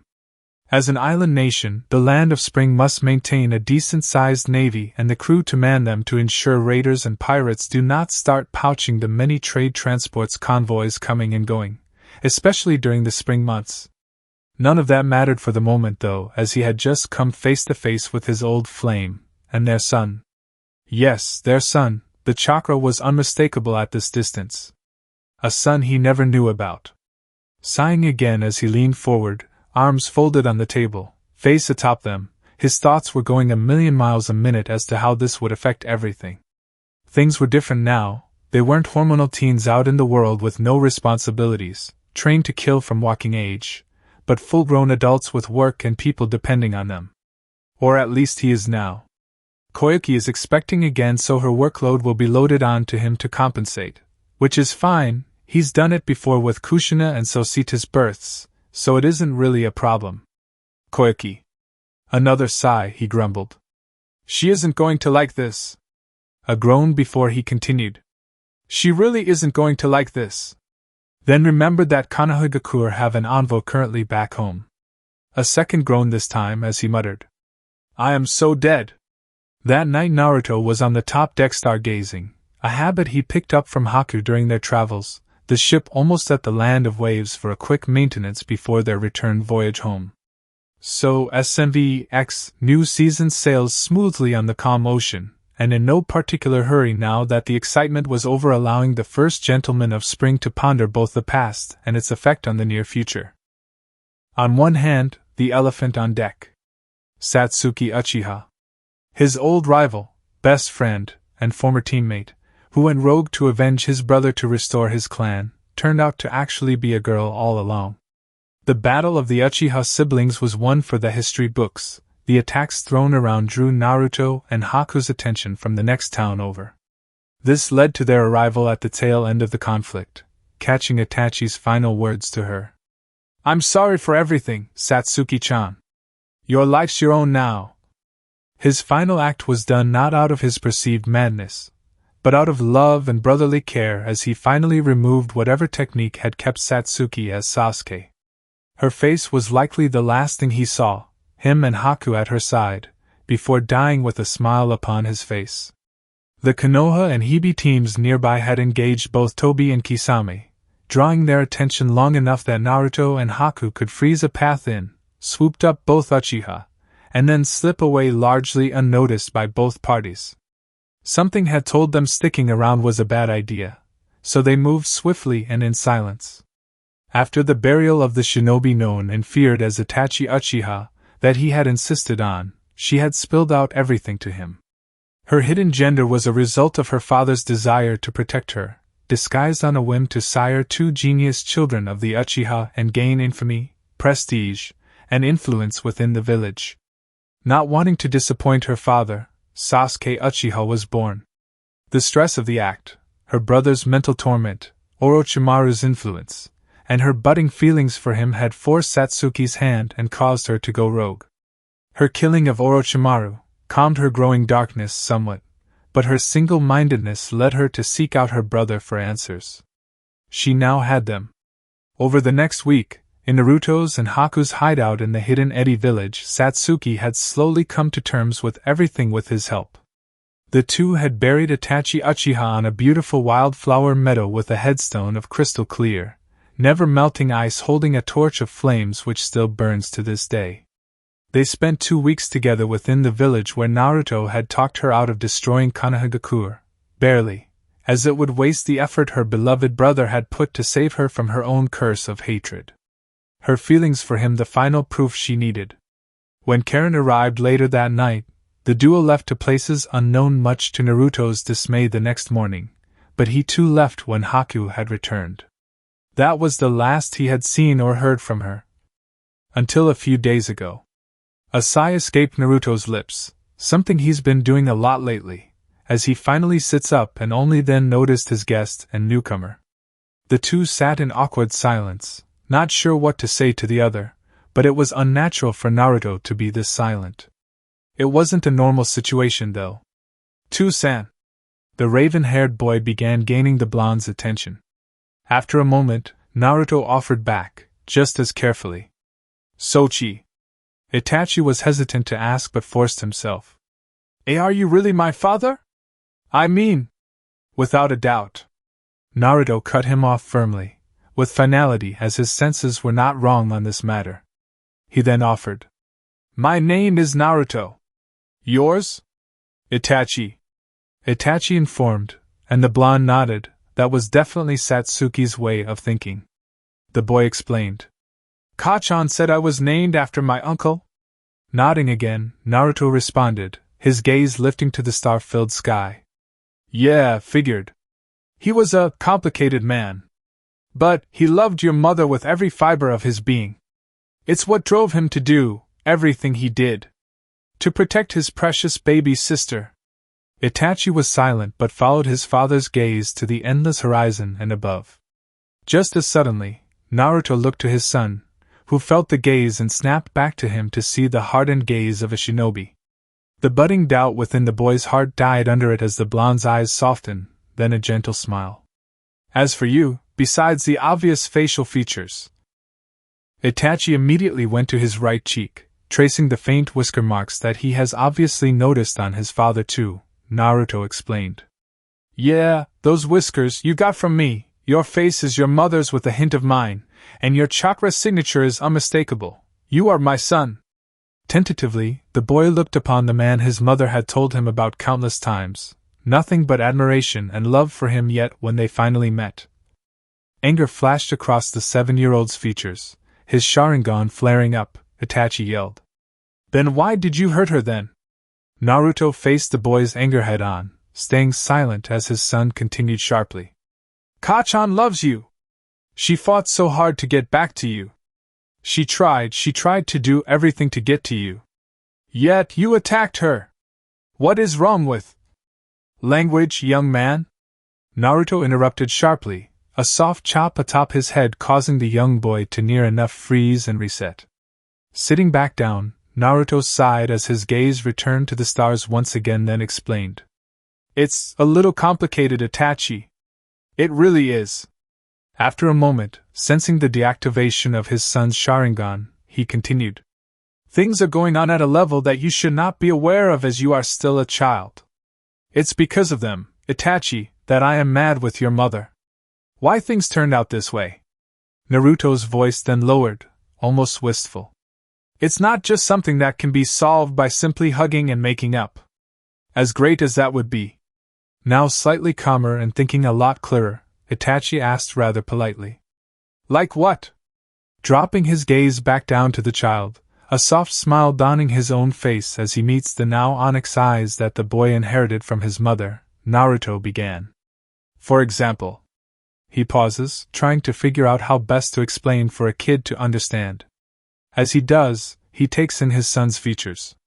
Itachi clearly got his hair, almost alabaster complexion from his mother, same with his eyes and hair color, but everything else was eerily similar to his own father, Minato.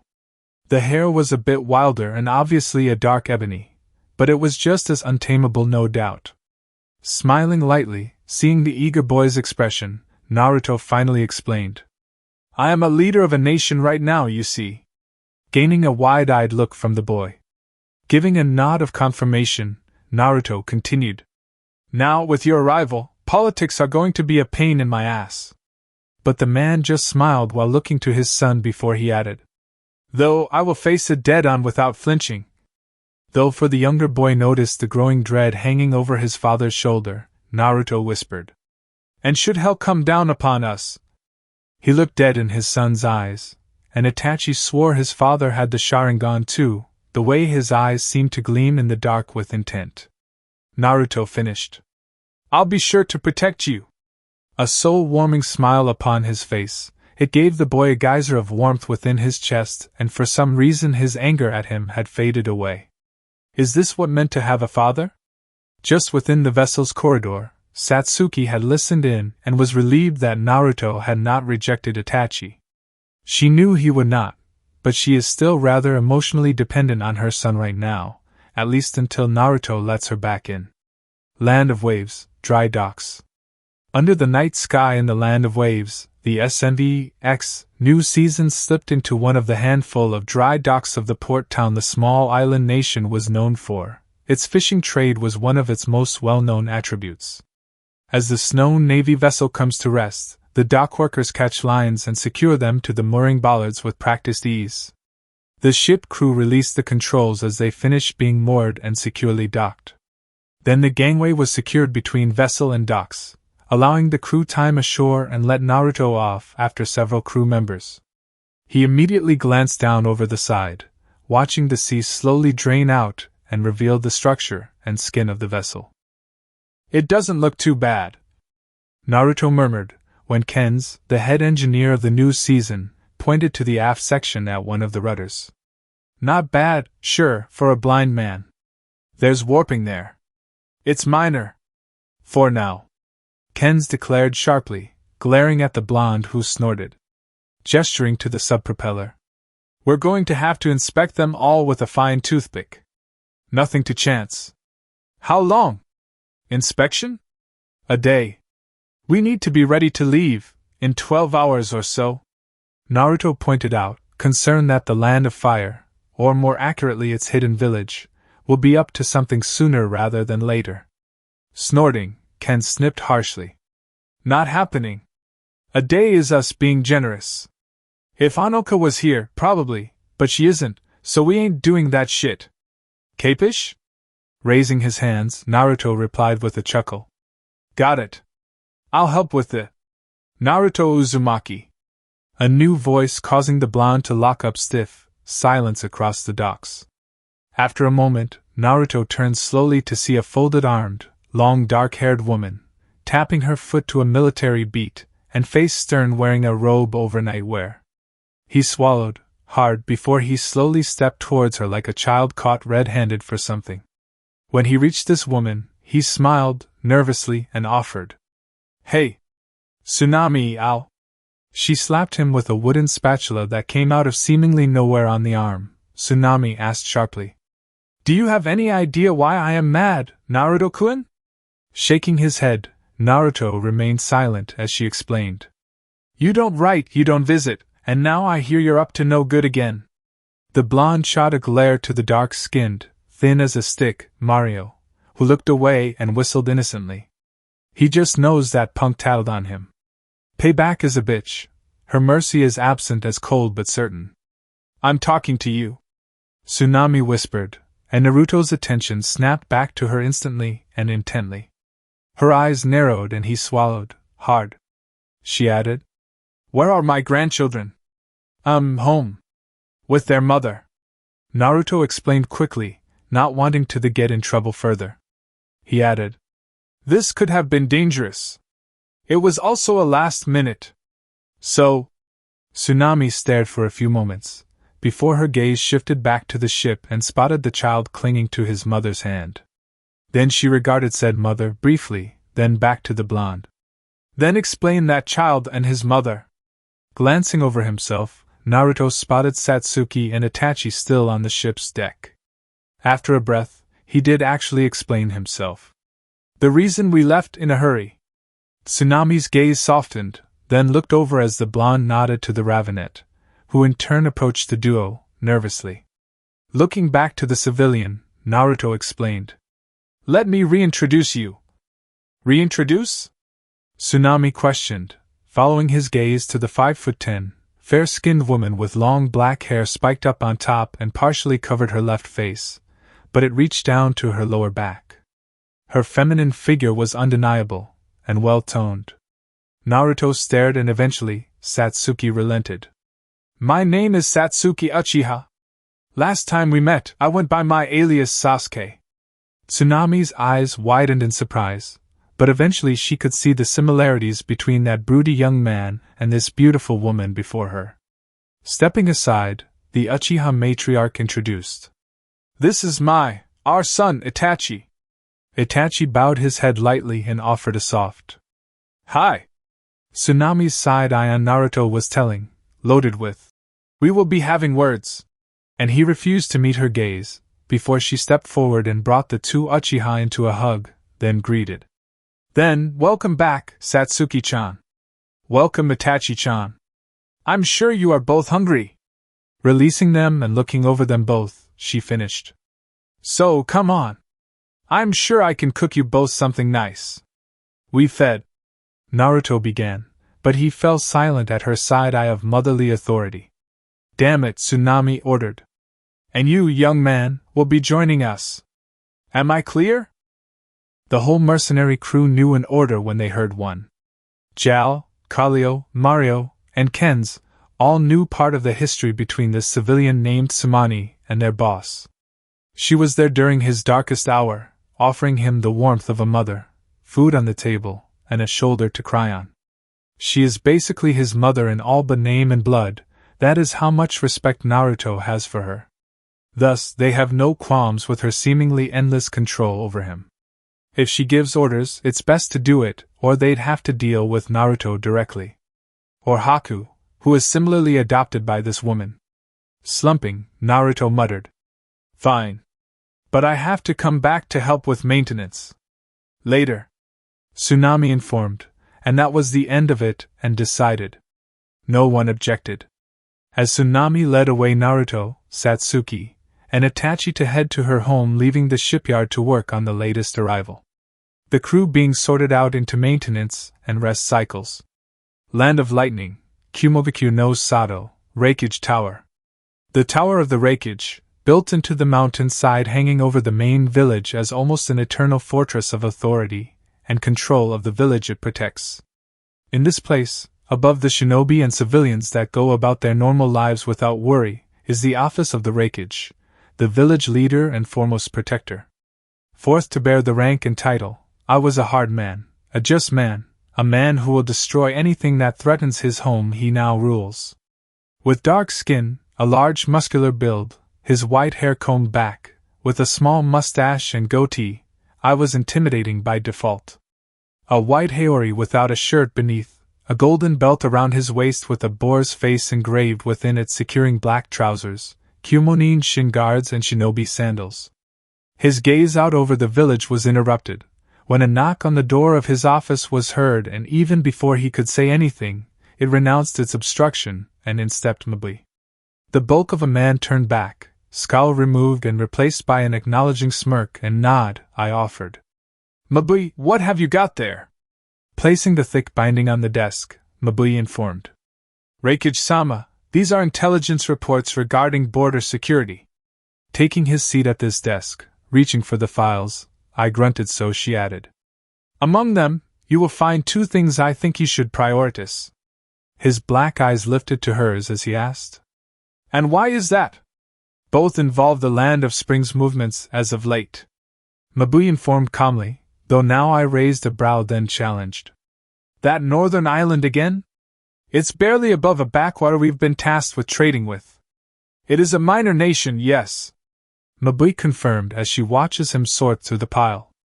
When he finds the marked ones mentioned prior, she elaborated carefully.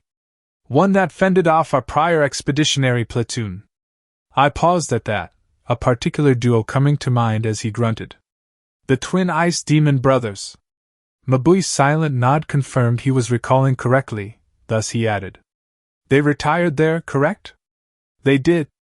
Then, is this them returning? I asked sharply, his eyes serious as he watched her shake her head, then she informed. Not that we are aware of yet. Kako-san's team confirmed it during the last round of negotiations. Exhaling slowly, I nodded, then commented. I still think we should not have removed them from our bingo book. 2 S-rank shinobi are battlefield shapers. Terrain modifiers. Too dangerous to ignore. That was before they married into royalty. Mabui informed, and he grunted again, his point remains potent. She shifted topic on to the reports. Previous interactions aside, we have since received confirmation that Konohagakure had sent a diplomatic team there for talks. I grunted again, so Mabui added. We intercepted their messenger bird and discovered that they are detaining said delegation. The Raikage paused, then looked up at her, both brows up. Detained a diplomatic envoy? That's ballsy. Nodding, Mabui confirmed. Indeed, however, it seems that 2 members of that delegation had actively used their bloodlines within the presence of her lady daimyo without authorization. Snorting, I grunted. If true, then that would be grounds for execution here. Indeed. Mabui confirmed, then waited for him to finish reading the scouting reports on the Northern Sea and the unidentifiable vessel traveling at high speed, suspected of belonging to the Land of Springs Navy. The tightening of his jaw told the secretary he just reached it, then flipped the report to the next page that depicted the journey taken by said vessel, that stayed just barely beyond their territorial waters by a breath.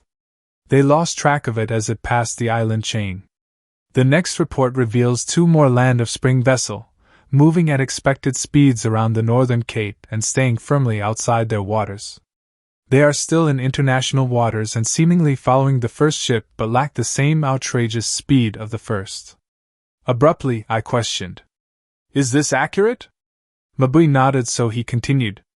This ship. The one moving at incredible speed. Have any of our spies located it? Not as of yet, she reported, and he nodded, then ordered. Contact the daimyo. I want 4 Navy ships ready to go and inspect the 2 stragglers. They'll know what that vessel is. Nodding, Mabui turned around and made her leave, but as she reached the door, I called out. And Mabui. She turned and witnessed him lean back in his chair slightly, shoulders still tense, as he added. Call Kakuo and his Jonin team in here. We need to understand Spring's intentions, and they know it best. Right away. Mabui reported dutifully and only left after seeing his nod of acknowledgement. I looked over the reports again, face neutral, and thought on this minor nation's capabilities. Admittedly, that Arctic island nation is not as incompetent or weak as many perceive them to be. He may have downplayed them, but he has already been made aware of their strengths. The minor, in their status, is purely down to population and not skill or ability. They are very much a rising nation, a future player among the Big Five. They would know, having failed to pressure them, failed to intimidate, and had their bluff called out, then given a rather nasty bloody nose in the process. With a grunt, I muttered. Still think Derry went overboard with calling them the Twin Ice Demon Brothers. In my opinion. Flipping through the reports, he grumbled. Even if it made our defeat somewhat tolerable. Land of Fire. Hidden Leaf, Hokage office. Tsunade glances up from her sake to see Might Guy appearing in a swirl of leaves, causing her to raise an eyebrow before glancing to the clock. Only a few hours before sunrise must be important if they sent back the fastest among them, and not a messenger bird. Why not a summon then? Lady Hokage. We must act fast. Guy started immediately, getting her to nod, placing down her saucer and swallow the sake she was nursing. Tsunade then asked. What happened exactly that caused you to return? Naruto-san's involvement. Guy informed, and that immediately killed the buzz the Hokage had begun to feel. Purging her system completely, instantly, Tsunade straightened up and ordered. Give me a full report. Shaking his head, Guy insisted. No time. We need a few teams to meet with Kakashi at the Great Naruto Bridge. The Great Land of Waves? Why? That is where we believe that Naruto took Sasuke and her son. Guy informed, and now Tsunade was thoroughly confused. She questioned. You said her son? Guy, assuming I didn't mishear you. You did not. Guy reported firmly, so the Senju nodded, then flicked her hand and the Umbu guards vanished to grab the quick reaction team on standby. Tsunade then pressed. Explain. Nodding seriously, Guy reported. We managed to trap Sasuke on a cliff side. Myself, Kakashi, Asuma, and Kurenai had her and her son surrounded. Her? Sasuke is a male. Tsunade cut in again, getting a nod from her jonin. Guy informed. We believe that it was some kind of cover-up. Not only that, but it seems that Naruto knew about it. He did? Yes. For he is the father of her son, Guy reported. Tsunade stared blankly at the bowl-cut jonin for nearly a full 10 seconds before that registered. When it did, she nodded once, twice, thrice, and then asked, Are you certain? According to the child himself. Guy began, recalling the snippets they overheard upon arrival. His father and mother were at each other's throats when they were younger. Nodding, Tsunade confirmed. Sounds about right. Exhaling hard, she asked. Anything else? Nodding, Guy informed.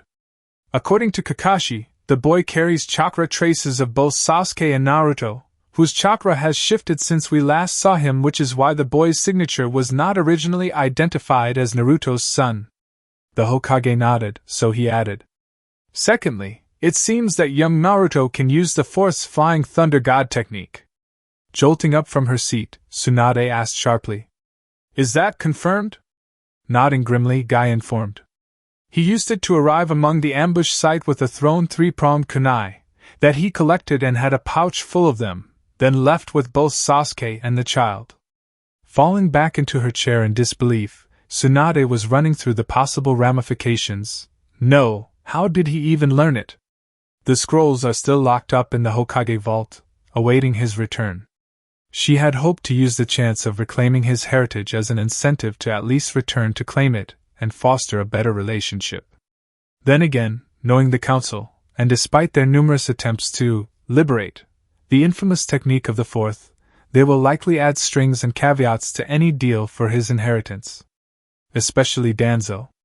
He claims to have retired, but Tsunade knows full well that he is nothing of the sort. Sighs constantly. Running into Team 7. Routine is getting old already, so hopefully Sakura or Kiba can earn at least special jonin soon and she can dissolve the final team from the Konoha 12 era. One thing at a time. Tsunade looked at the reporting jonin and asked. Anything else of note? Grimacing, Guy informed. Sasuke is not the holder of the Fox contract like we believed she was. It was Naruto's contract, right? Tsunade preempted, seeing that a mile off and the complications that causes. She's seen the initial reports and the mass casualties coming back within the next half hour. Guy nodded, then reported. Yes, Lady Hokage. He also, has Sage Mode. Tsunade wasn't even surprised at this point. Of course, Naruto did something this impossible and casually just. She didn't even flinch at the sudden and abrupt crash on the floor. Guy glanced over to see Jiraiya getting up from his place on the windowsill. The Toad Sage inquired quickly. Sage Mode? With the foxes? Are you certain? Nodding once, Guy reported. Positive. Kakashi confirmed it with his Sharingan. Jiraiya went silent, contemplative for a moment, then looked to Tsunade and informed. I'll head to wave myself. If there's a fight, only a sage can fight a sage. Tsunade nodded, then informed. Just remember, Land of Waves is incredibly loyal to Naruto, and we have no diplomatic ties or agreements with them. Any wrong move and you'll be fighting a mob of civilians, and there's no way to spin that kind of thing. Jiraiya nods once, then vanished in a puff of smoke. A shadow clone. The real one had already left, heading toward the Land of Waves. The second guy had said that is where Naruto was. Now he just had context. Curious, Tsunade asked. Then do we know if the boy has the Sharingan or not? Shaking his head, Guy reported. We do not know that, Lady Hokage. It is highly likely to be the case, but no confirmation as of yet. Nodding, Tsunade was about to ask more questions, but a fresh Jonin team stepped into the office, having been called in by the Umbu, so she switched gears. She began. Thanks for coming, Team 25. This is a reinforcement and recovery mission. You will be deploying with Mike Guy here to support Kakashi and Jiraiya on the border with the Land of Waves. Land of Waves, dry docks. At the same time, the sound of welding torches, saw blades, and workers yelling rang out despite the early morning hour. The coordinated chaos was all focused around the one sailless vessel sitting in the dry dock, and many of the voices were exactly the same. All shadow clones of one man. They littered the place, but not outnumbering the actual workers. As they stood on the side of the ship's hull, inspecting the lines, others were inside calibrating under the watchful eyes of Ken's, or carrying supplies for the other work crew. It was all hands on deck to ensure that the pride of the Research and Development Bureau, SNVEX, new season, could comfortably get home in one piece. The damage suffered from a several-day, high transit action was expectedly noticeable, and no doubt the eggheads back home will want to fully inspect it when it returns. So just enough to get back. Nothing more. Among the chaos, Satsuki arrived and approached the vessel hoping to prompt a conversation without pushing it. She had spent time with Tsunami, talking over tea and food until Itachi fell asleep. After putting him to sleep, she came to try make headway on bridge building. He's her blonde and knows the distance between them is tense, but also senses that he is keeping something from her. Something big. Probably. It's been nearly 8 years since they were together. So, yeah? Reaching the edge of the docks, Satsuki peeks over to see 3 separate groups of 3 Naruto clones walking along the hull, as if it were the ground, while several crewmen have rappelled in harnesses and carrying out inspections or adjustments. The Uchiha looked around further, hoping to be able to find the real one among the 24 shadow clones.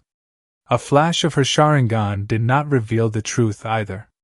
Abruptly, a woman arrived at Satsuki's side. A short tomboyish woman with brown hair, tied back and secured by a blue bandana, sipping her coffee and offers the spare one to the Uchiha. Seeing the confusion, the woman introduced herself. "All right, name's Kallio. Helmsman of the new girl." Kallio gestured to the ship currently being worked on by the crew, so Satsuki nodded and accepted the coffee. The crewman then added, "Take it you're looking for the boss?" Swallowing the bitterness in liquid form, Satsuki cleared her throat while she nodded, so Kallio informed. "He ain't here." "How do you know that?" "He's with the captain and Mario near the bridge," Kallio mentioned, causing the Uchiha to fall silent for a moment.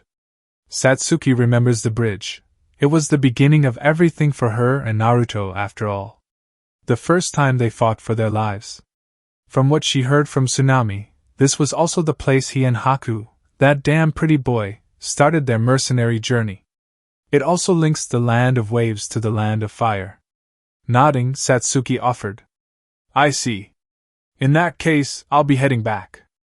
Kallio hummed into her coffee cup, watching the woman place down the barely touched offering on the railing, before walking away. She didn't say anything, but she kinda wished she did.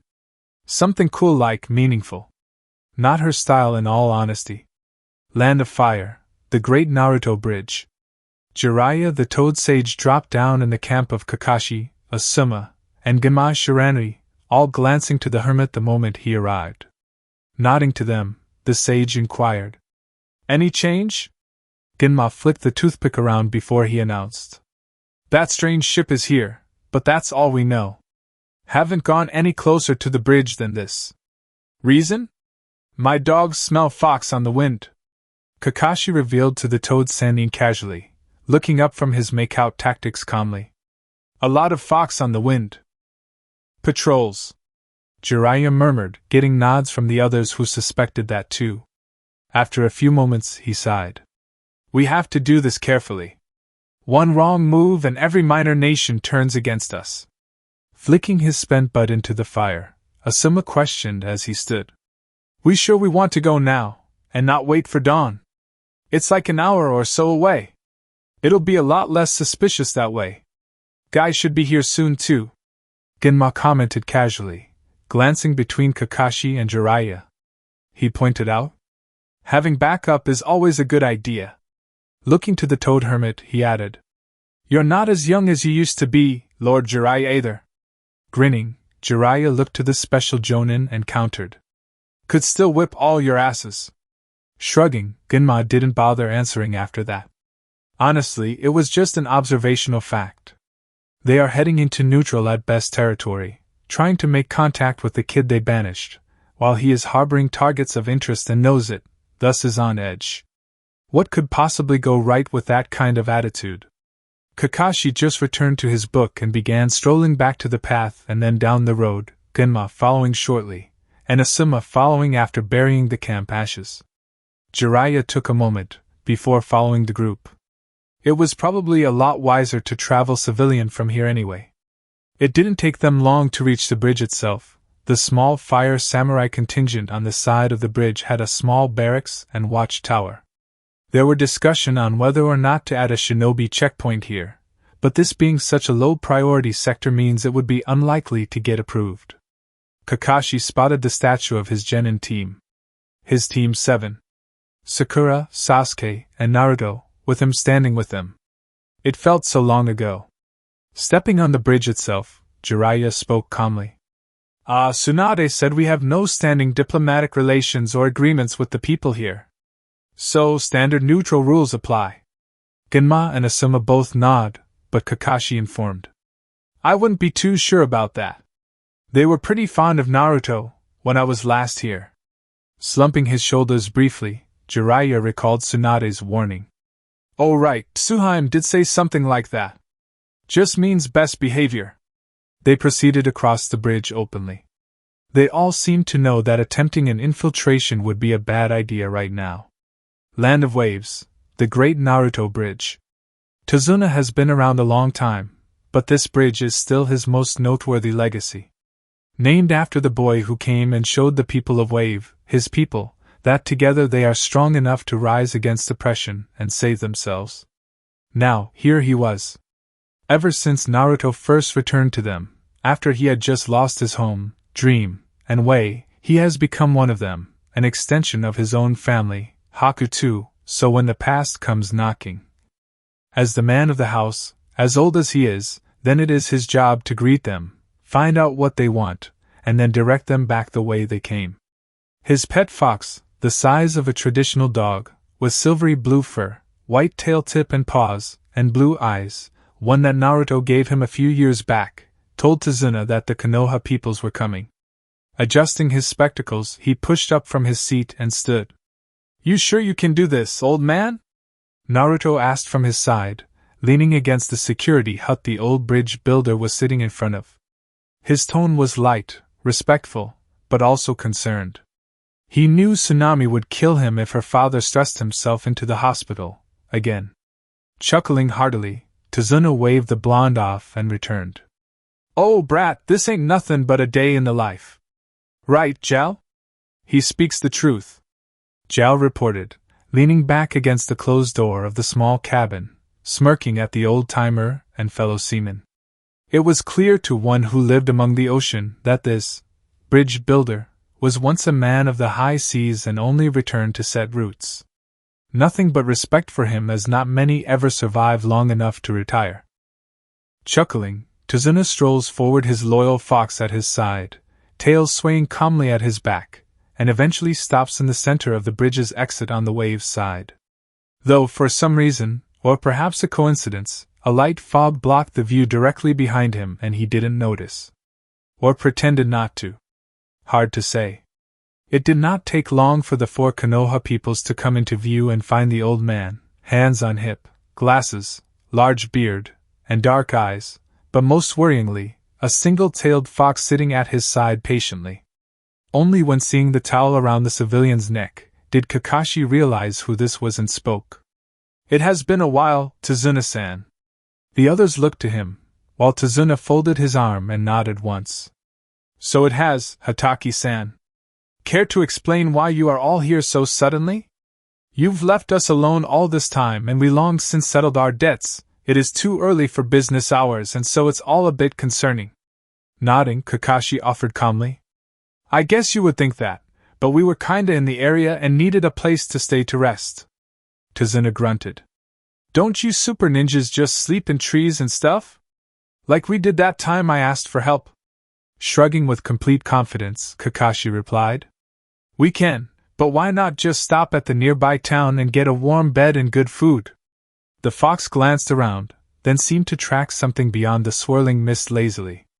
Is that the only reason? Tazuna asked, though he did not exactly sound convinced, and was merely humoring them. Scratching the back of his head easily, Kakashi let out a chuckle as he explained. Hi, that's all. Though we wouldn't be adverse to seeing the sights and shopping for our supplies while we are here. With your permission, of course. After a very awkward stare down lasting a few seconds, Tazuna grunted then instructed. Okay then. You can see the town, you'll find the inns and shops there. Kakashi nodded, relaxing slightly until the civilian added. Though, the warehouses and docks are off limits. The other Konoha people shared looks, then looked to Kakashi, who asked, Is there a reason for that? Surely. You said you were here to rest and shop. Tazuna stated, repeating the Jonin's words back to them to remove ambiguity from this discussion. This was obviously noticed by the shinobi and prevented any wriggle room for misinterpretations for plausible deniability claims. He then gestured vaguely to nothing. Then you don't need to be at the docks or warehouses. That is our main economic concern, and we have many private interests that won't take too kindly to your land of fire folks coming round air inspecting their goods. A perfectly reasonable boundary that many would support if challenged. They may be neighbors, but land of waved laws are likely to not be the same, word for word, as the land of fire's own. Plus, no diplomatic relations or deals means that there is no precedent for joint inspections. No legal claim means that any inspections performed would be a violation of the authority of the government here in the land of waves. Not a single minor nation would stand idle at that. Especially, the land of iron, the samurai nation. With a discreet sigh, Kakashi glanced to the large white-haired man before he answered. That is understandable. Tazuna nodded once, then the fog seemed to disperse around him. Good. Just don't cause trouble, you heir? Enjoy your stay. He then turns around, gesturing with a hand to the fox. Come on, boy. The fox instantly followed him obediently, before Tazuna added. Jiao boy. Tell your guys and gals the same. No trouble, ya heir.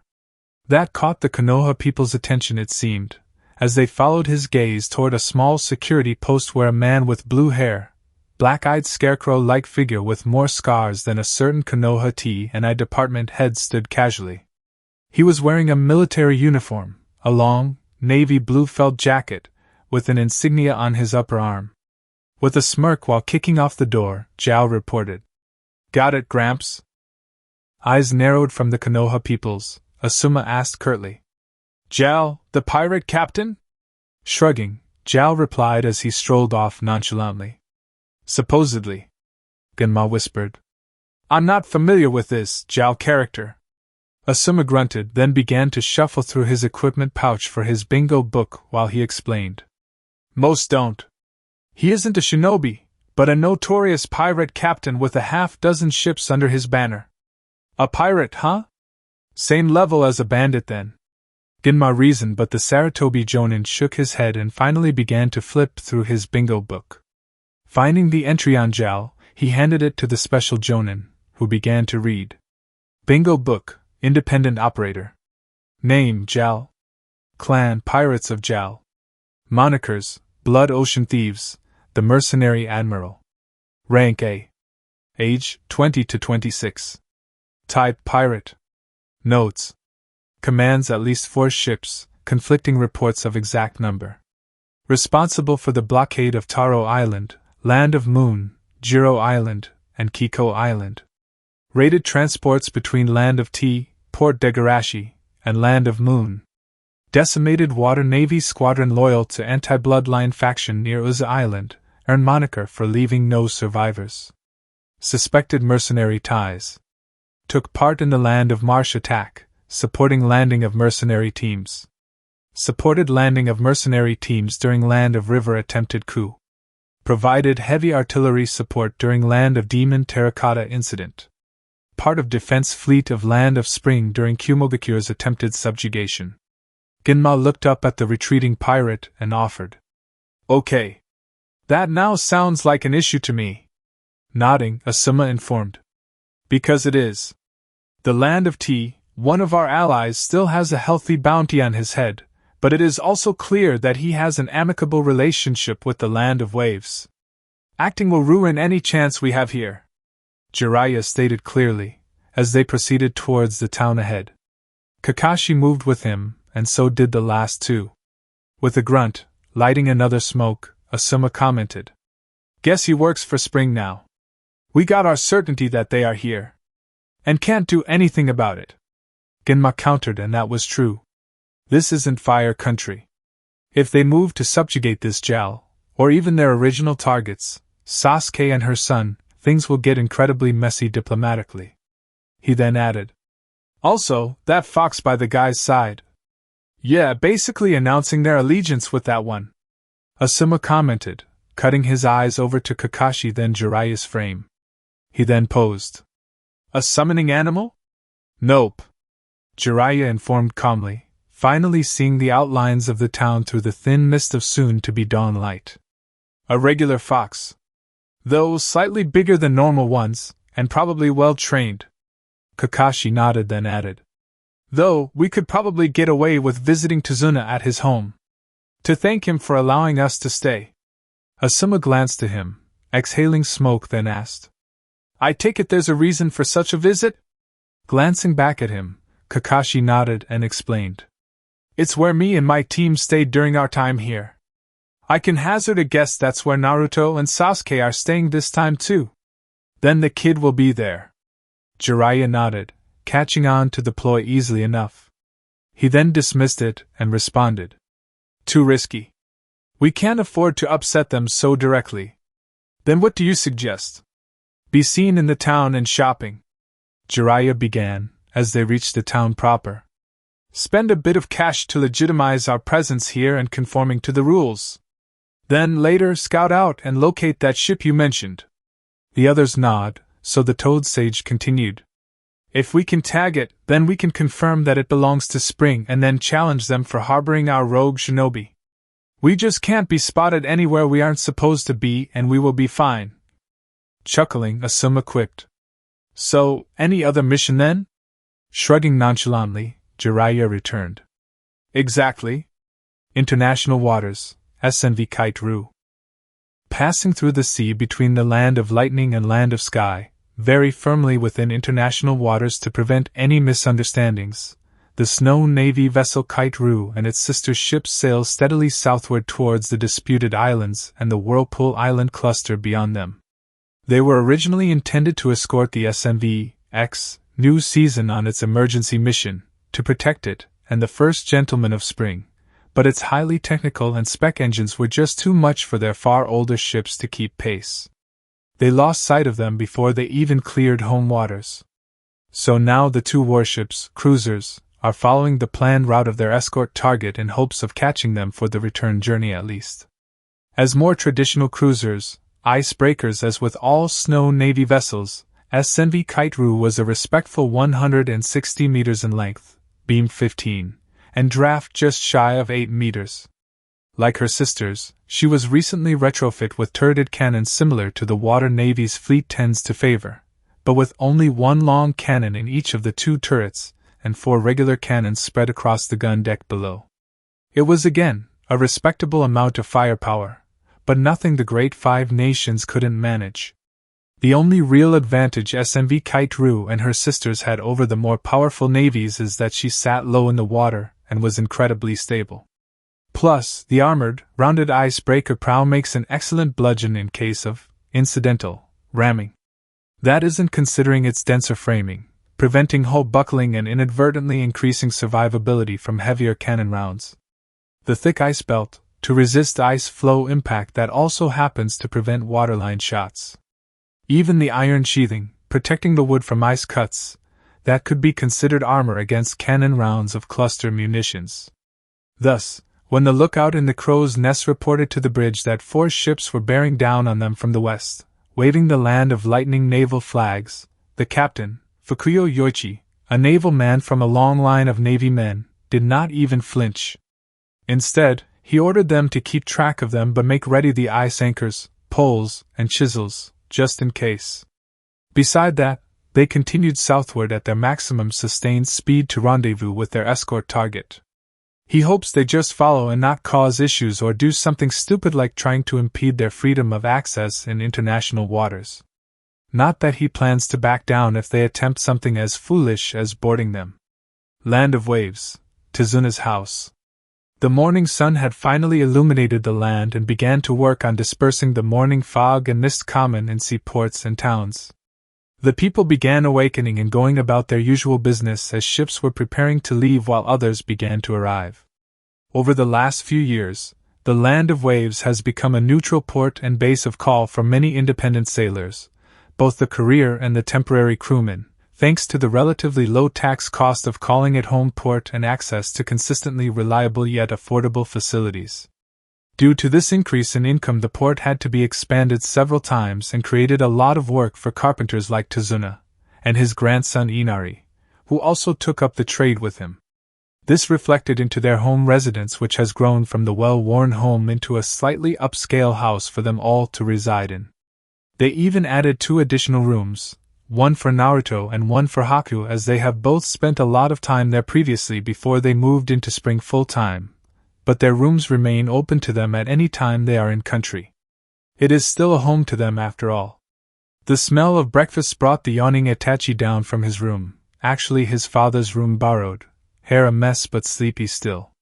He was the only one completely unaffected by the weird tension surrounding his parents, Satsuki and Naruto, who have been tactically avoiding mentioning anything, despite the Uchiha attempting to. "Morning, Itachi-kun," Tsunami called out from the kitchen, causing the boy to look over and nod. Itachi mumbled, "Good morning, Tsunami-san." He blinked a few times before noticing the table empty, thus asked, "Have you seen my Two-san? I know my Kachan is still asleep, but I haven't seen him yet." Shaking her head gently, Tsunami begins plating breakfast while she replied, "Last I heard from my father was that he and Inari were down by the docks. They are trying to get the ship ready quickly." Settling down at the seat, Itachi nodded, and she explained while turning to face him. "It turns out that people from Konoha came earlier." Itachi stiffened visibly. Tsunami placed down breakfast and smiled. "Not to worry, Itachi-kun. We protect our own.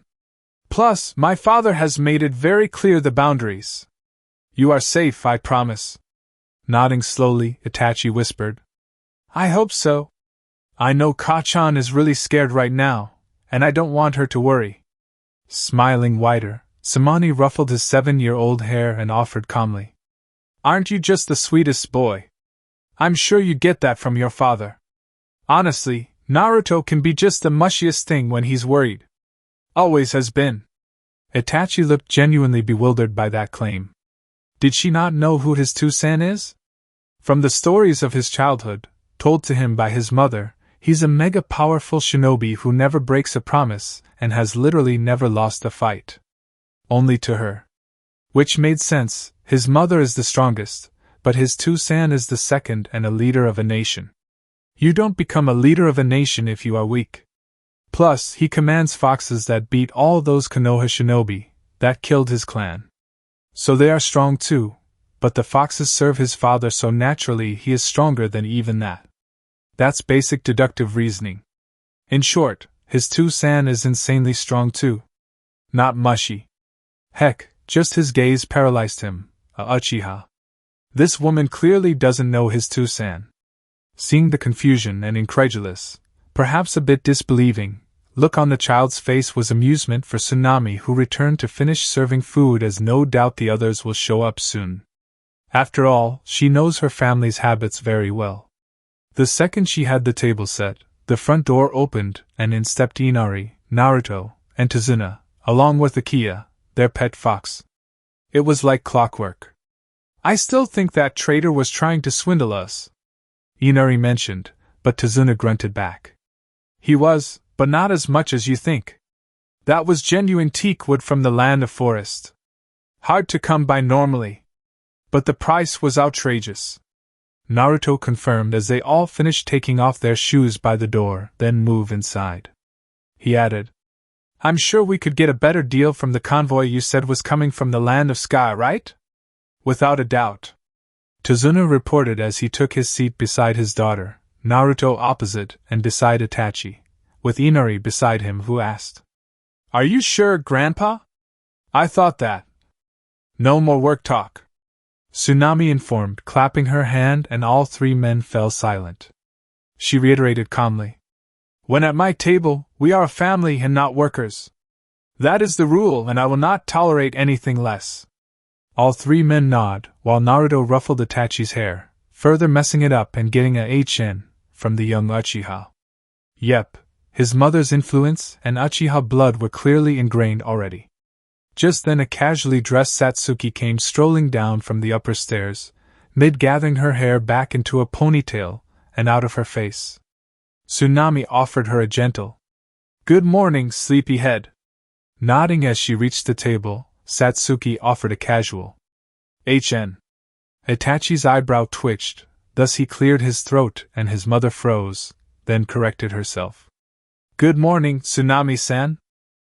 Amusement played across the lady of the house's features. She has thoroughly enjoyed the mother-son dynamic between Satsuki and Itachi. Though she also much preferred this version over her male alias, who was always so broody and sharp-edged. Tsunami then offered, "Thank you for the food." "Thank you for the food." Everyone chorused back and breakfast began in earnest. Land of Waves, Dry Docks. At the docks, the final work had been completed and the crew of SNV-X New Season were collecting their tools and packing up shop. Several dock workers were also loading up some supplies, bought and paid for by the local hero, using the large cargo cranes to lower it down onto its deck. Mario, the dark-skinned, thin as a stick, former resident of the Land of Lightning, and radio operator of the New Season, was inspecting a crate of citrus fruits, grapefruit, limes, and star fruit, when he noticed something slightly off with the weight. Seemed lighter than the paperwork. Not by much, probably just a paperwork discrepancy and lazy staff members, and normally he wouldn't even bother, but they all knew that Konoha shinobi are in town right now too.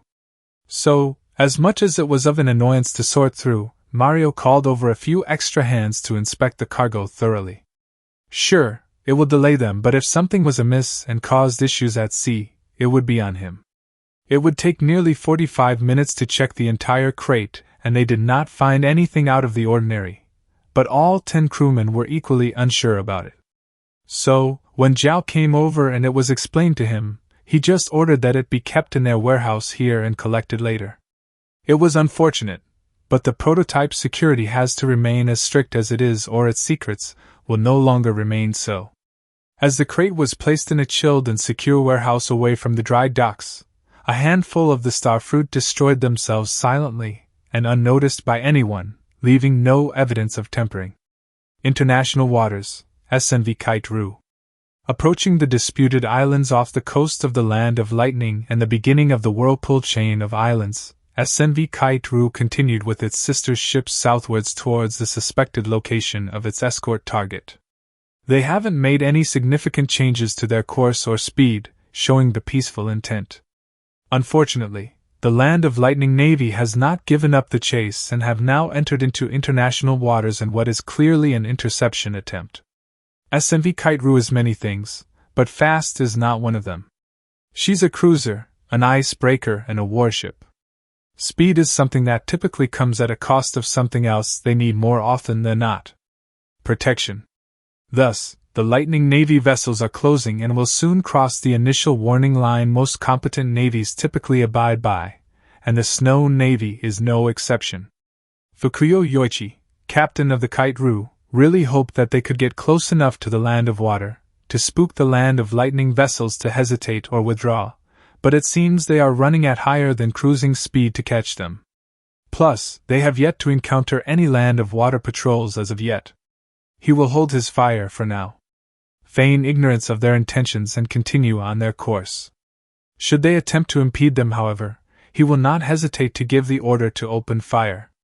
Even if they are supposedly on the same side, in accordance to the latest treaty talks. This is lightning they are dealing with after all.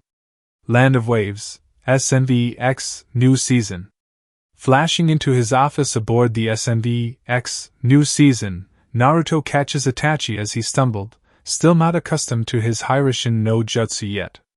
Once he was on his feet and steady, the blonde headed towards the door when Satsuki called out, "Naruto, can we?" "Not now," Naruto replied without turning back, pulling the door open. As he stepped out, he finished, "We have to get out of here before something stupid happens." Letting out a tight breath, Satsuki did not object yet. He's still mad with her, it seems. On the upside, he has accepted Itachi without hesitation, and so things are looking up for them. They are safe. Though, she is incredibly curious as to what he had whispered to Tsunami before they left. The woman was nearly glowing in excitement and happiness suddenly. That's for later, as she led her son out of the office and out into the corridor. They should be leaving soon, so they have to stay inside until then. Stepping onto the bridge, Naruto came face to face with Jal, Kallio, Mario, and Ken's at their various stations, with the bridge crew all preparing for departure. The hum of the chakra engine was felt as much as it was heard.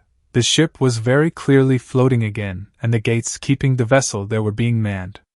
Zhao glanced back at the blonde as he entered and offered.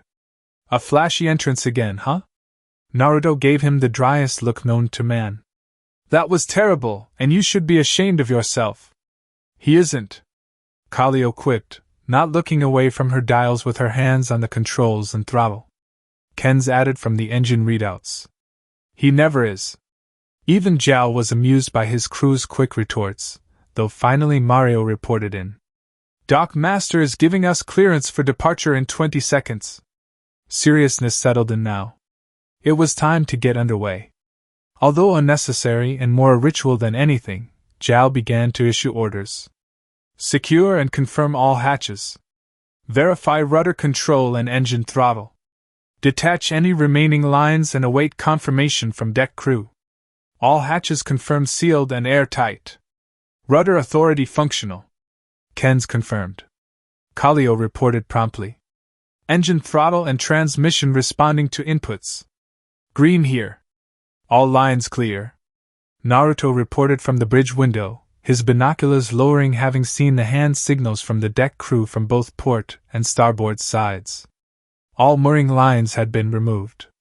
Nodding, Zhao looked to Mario and asked, Status?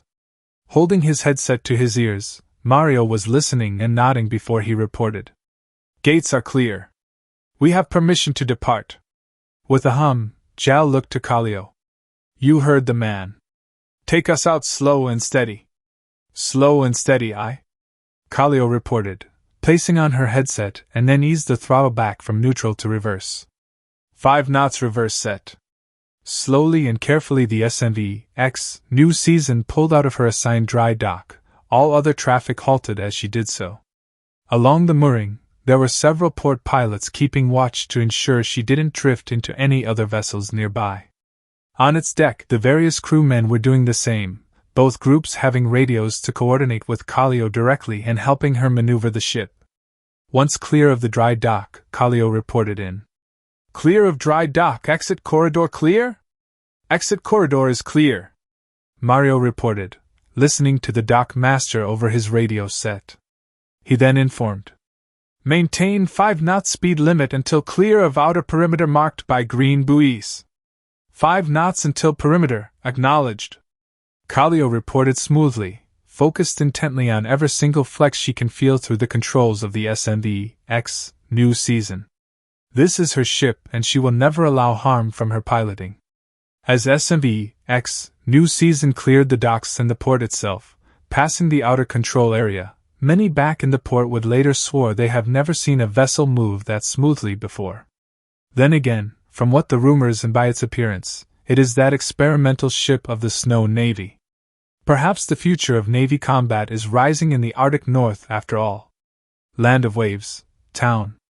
Atop a local inn within the town center, Jiraiya, Kakashi, Ginma, and Asuma had watched the strange vessel pull out and depart from the Land of Waves with little fanfare. From the limited rumors around town, it was a potentially experimental ship for the Snow Navy and was currently undergoing sea trials when it needed to stop for repairs here as the closest allied port of call. It was clearly a fabricated rumor, as the Konoha shinobi realized the lack of mention regarding the nature of said sea trials, or the fact that it had entered the Land of Fire's territorial waters prior to stopping here. Besides, why would it come so far south from the Land of Snow just to conduct its sea trials? But the narrative was sound and solidifying among the residents as truth. It benefited them after all. A fellow minor nation choosing and trusting them to help their no doubt expensive and advanced warship when stranded from home. It's a PR win and they didn't even need to do anything. With a grunt, Jiraiya stated flatly. We were too late. Boxed in two, Asuma commented, watching the ship putting more and more distance between them. Our seal tags never made it aboard either, Jiraiya commented, recalling how the fruit crate had been redirected to a warehouse and not aboard the ship due to a weight discrepancy and paranoid crew. Then, we should report back, Kakashi informed casually. They all remained there for a few more moments as their targets sailed away and on an unspoken signal. They too vanished from the land of waves. Chapter 5, Dynasty of Home. International Waters, SNV Kite-Ru. According to the maps and charts, the SNV Kite-Ru and her sister ship have remained firmly within the international waters acknowledged by all sea-faring nations. It hasn't even intruded into the waters of the still internationally disputed islands to their northeast, when many others would have.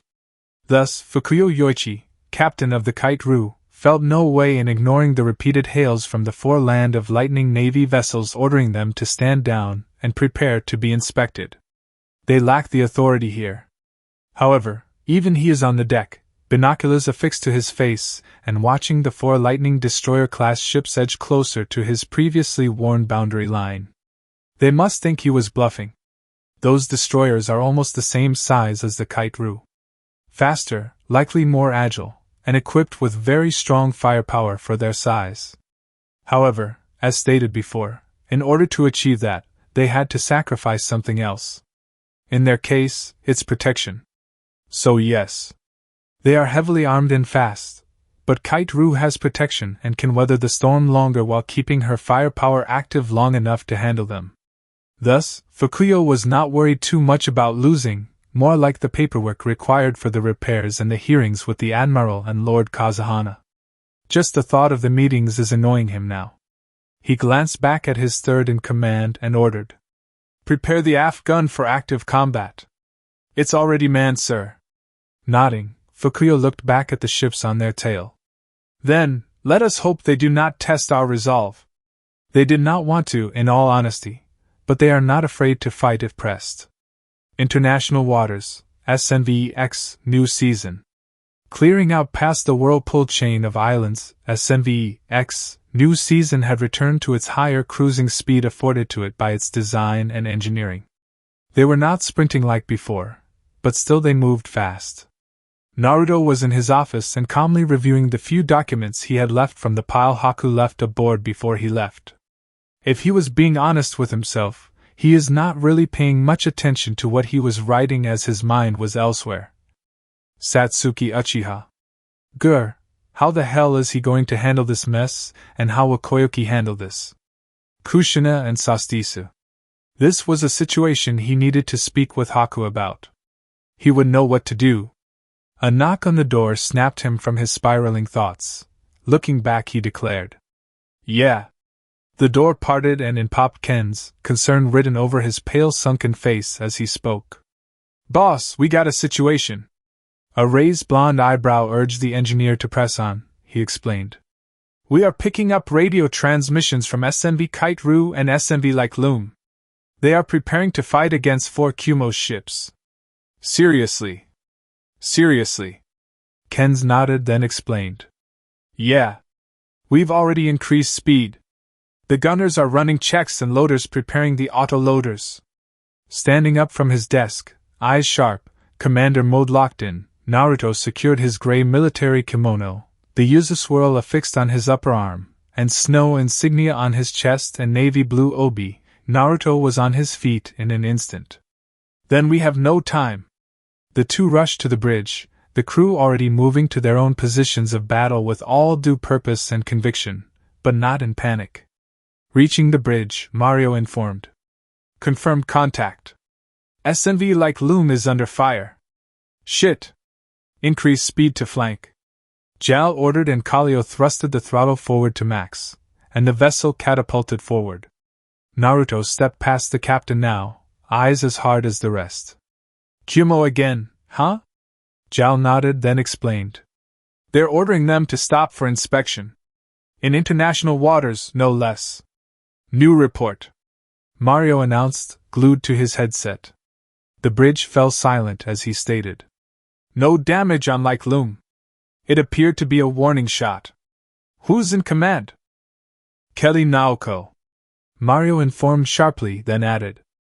Fukuyo Yoichi is in command of the SNV Kite-Ru. A sharp simultaneous exhale from both Jal and Naruto at the second name, the blonde stated flatly. Yoichi won't like that. No, he won't. Jal confirmed and then looked at Kallio, then asked. How long until we enter the combat zone? At current speed, 2 minutes. Kallio informed, eyes fixed forward at her displays. I don't want to burn out our engines, so that's the best we can do. Not worth the risk. Jal confirmed and the others agreed. Naruto then asked. Where is Satsuki and Itachi? We put them in their cabin. Jal informed calmly, and the blonde nodded. So he added. What do we have loaded in our guns for first strike? Inaba, an older gentleman, black hair with gray bangs, and former samurai in charge of fire control reported. We currently have the 1-2 combo loaded. Explosive then solid slug. We have time to change it. No need. Jal countered, then instructed. I want the explosive as our warning shot. And then immediate follow-up, assuming they persist, to punch right through their armored bridge. Decapitation strike, aye? Inaba confirmed calmly. Jal then glanced to Mario and ordered. Inform SNV Kite-Ru and SNV like Loom that we are almost there. Mario began relaying as such, when Naruto added. Tell them I want them on return fire only. No warning shots before we get there. Mario added that on, but Jal regarded the blonde and parroted. Yoichi won't like that. Nodding, Naruto returned.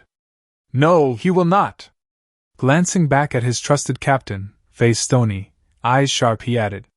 But the last thing we need is to kickstart a damn war, or reparations. If they fire first, then I will freeze their butts to the wall. Legally. Jal nodded once, understanding that, and replied. Then let's hope they back off. For their sakes. Entering combat zone. Kallio informed the bridge. Inaba then added. Weapon systems tracking, but out of range. Naruto returns to stand beside the captain's seat and recovered a second set of headphones, to listen to the radio chatter. Understood. Defensive posture only. Come about to 010. New season is coming in hot. Check safeties. They are slowing. Approximate speed, 15 knots and falling. Their cannons are still powered. Stay on guard. Visual confirmed. New season coming in from bearing 195. Mario spoke next. Confirmed. We are guns hot. Confirmed. Is Lord Kazuhana aware of the situation? Naruto spoke now. I am Captain Yoichi. You have my praise for your courage. I shall take command now. Confirm? Understood, my liege. Fukuyo Yoichi reported over the radio, and Naruto nodded before looking at Mario and ordered. Put me on an open frequency. Open frequency selected. Mario reported and Naruto took a breath, before his voice hardened to titanium as he spoke formally. Ships of Kaminari no Kuni Navy. This is Regent Naruto Kazuhana of Haru no Kuni aboard the Snow Navy vessel New Season. A short pause before he lowered the baritone in his voice. You are in breach of international maritime laws. You are to cease your boarding attempts immediately. Failure to do so will result in immediate counter-action under my authority as stand-in daimyo. You have 30 seconds to stand down. Everyone held their breath as finally SNV X New Season had reached its two escorts, SNV Kite-Ru and SNV Like Loom, and slowed into a loose formation, its guns tracking the suddenly holding Lightning Navy vessels, the two cruisers drifting on its flanks. Surprisingly, the next voice was not from the Lightning Navy vessels, but rather a nearby Water Navy patrol group. 3 frigates had overheard the open communication, and their squadron leader spoke. This is the Water Navy vessels approaching from your bearing, 123. Do you require assistance, New Season? Naruto continued, same formal tone. That all depends on the Kaminari no Kuni vessels. For destroyer-class ships, guns hot. Acknowledged, New Season. We are inbound at best speed. If they are receiving, Know that this will be logged and any claim will be supported. Naruto nodded. I appreciate the assistance, Water Navy Patrol. For 30 seconds, no one moved. No one dared. Everyone was pointing guns, but no one was shooting. And Naba had his hand hovering over his console. Kallio was twitching on the controls, preempting evasive action. Mario barely breathed, he was focused so hard. Kenz was praying silently. Zhao was watching the distant destroyers with total focus, Naruto at his side. Finally, the Lightning Navy ships powered down their guns and began to turn around. No one moved from their ready positions. All 3 Snow Navy ships' main batteries tracked their every movement, taking no chances. This was the land of lightning they were dealing with after all. Only after the left visual range did the tension lessen enough for normal breathing to resume. In fact, it was the radio call from the Water Navy vessels that broke the stillness. Snow Navy vessels. This is Commander Utsumi Shigeki of the Water Navy vessel Ripple Comet. Has the situation been resolved? Yes, it has, Commander. Naruto replied calmly, breathing out slowly and looking around the tense bodies of the crew. After a moment, he added, Thank you for your assistance. Not at all. Utsumi responded sharply, then added, We've dealt with their probing incursions before. Do you require anything else? No, we are fine, thanks. Naruto confirmed, then added, We will be on our way. New season out. The line cut and the 3 ships moved on together, heading back home. What a day it has been. First, it was escaping Konohagakure. Then a run-in with the Land of Lightning Navy. The remaining week back to spring was an uneasy tenseness among the crew. Itachi seemed to be the only one unaffected by it somehow. Satsuki could feel it, and it seemed to drown out even the tension between her and her blonde, who was even more distracted by whatever happened when they were ordered to their cabin. She would later find out from Kallio just how close to war they had been, which caused the Uchiha matriarch to be in a weird place. On one hand, her blonde just once again proved his dominance over the Land of Lightning this time. It is clear he was the strongest and her best match. She should swoon, if she wasn't a professional Uchiha. On the other hand, this had completely overshadowed her own problems and taken her blonde from her. Land of Lightning, Kumogakure, Raikage Tower. A day after the confrontation, Mabui burst through the door of the Raikage's office and stated, We have a problem. I, Darui, C, and Killer B all glanced up from the academy exam results to regard the woman's frantic nature. It was rare after all. As she approached with a small file, she elaborated. The Navy was a bit too forceful in its attempts to secure the snow ships and followed them into international waters. Frowning, I asked, Why would they do something so reckless? Handing over the report, Mabui reported. Unsure, but they went as far as to fire warning shots to slow down. Damn.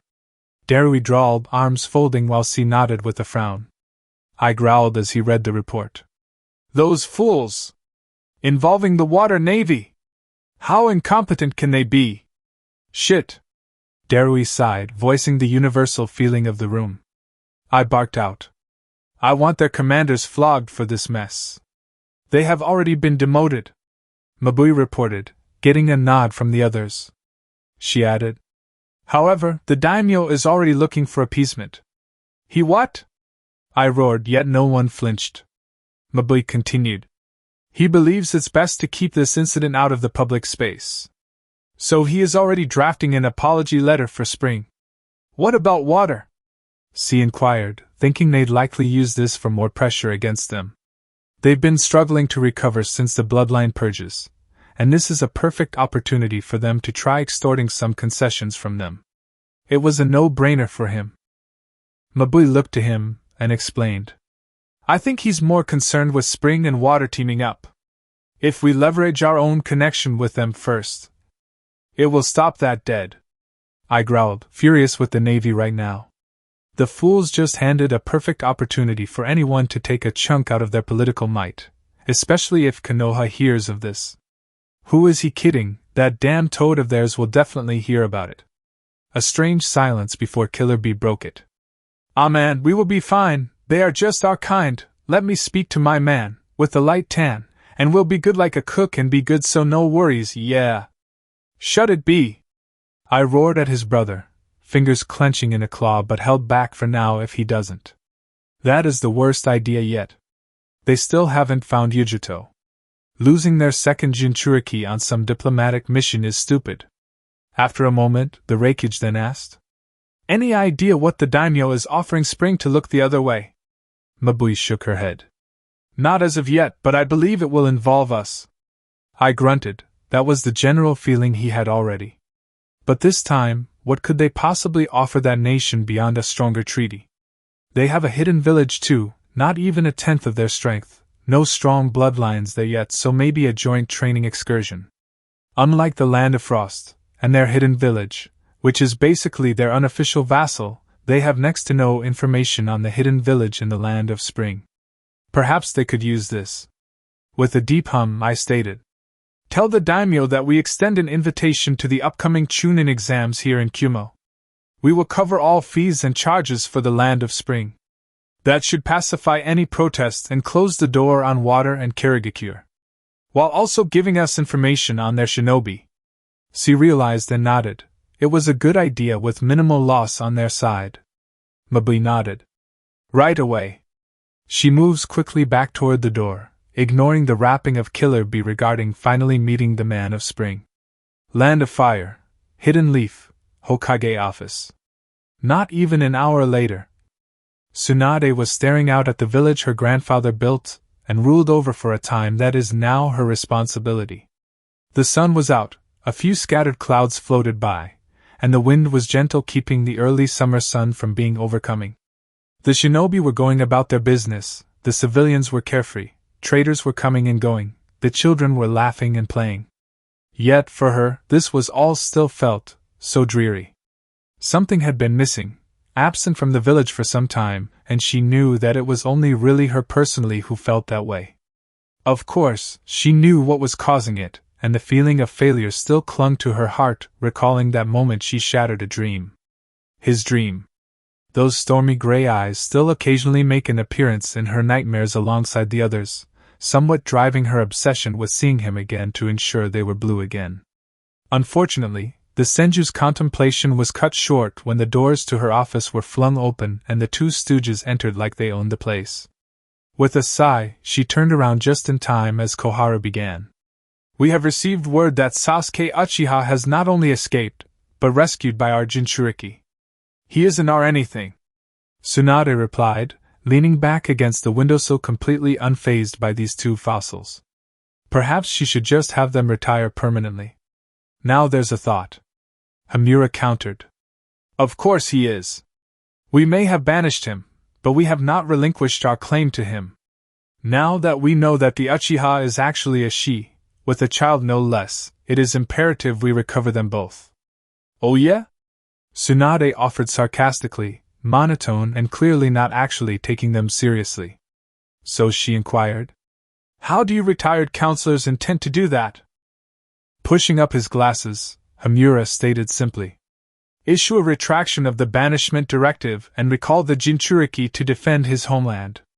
Nodding sagely, Koharu added firmly, "Just as his parents had wished for him." "Rather poetic, no? Delusional more like," Tsunade drawled, not moving her spot at the window, arms folded and staring at them flatly. It was enough to make them shuffle uncomfortably. Koharu cleared her throat and stated, "The boy will return on his own accord." "This I gotta hear," Tsunade retorted, voice flat and exasperated in equal measure at these loons. Frowning, Hamura added, "I feel that you are not paying attention, Tsunade. The stability and credibility of our village is under threat, and you are not taking this seriously." "Oh no, I am aware of the village's situation," Tsunade clarified, promptly, even giving a shallow nod. She then smiled. It was empty and ruthful. "I justifiably am not taking you too seriously. Your crackpot plan is a bust, and would only cause more issues than anything productive." "How rude." "Only facts," Tsunade corrected the old woman, who huffed. She pressed, "You need to get this through your thick, ancient skulls. Both elders bristle, but she didn't stop. You are not in charge here. You have no authority. No influence. Nothing. Tsunade's tone was almost tired, but completely unrepentant.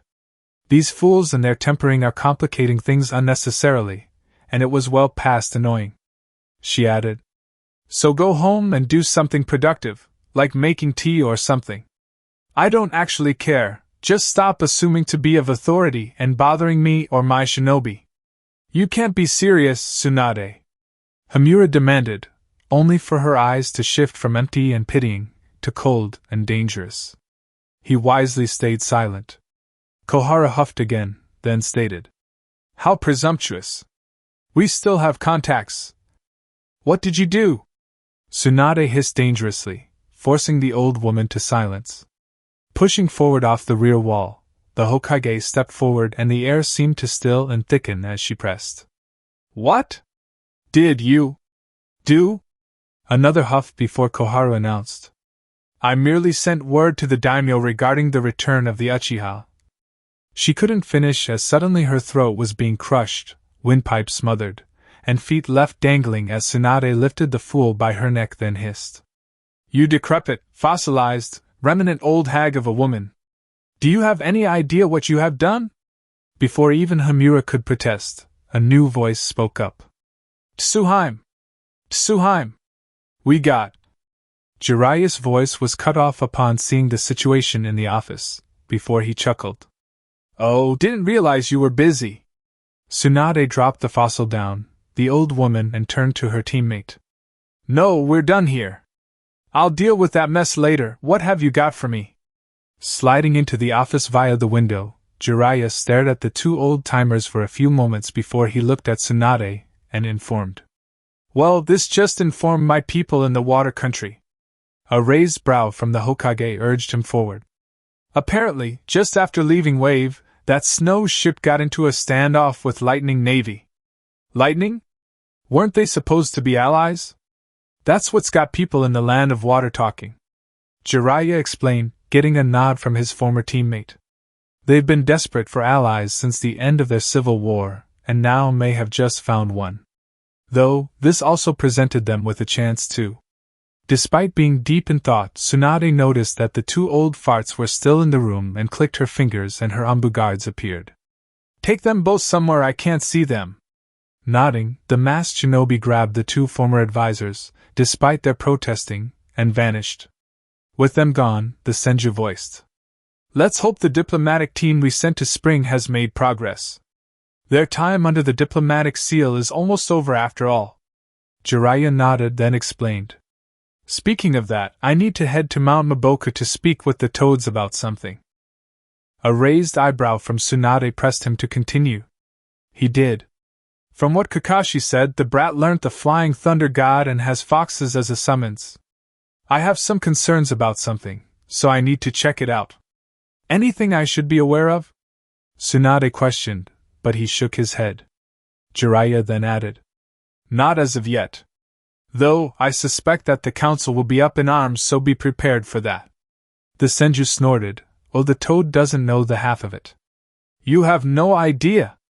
The injuries from, what some are already calling, the Sasuke Retrieval Mission Round 2, are extensive and some permanent. The clans will not be happy. Snorting, Jiraiya moved towards the window and responded. Didn't think foxes were that powerful. They weren't even trying. Tsunade informed, watching her former teammate climb onto the windowsill. She then added. That entire region is still suspected of having traps left behind. Suspected? Suspected. She confirmed, dead serious. After a moment of silence, Tsunade stated. The traps were extensive and never encountered before. Not even the Umbu trap specialists want anything to do with that region. It's going to be a little dangerous shinobi travel for some time. Jiraiya stared back blankly for several long moments before he muttered. Seriously? Seriously. Tsunade confirmed with a nod, and got him to shake his head before turning away. Jiraiya offered his parting words. Good luck with that. Then vanished in a puff of smoke, leaving the last Senju to sigh. She is getting too advanced for this. She needs a replacement as soon as possible. But who? International Waters, SNVX, new season. Passing into the Arctic seas, escorted by SNV Kite Ru and SNV Like Loom, SNVX, new season sail calmly under the cloudless sky of stars and no moon.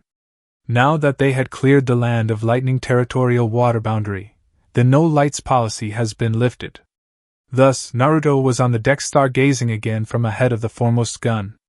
He couldn't sleep, and with their arrival back home in the morning, he will be busy like hell come then, so here he is enjoying a piece of peace before things get busy again. Honestly, things have been a whirlwind of things one after the other, from the initial help request from Satsuki, the rush to pluck her and their son from Fire Country, the tension in Wave, then the near collapse of their treaty with Lightning. At least he did not need to fight again. That would have caused so many more issues. Taking in a deep breath of the crisp, cool air, Naruto let the tension continue to flow away and his body relax. Ever since he awakened the Yuki clan bloodline after that fight with Kisame, he has always been far more comfortable in cooler environments. It doesn't take a genius to know why. An abrupt sneeze caught his attention.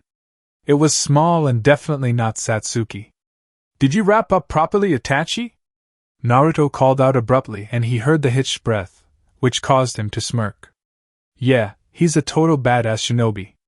Surely enough, the ebony-haired child popped around the massive gun to see his father relaxing on the deck staring up at the stars. Itachi questioned. "How did I know your mother's footsteps?" Naruto began, not looking away from the sky. As the boy slowly came to sit beside him, he added, "I also know her sneezing." "Oh.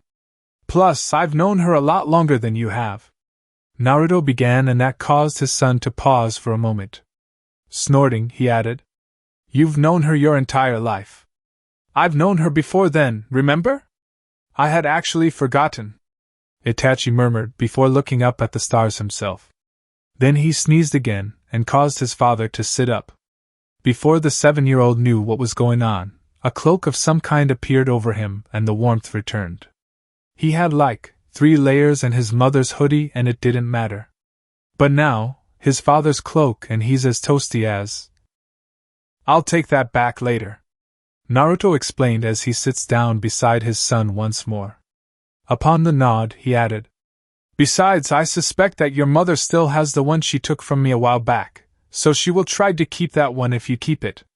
Blinking, Itachi had an epiphany and snapped to his father.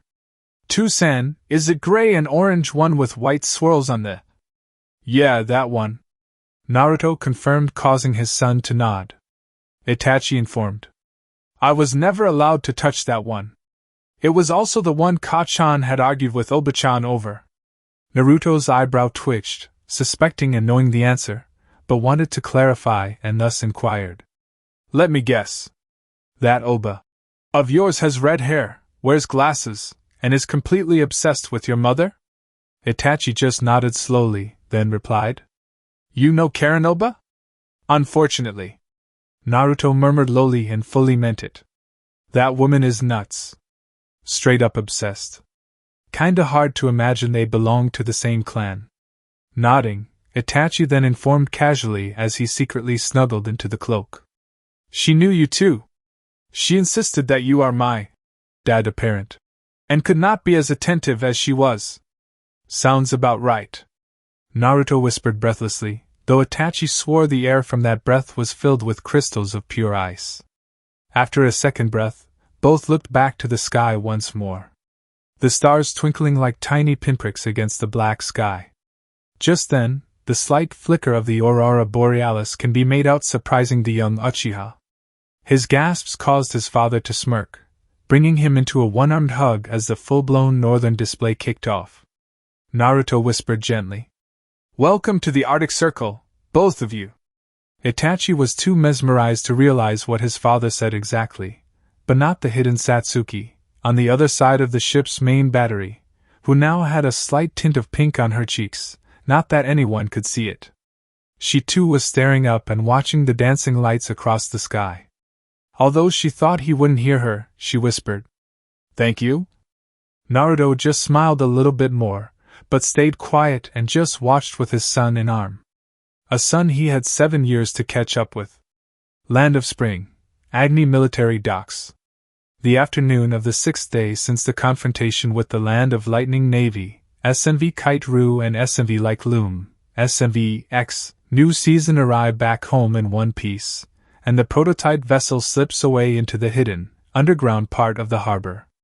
Lining the walls of the enclosed dockyard hangar were Yukigekyo shinobi, a few Spring samurai, but also several of Anoka's researchers from the R&D Bureau, all giddy with their clipboards and crates of testing equipment at their back as the SMV X new season slides into a controlled stop. The Spring samurai caught the lines and secured them to the mooring bollards. The Yukigekyo shinobi secured the gates, then the perimeter.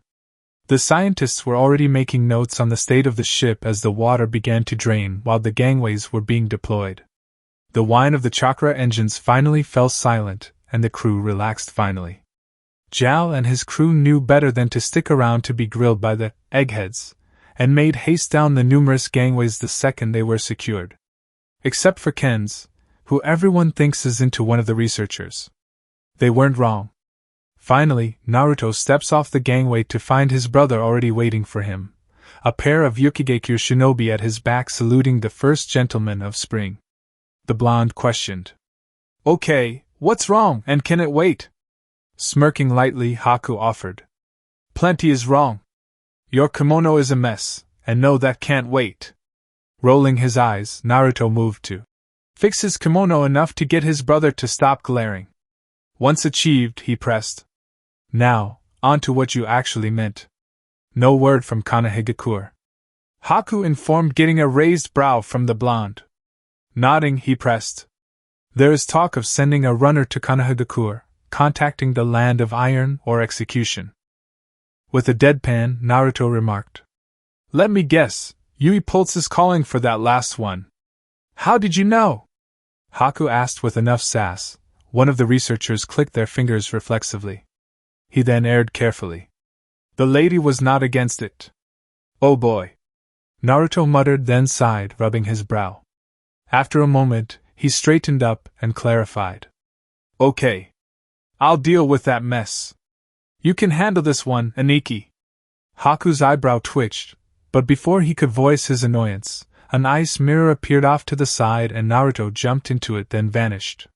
Sighing as the only other people left behind stepped towards him, the air growing several degrees colder instantly, Haku's mellow brown met the obsidian orbs of the largest thorn in his side since their first meeting on the bridge all those years ago. He muttered like a bad taste, cold as the Arctic winds of the north. "Uchiha." "Yuki," Satsuki retorted equally as biting. This pretty boy has always irked her the wrong way ever since they first met and fought on that bridge all those years ago. She only lost because she had to protect her blonde, no other reason.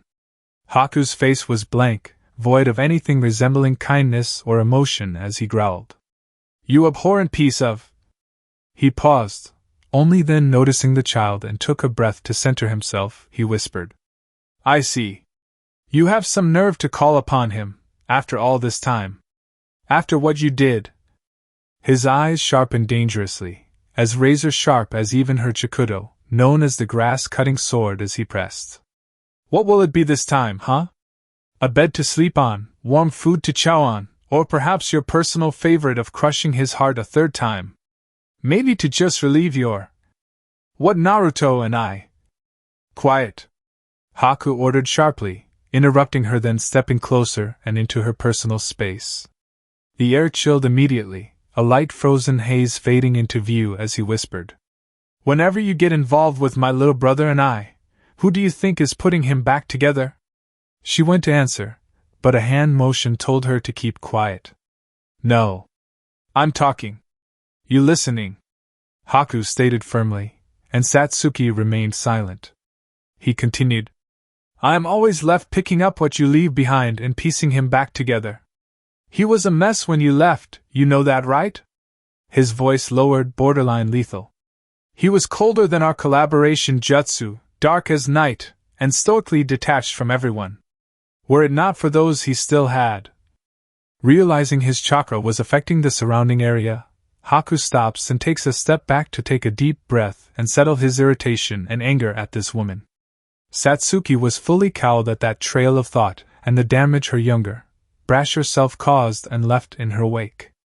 Her silence only added to the guilt that was already crushing her, never suspecting once how close her blonde got to that edge and that she was the one who left him there. Haku did not care to indulge her self-pity, not when she has a child with her, his brothers by the feel and look of him, thus stated clearly. Know this, Lady Uchiha? Satsuki looked back at the man who explained frankly. I know this land, welcome your presence here. However, for the sake of my brother's sanity, I won't bar you from entrance. That being said, for his sake, should you so much as take a single step out of line, in any way to cause him dismay, I will not hesitate to correct you. His eyes sharpen, the air freezing around him instantly. Aim. Eye clear? Crystal. Satsuki replied without much thought. It felt like the only response available for her that wouldn't make things worse. Her pride set aside at this very upfront threat to her life, yet a small part was glad her man's brother was only mad at her. Hell. She was mad at her. The younger her.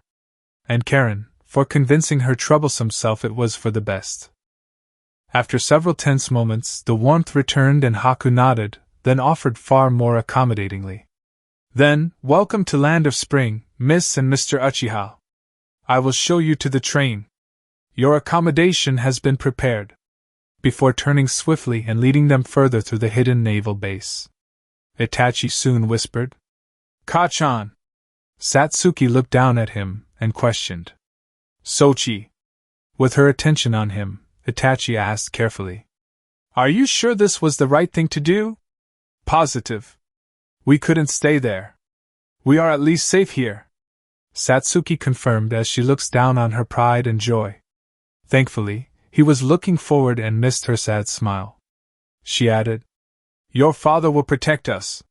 He always has and always will. The Uchiha matriarch noticed the slight twitch from Haku at those words. He too, likely knew that too, and it was probably somewhat annoying that she was using that as a justification to a child. It meant he couldn't object to it, or risk disgracing his brother's word. Land of Spring, the Glacial Palace. Stepping out of the ice mirror technique in the entrance of the palace, Naruto moved quickly through the corridors to find the ongoing meeting between the ministers and his darling wife. He checked the ministerial hall, it was empty. Who was he kidding? This is his wife he's talking about. The actress, the literal drama queen. Arriving at the throne room, the samurai on guard salute him before parting the double doors to find his lovely wife atop her throne, looking mighty amused with herself, and none other than Yui Pulse, stopped probably mid-speech about the evils of shinobi but currently turned to face the new arrival. Yet, Naruto ignored the old-school samurai, the other ministers in attendance, and all forms of decorum as he made his way promptly to his wife's side. Koyuki had grown concerned the closer he got. The tension her husband's face and posture was unusually high, so she stood, just in time for him to bring her into a hug. Firm, intimate, and grounding. It caused a level of discomfort from the others, thus even the old samurai looked away. Eventually, when he relaxed his grip, Koiki went to ask, only to find her lips claimed and she was definitely not complaining with this slightly needy husband of hers all of a sudden. Needy. Pulling back, but remaining breath to breath, Violet Blue stared deep into oceanic blue for a long time and the wife saw it all in her husband's gaze. After another peck, Koiki glanced to the gathering of officials and ordered. We are done for today. Dismissed. Guards too. Go. None objected. Only after the room was clear, the doors shut and locked, and as they remained embraced and intimately close, did Koyuki ask aloud. What's wrong, Koi? Everything. Naruto whispered, causing a raised eyebrow as he leads her to a nearby table and chairs. Once seated, he looks at her, pain and grief flowing over his face as he continued. I love you so much, you know. I love the family you gave me. I love the life you've given me. The people, the land, every single person in our land are precious people to me who I have vowed to defend. Koyuki was now very worried about him. She remembered the first time he had come back to her. Almost 5 years ago, when he and Haku had responded to her call for aid. That Naruto back then was but a shell of his former self, a dark mirror of his current self.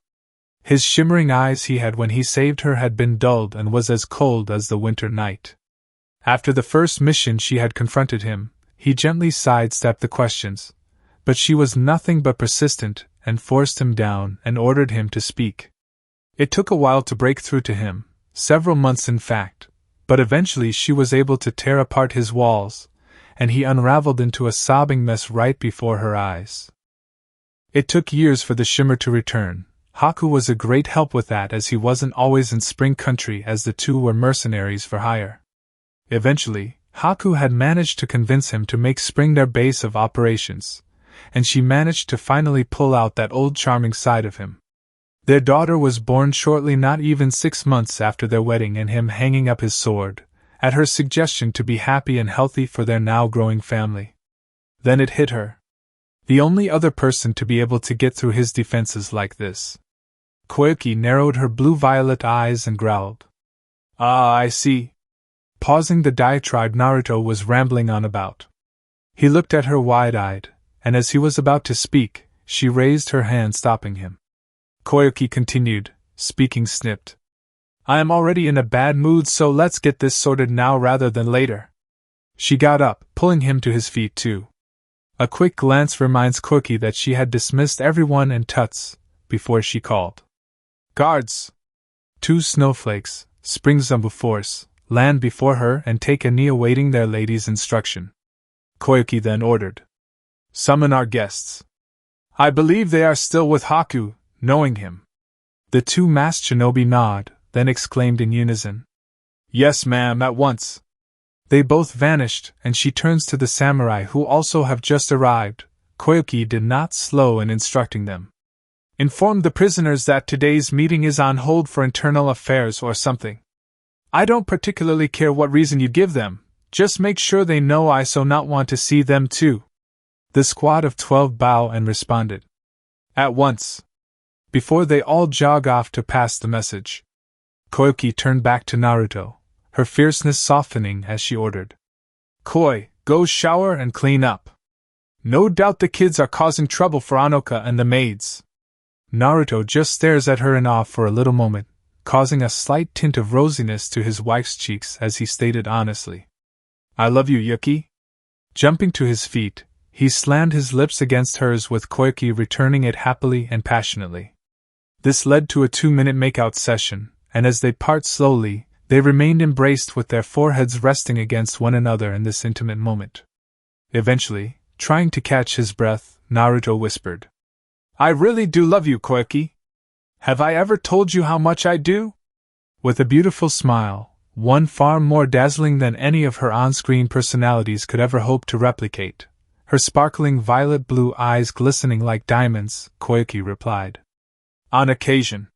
He pecked her swollen lips, getting a giggle from his wife, allowing Naruto to add, "I love you."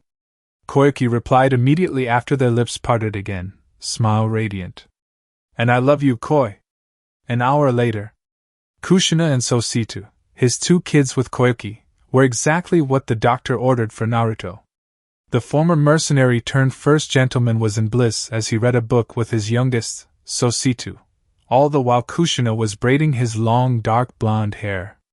This was the scene Koyuki walked in on, and a smile forced its way through her turbulent feelings about confronting the past if her husband before her. Just for a bit she thought to herself as she stepped into the greenhouse, not as daimyo of the land but as Mrs. Koyuki Kazuhana, mother and wife. Haku's poker face was really getting a workout today. Just after leading Satsuki and her son to their accommodations within Shirayuki, 2 of his snowflakes had arrived to tell him the Lady Kazuhana wanted an audience with his guests. After acknowledging the instructions, he returned to the apartment and collected the duo once more. They were swift in moving through the town to the palace and moved through the halls and to a particular door. Double doors out to the inside garden. Haku swivels on his heels and stares directly into Satsuki's eyes, then stated with steel, "Before we enter, let me remind you of a few things." Satsuki just nodded, unknowingly gripping her son's hand tighter as she listened to the ice-using Yuki clansmen. Naruto had a hard time getting to this point, and for that, we have his precious people to thank. Haku's eyes narrowed to near slits, then spoke in a monotone. Raise a ruckus or cause potential harm, I will act. No ifs, buts, nor ors. Accept what is given and do not cause trouble. Satsuki nods, hard in her throat, as she has a gut feeling she really is not going to like whatever is beyond those doors. A small tug on her arm draws her attention to the pained look on Itachi's face, to which she automatically lets up her grip. She whispered softly, Sorry, Sochi. Itachi simply nodded back, understanding his mother's nervousness at the thought of reuniting with his father. It was made more apparent from his time aboard the ship back here. The doors part, drawing the two families' attention as Haku steps into view. He announced, I have brought them, Lady Daimyo. He looked to Naruto and now with extra pomp then added, Lord Kazuhana. Naruto resists with all his might not to snort. Despite knowing this was required before any non-family members, he was still an ass. Respectfully, but that also meant. He gulped as his fingers intertwined with his wife's, whose eyes hardened. Showtime quirky thought as her actress mode came to life. In steps the lady of the hour, Satsuki Uchiha, with her son at her side, and as her onyx orbs land on the group she froze. Naruto was hand in hand with Koiki Kazuhana, the daimyo actress they saved during their tenure within Team 7 back in Konoha, but that was not all. On his lap sat a 2-year-old baby-faced toddler that had his father's whisker marks. Short dark blonde hair was much like his mother's, but those light blue eyes were unmistakably inherited from Naruto. The Uchiha's eyes then turned to Koiki. She seems to not have aged a day since they last met, at least at first glance. Her figure seemed to have grown in certain areas. She idly noticed that she seemed bustier, but overall seemed to have kept up with her looks. It was then she noticed the young girl at her side, a near twin with her mother's overall looks with a red tint in her dark hair. She lacked the whiskers of her father, but that facial structure could not fool anyone. A pang of jealousy, guilt, and regret bloomed within the Uchiha matriarch's heart at the sight of the family, one that could have been hers, and completely ignored the redhead off to the side on the bench beside the family of 4. On the other side, Koiki immediately noticed the similarities between Sasuke and this woman she now knew as Satsuki. She had heard about her situation and a part of her sympathizes with the woman, but her time had come and gone, the bridge long turned to ash. Eyes flowing down to the child in hand, and it would not take a genius to figure out his father, as he was very much reminiscent of her husband, just with paler skin, and black eyes and hair. A tremble in her hand drew her attention to her husband, who was very clearly taking her acting lessons to heart. A neutral smile was perfectly dawning his features, masking his unease at the situation as their son glanced up from his book at the newcomers. Clearing her throat, Koiki opened up the conversation. It's been a while since we last saw each other, Sasuke Uchiha, or should I refer to you as Satsuki Uchiha now? Her tone was welcoming but lacked any real warmth, as after all, she was the one who tore her husband down, to which she had to painstakingly build back up. Child or not, Koiki had to be hard here. Satsuki responded flatly despite the lump in her throat, stinging in the back of her eyes. Satsuki will be fine, and yes, it has been a long time. My husband. Koiki began, and no one, not even the kids, missed the suppressed flinch from the Uchiha, but the actress continued. Had told me you had arrived and I felt we should tackle this. Koiki then gesturing between the 6 of them present. Which is why I feel that we need to settle this immediately, so no bad blood, nor politics, could poison our wells. Satsuki nodded at that. Despite everything, it was prudent to clear the air, as the last thing she wanted was some upstart trying to use her son for a grand scheme of some kind and mess this chance up. Very well. The new arrival promptly led her son, Itachi, towards a prepared seating, directly opposite the Kazuhanas, and faced them unflinchingly. The 3 parts of the family sat together in the internal garden of wildflowers, Kazuhana, Yuki, and Uchiha all in one place. Haku sat with his wife, the kids playing between them all. Anoka was the one to break the silence, and announced her side of things. So, we are the Yuki family. I am Naruto's 3rd cousin and wife to Haki Yuki, His blood brother. Naruto could not help it. He laughed. Hard. Anoka glared at him. Koyuki smirked with mirth as her husband tried to speak, as he breathlessly spoke. Sorry, hearing you speak formally. His laugh broke the growing tension for better or worse. Calming down slightly, Naruto eventually spoke up, clapping to gain everyone's attention. Let's go back to basics, and introduce ourselves. I'll go first. I am Naruto Uzumaki. Likes, family, friends, and spring country. Dislikes, snakes. A soft snort from the Uchiha. It was ladylike and rather dainty, which threw the daimyo off guard at this version of that broody boy. Naruto continued though, pretending not to hear her. Kanahagakur, and those who dared threaten my family. Dreams. He smiled softly, looking to his wife who met his gaze. To lead the country to prosperity and defend my family. Looking around for a moment, Naruto continued shortly. When I say family, I mean every single one of you, samurai and shinobi included. Said guards stiffen, glancing to him, seeing him nod. A warmth bellowed within them all. Naruto smiled at them as he explained. You all are the country. The country is what I am here to defend, just as you all defend my own on a daily basis. You all have my eternal thanks for that.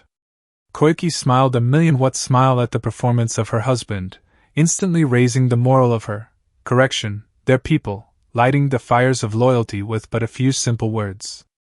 The group would never realize that these guards would later reveal to the masses the birth of the longest-running dynasty in recorded history.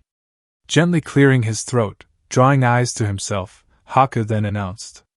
As my little brother has started, my name is Hakuyuki. Both Naruto and Anoka mouthed in unison. Uzumaki. Haku pretended not to notice their antics and continued on. My likes are my family, even my annoying little brother. Naruto snorted but again went unacknowledged by the older man. Haku explained. Kimonos, medical herbs, and nice tea. My lovely wife, my summons, and the work we have done here. He nodded to himself at the end, as if confirming his own thoughts. After a moment, he continued. Dislikes. Probably those who seek to harm my precious people. People who are unnecessarily angry and rude. Paperwork. Both Haku and Naruto shuddered at that, earning amused smirks from the wives of the duo and giggles from the kids. Satsuki, however, felt the jab in regard to his precious people and tried to not let it get to her too much. She is late, she knows. She will work on things and prove that she has changed and will not run again. Haku's voice drew the Uchiha back to the conversation. As for dreams, I think we'll get there in a few more years of hard work. The smile the dark-haired man gave irked Satsuki the wrong way.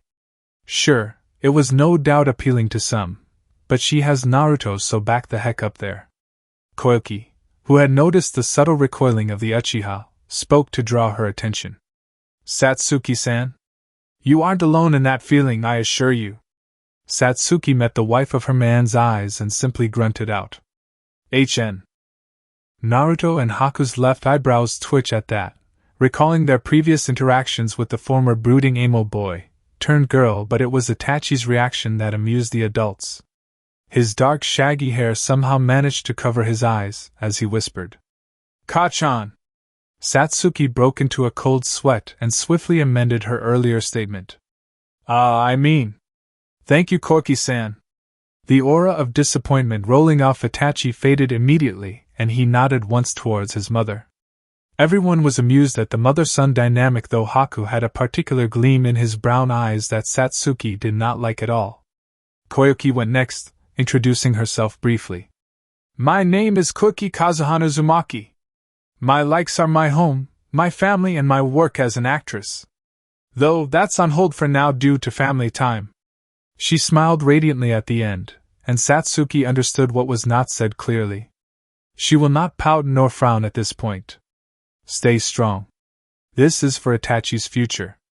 Koyuki finished up and stated. As for my dream, I am currently living it. Anoka just wanted to get this over with and go to the hot spring or something, thus spoke swiftly, repeating herself. Anoka Yuki, formerly Uzumaki, and Naruto's third cousin. Her dark eyes met Satsuki's surprised expression and confirmed. Yes. Third cousin? We checked. The Uchiha looked to Naruto, who nodded once to confirm. Anoka continued. My likes are my research, clan, friends and family. Recently though, I have been assigned to work on the technology department when I am not busy babysitting. Naruto grinned that just pissed her off, as she could literally feel his amusement at her attempt at formal speech. Pushing the irritation of her cousin aside for now, Anoka finished. My dislikes are snakes, those blank-masked Ambu, and people who raid ruins with no care for the history they represent. Again, Satsuki frowned at the mention of the dislike of snakes, one of her summons, but there is no doubt a story behind it. As if reading her thoughts, Naruto spoke up in his cousin's defense. If you are wondering, Satsuki. Gaining the Uchiha's attention, he explained. We, as in Haku, Anoka and myself, have had many encounters with your old teacher during our mercenary days. Same with Root. Thus, the whole snake thing. Satsuki nodded before clearing her throat, seeing as she was up now. Well, my name is Satsuki Uchiha, formerly disguised as, and under the alias of Sasuke Uchiha. My likes are my son Itachi. He is my world and my most precious child. Said boy blushed rather prettily at his mother's words, and the other mothers in attendance couldn't help but smile at it. Satsuki continued to talk. I also like Naruto and tomatoes, maybe not in that order though. This earned a snort from Anoka, and a death glare sent her way from her cousin. Satsuki spoke, as if she hadn't noticed that. I have many dislikes, too many to list really, but it comes down to anything that is a threat, or a problem to my son and his future. It's why I came here after all, things were getting bad and I needed help. It was clear to all just how hard that small admission must have been for the prideful Uchiha, but it seemed that her love and devotion for her son overpowered everything else. None would hold it against her. Looking back up from her lap to Naruto, and then to Koyuki, Satsuki spoke earnestly. My dream, if I am still allowed to have one, is to apologize for the actions of my brasher, younger self. To say that despite everything, all the crap I have caused and the problems that have come back around. Taking a deep breath, she finished. If I can wish, I still wish that you at least let me love Naruto as I have for the last forever. He is the only person who has ever stuck with me through all the craziness and hell I put him through. Tears were running down her cheeks at this point, and not even the playing kids dared to interrupt this confession. I have done a lot of terrible things. I know a simple sorry won't cover it. But I will do whatever it takes to. Enough, Satsuki. That's enough. Naruto cut in here, having seen and sensed enough to understand. All eyes fall onto the dark blonde, his face serious and locked in. She met his gaze firmly, but it was Koyuki who spoke. We understand your plight and will not turn you away. The actress looks to her son, who's sitting beside his mother quietly, and added. Either of you. The boy nodded, so Koyuki looked back at Satsuki and stated. I am not going to lie to you, nor give you false hope, but I love my husband. The thought of sharing him is not very appealing to me. Satsuki nodded to that. It was understandable, though she did pull a loose bang behind her ear, which was a nervous tell of hers, Naruto noted. Koyuki continued. However, I am sure we can come up with a negotiated agreement if you manage to win his heart again. She smirked at the confused expression on the Uchiha's face, so the daimyo explained. The way I see it, Satsuki Uchiha, is this. Right now, my husband is neither angry nor upset at your presence here. Just relieved that you are safe and within reach. Naruto gained a slight flush to his cheeks, looking away as he slowly patted baby Sositu, who was now snoozing in his arms. Koyuki swapped her raised leg over to the next, maintaining eye contact with the newcomer. No doubt the older brother doesn't like you much, and the brother's wife is neutral in this. So overall, you are neutral at best with this family. You say you love Naruto, then you will have to prove that by becoming a part of this family and integrate within its dynamics. Satsuki seemed to understand the importance of this, and realized she now had a path to travel to Naruto's heart again. He is a family man, right? Then, she just has to prove that she can be trusted with the family's protection and trust. After that thought, the Uchiha nodded in understanding as she said, "That is understandable, lady." Koyuki cut her off, waving a hand dismissively before reaching for her cup of tea. In private settings or in the inner sanctum of the palace, cut the formal talk. Haku looks to Naruto, who glances over and receives a nod to go ahead, so the blonde looks to his former flame and stated, "Not only that, but you will have to pull your weight as a member of the family, Satsuki. We all have day jobs, so to speak, and you will need to find what you can do and contribute to." The Uchiha nodded, far more relaxed than before, as it was now clear that they were not just going to lock her up or hand her over to Konoha or something. Then again, Naruto said that he was not a fan of them either, so maybe that was overthinking on her part. Koyuki clapped to get the gathering's attention and spoke for all. "Well, we will give you a few days to settle in, before we see what you can do around here to help." Everyone nodded, but Satsuki wanted to get a head start on figuring out her role, thus asked, "Just out of curiosity, what is everyone's roles right now?" Seeing the contemplative look on the Uchiha matriarch, Koyuki answered first. "Well, I am the daimyo, so I largely deal with domestic affairs when I am not shooting a movie or any television shows." Naruto answered next, commenting casually, "Normally, I deal with foreign affairs and trade, both foreign and domestic. As head of the council, though, I also act in a stand-in capacity for the daimyo when she is busy." Haku answered next. "Security and intelligence, as I am the Hyukage of Yukikagir no Sato. I help with the medical department whenever I have time, though I am also Naruto's main bodyguard at times." Anoka added her own voice. "Research and Development Bureau primarily, but also technology and agriculture for me." Satsuki nodded at that all. There were likely additional areas she could lend her skills, now that she thought on things a bit more. Though, firstly, she has to ask. "Thank you for indulging me, but I have one last question." They all nod, so she doesn't hesitate, so she asked, "Itachi here. What is available for him to do?" Naruto was the fastest to reply. "Well, for now, nothing. Over the next few days, as we all get settled, we will both discuss and see what you wish to do, Itachi. Is that okay with you?"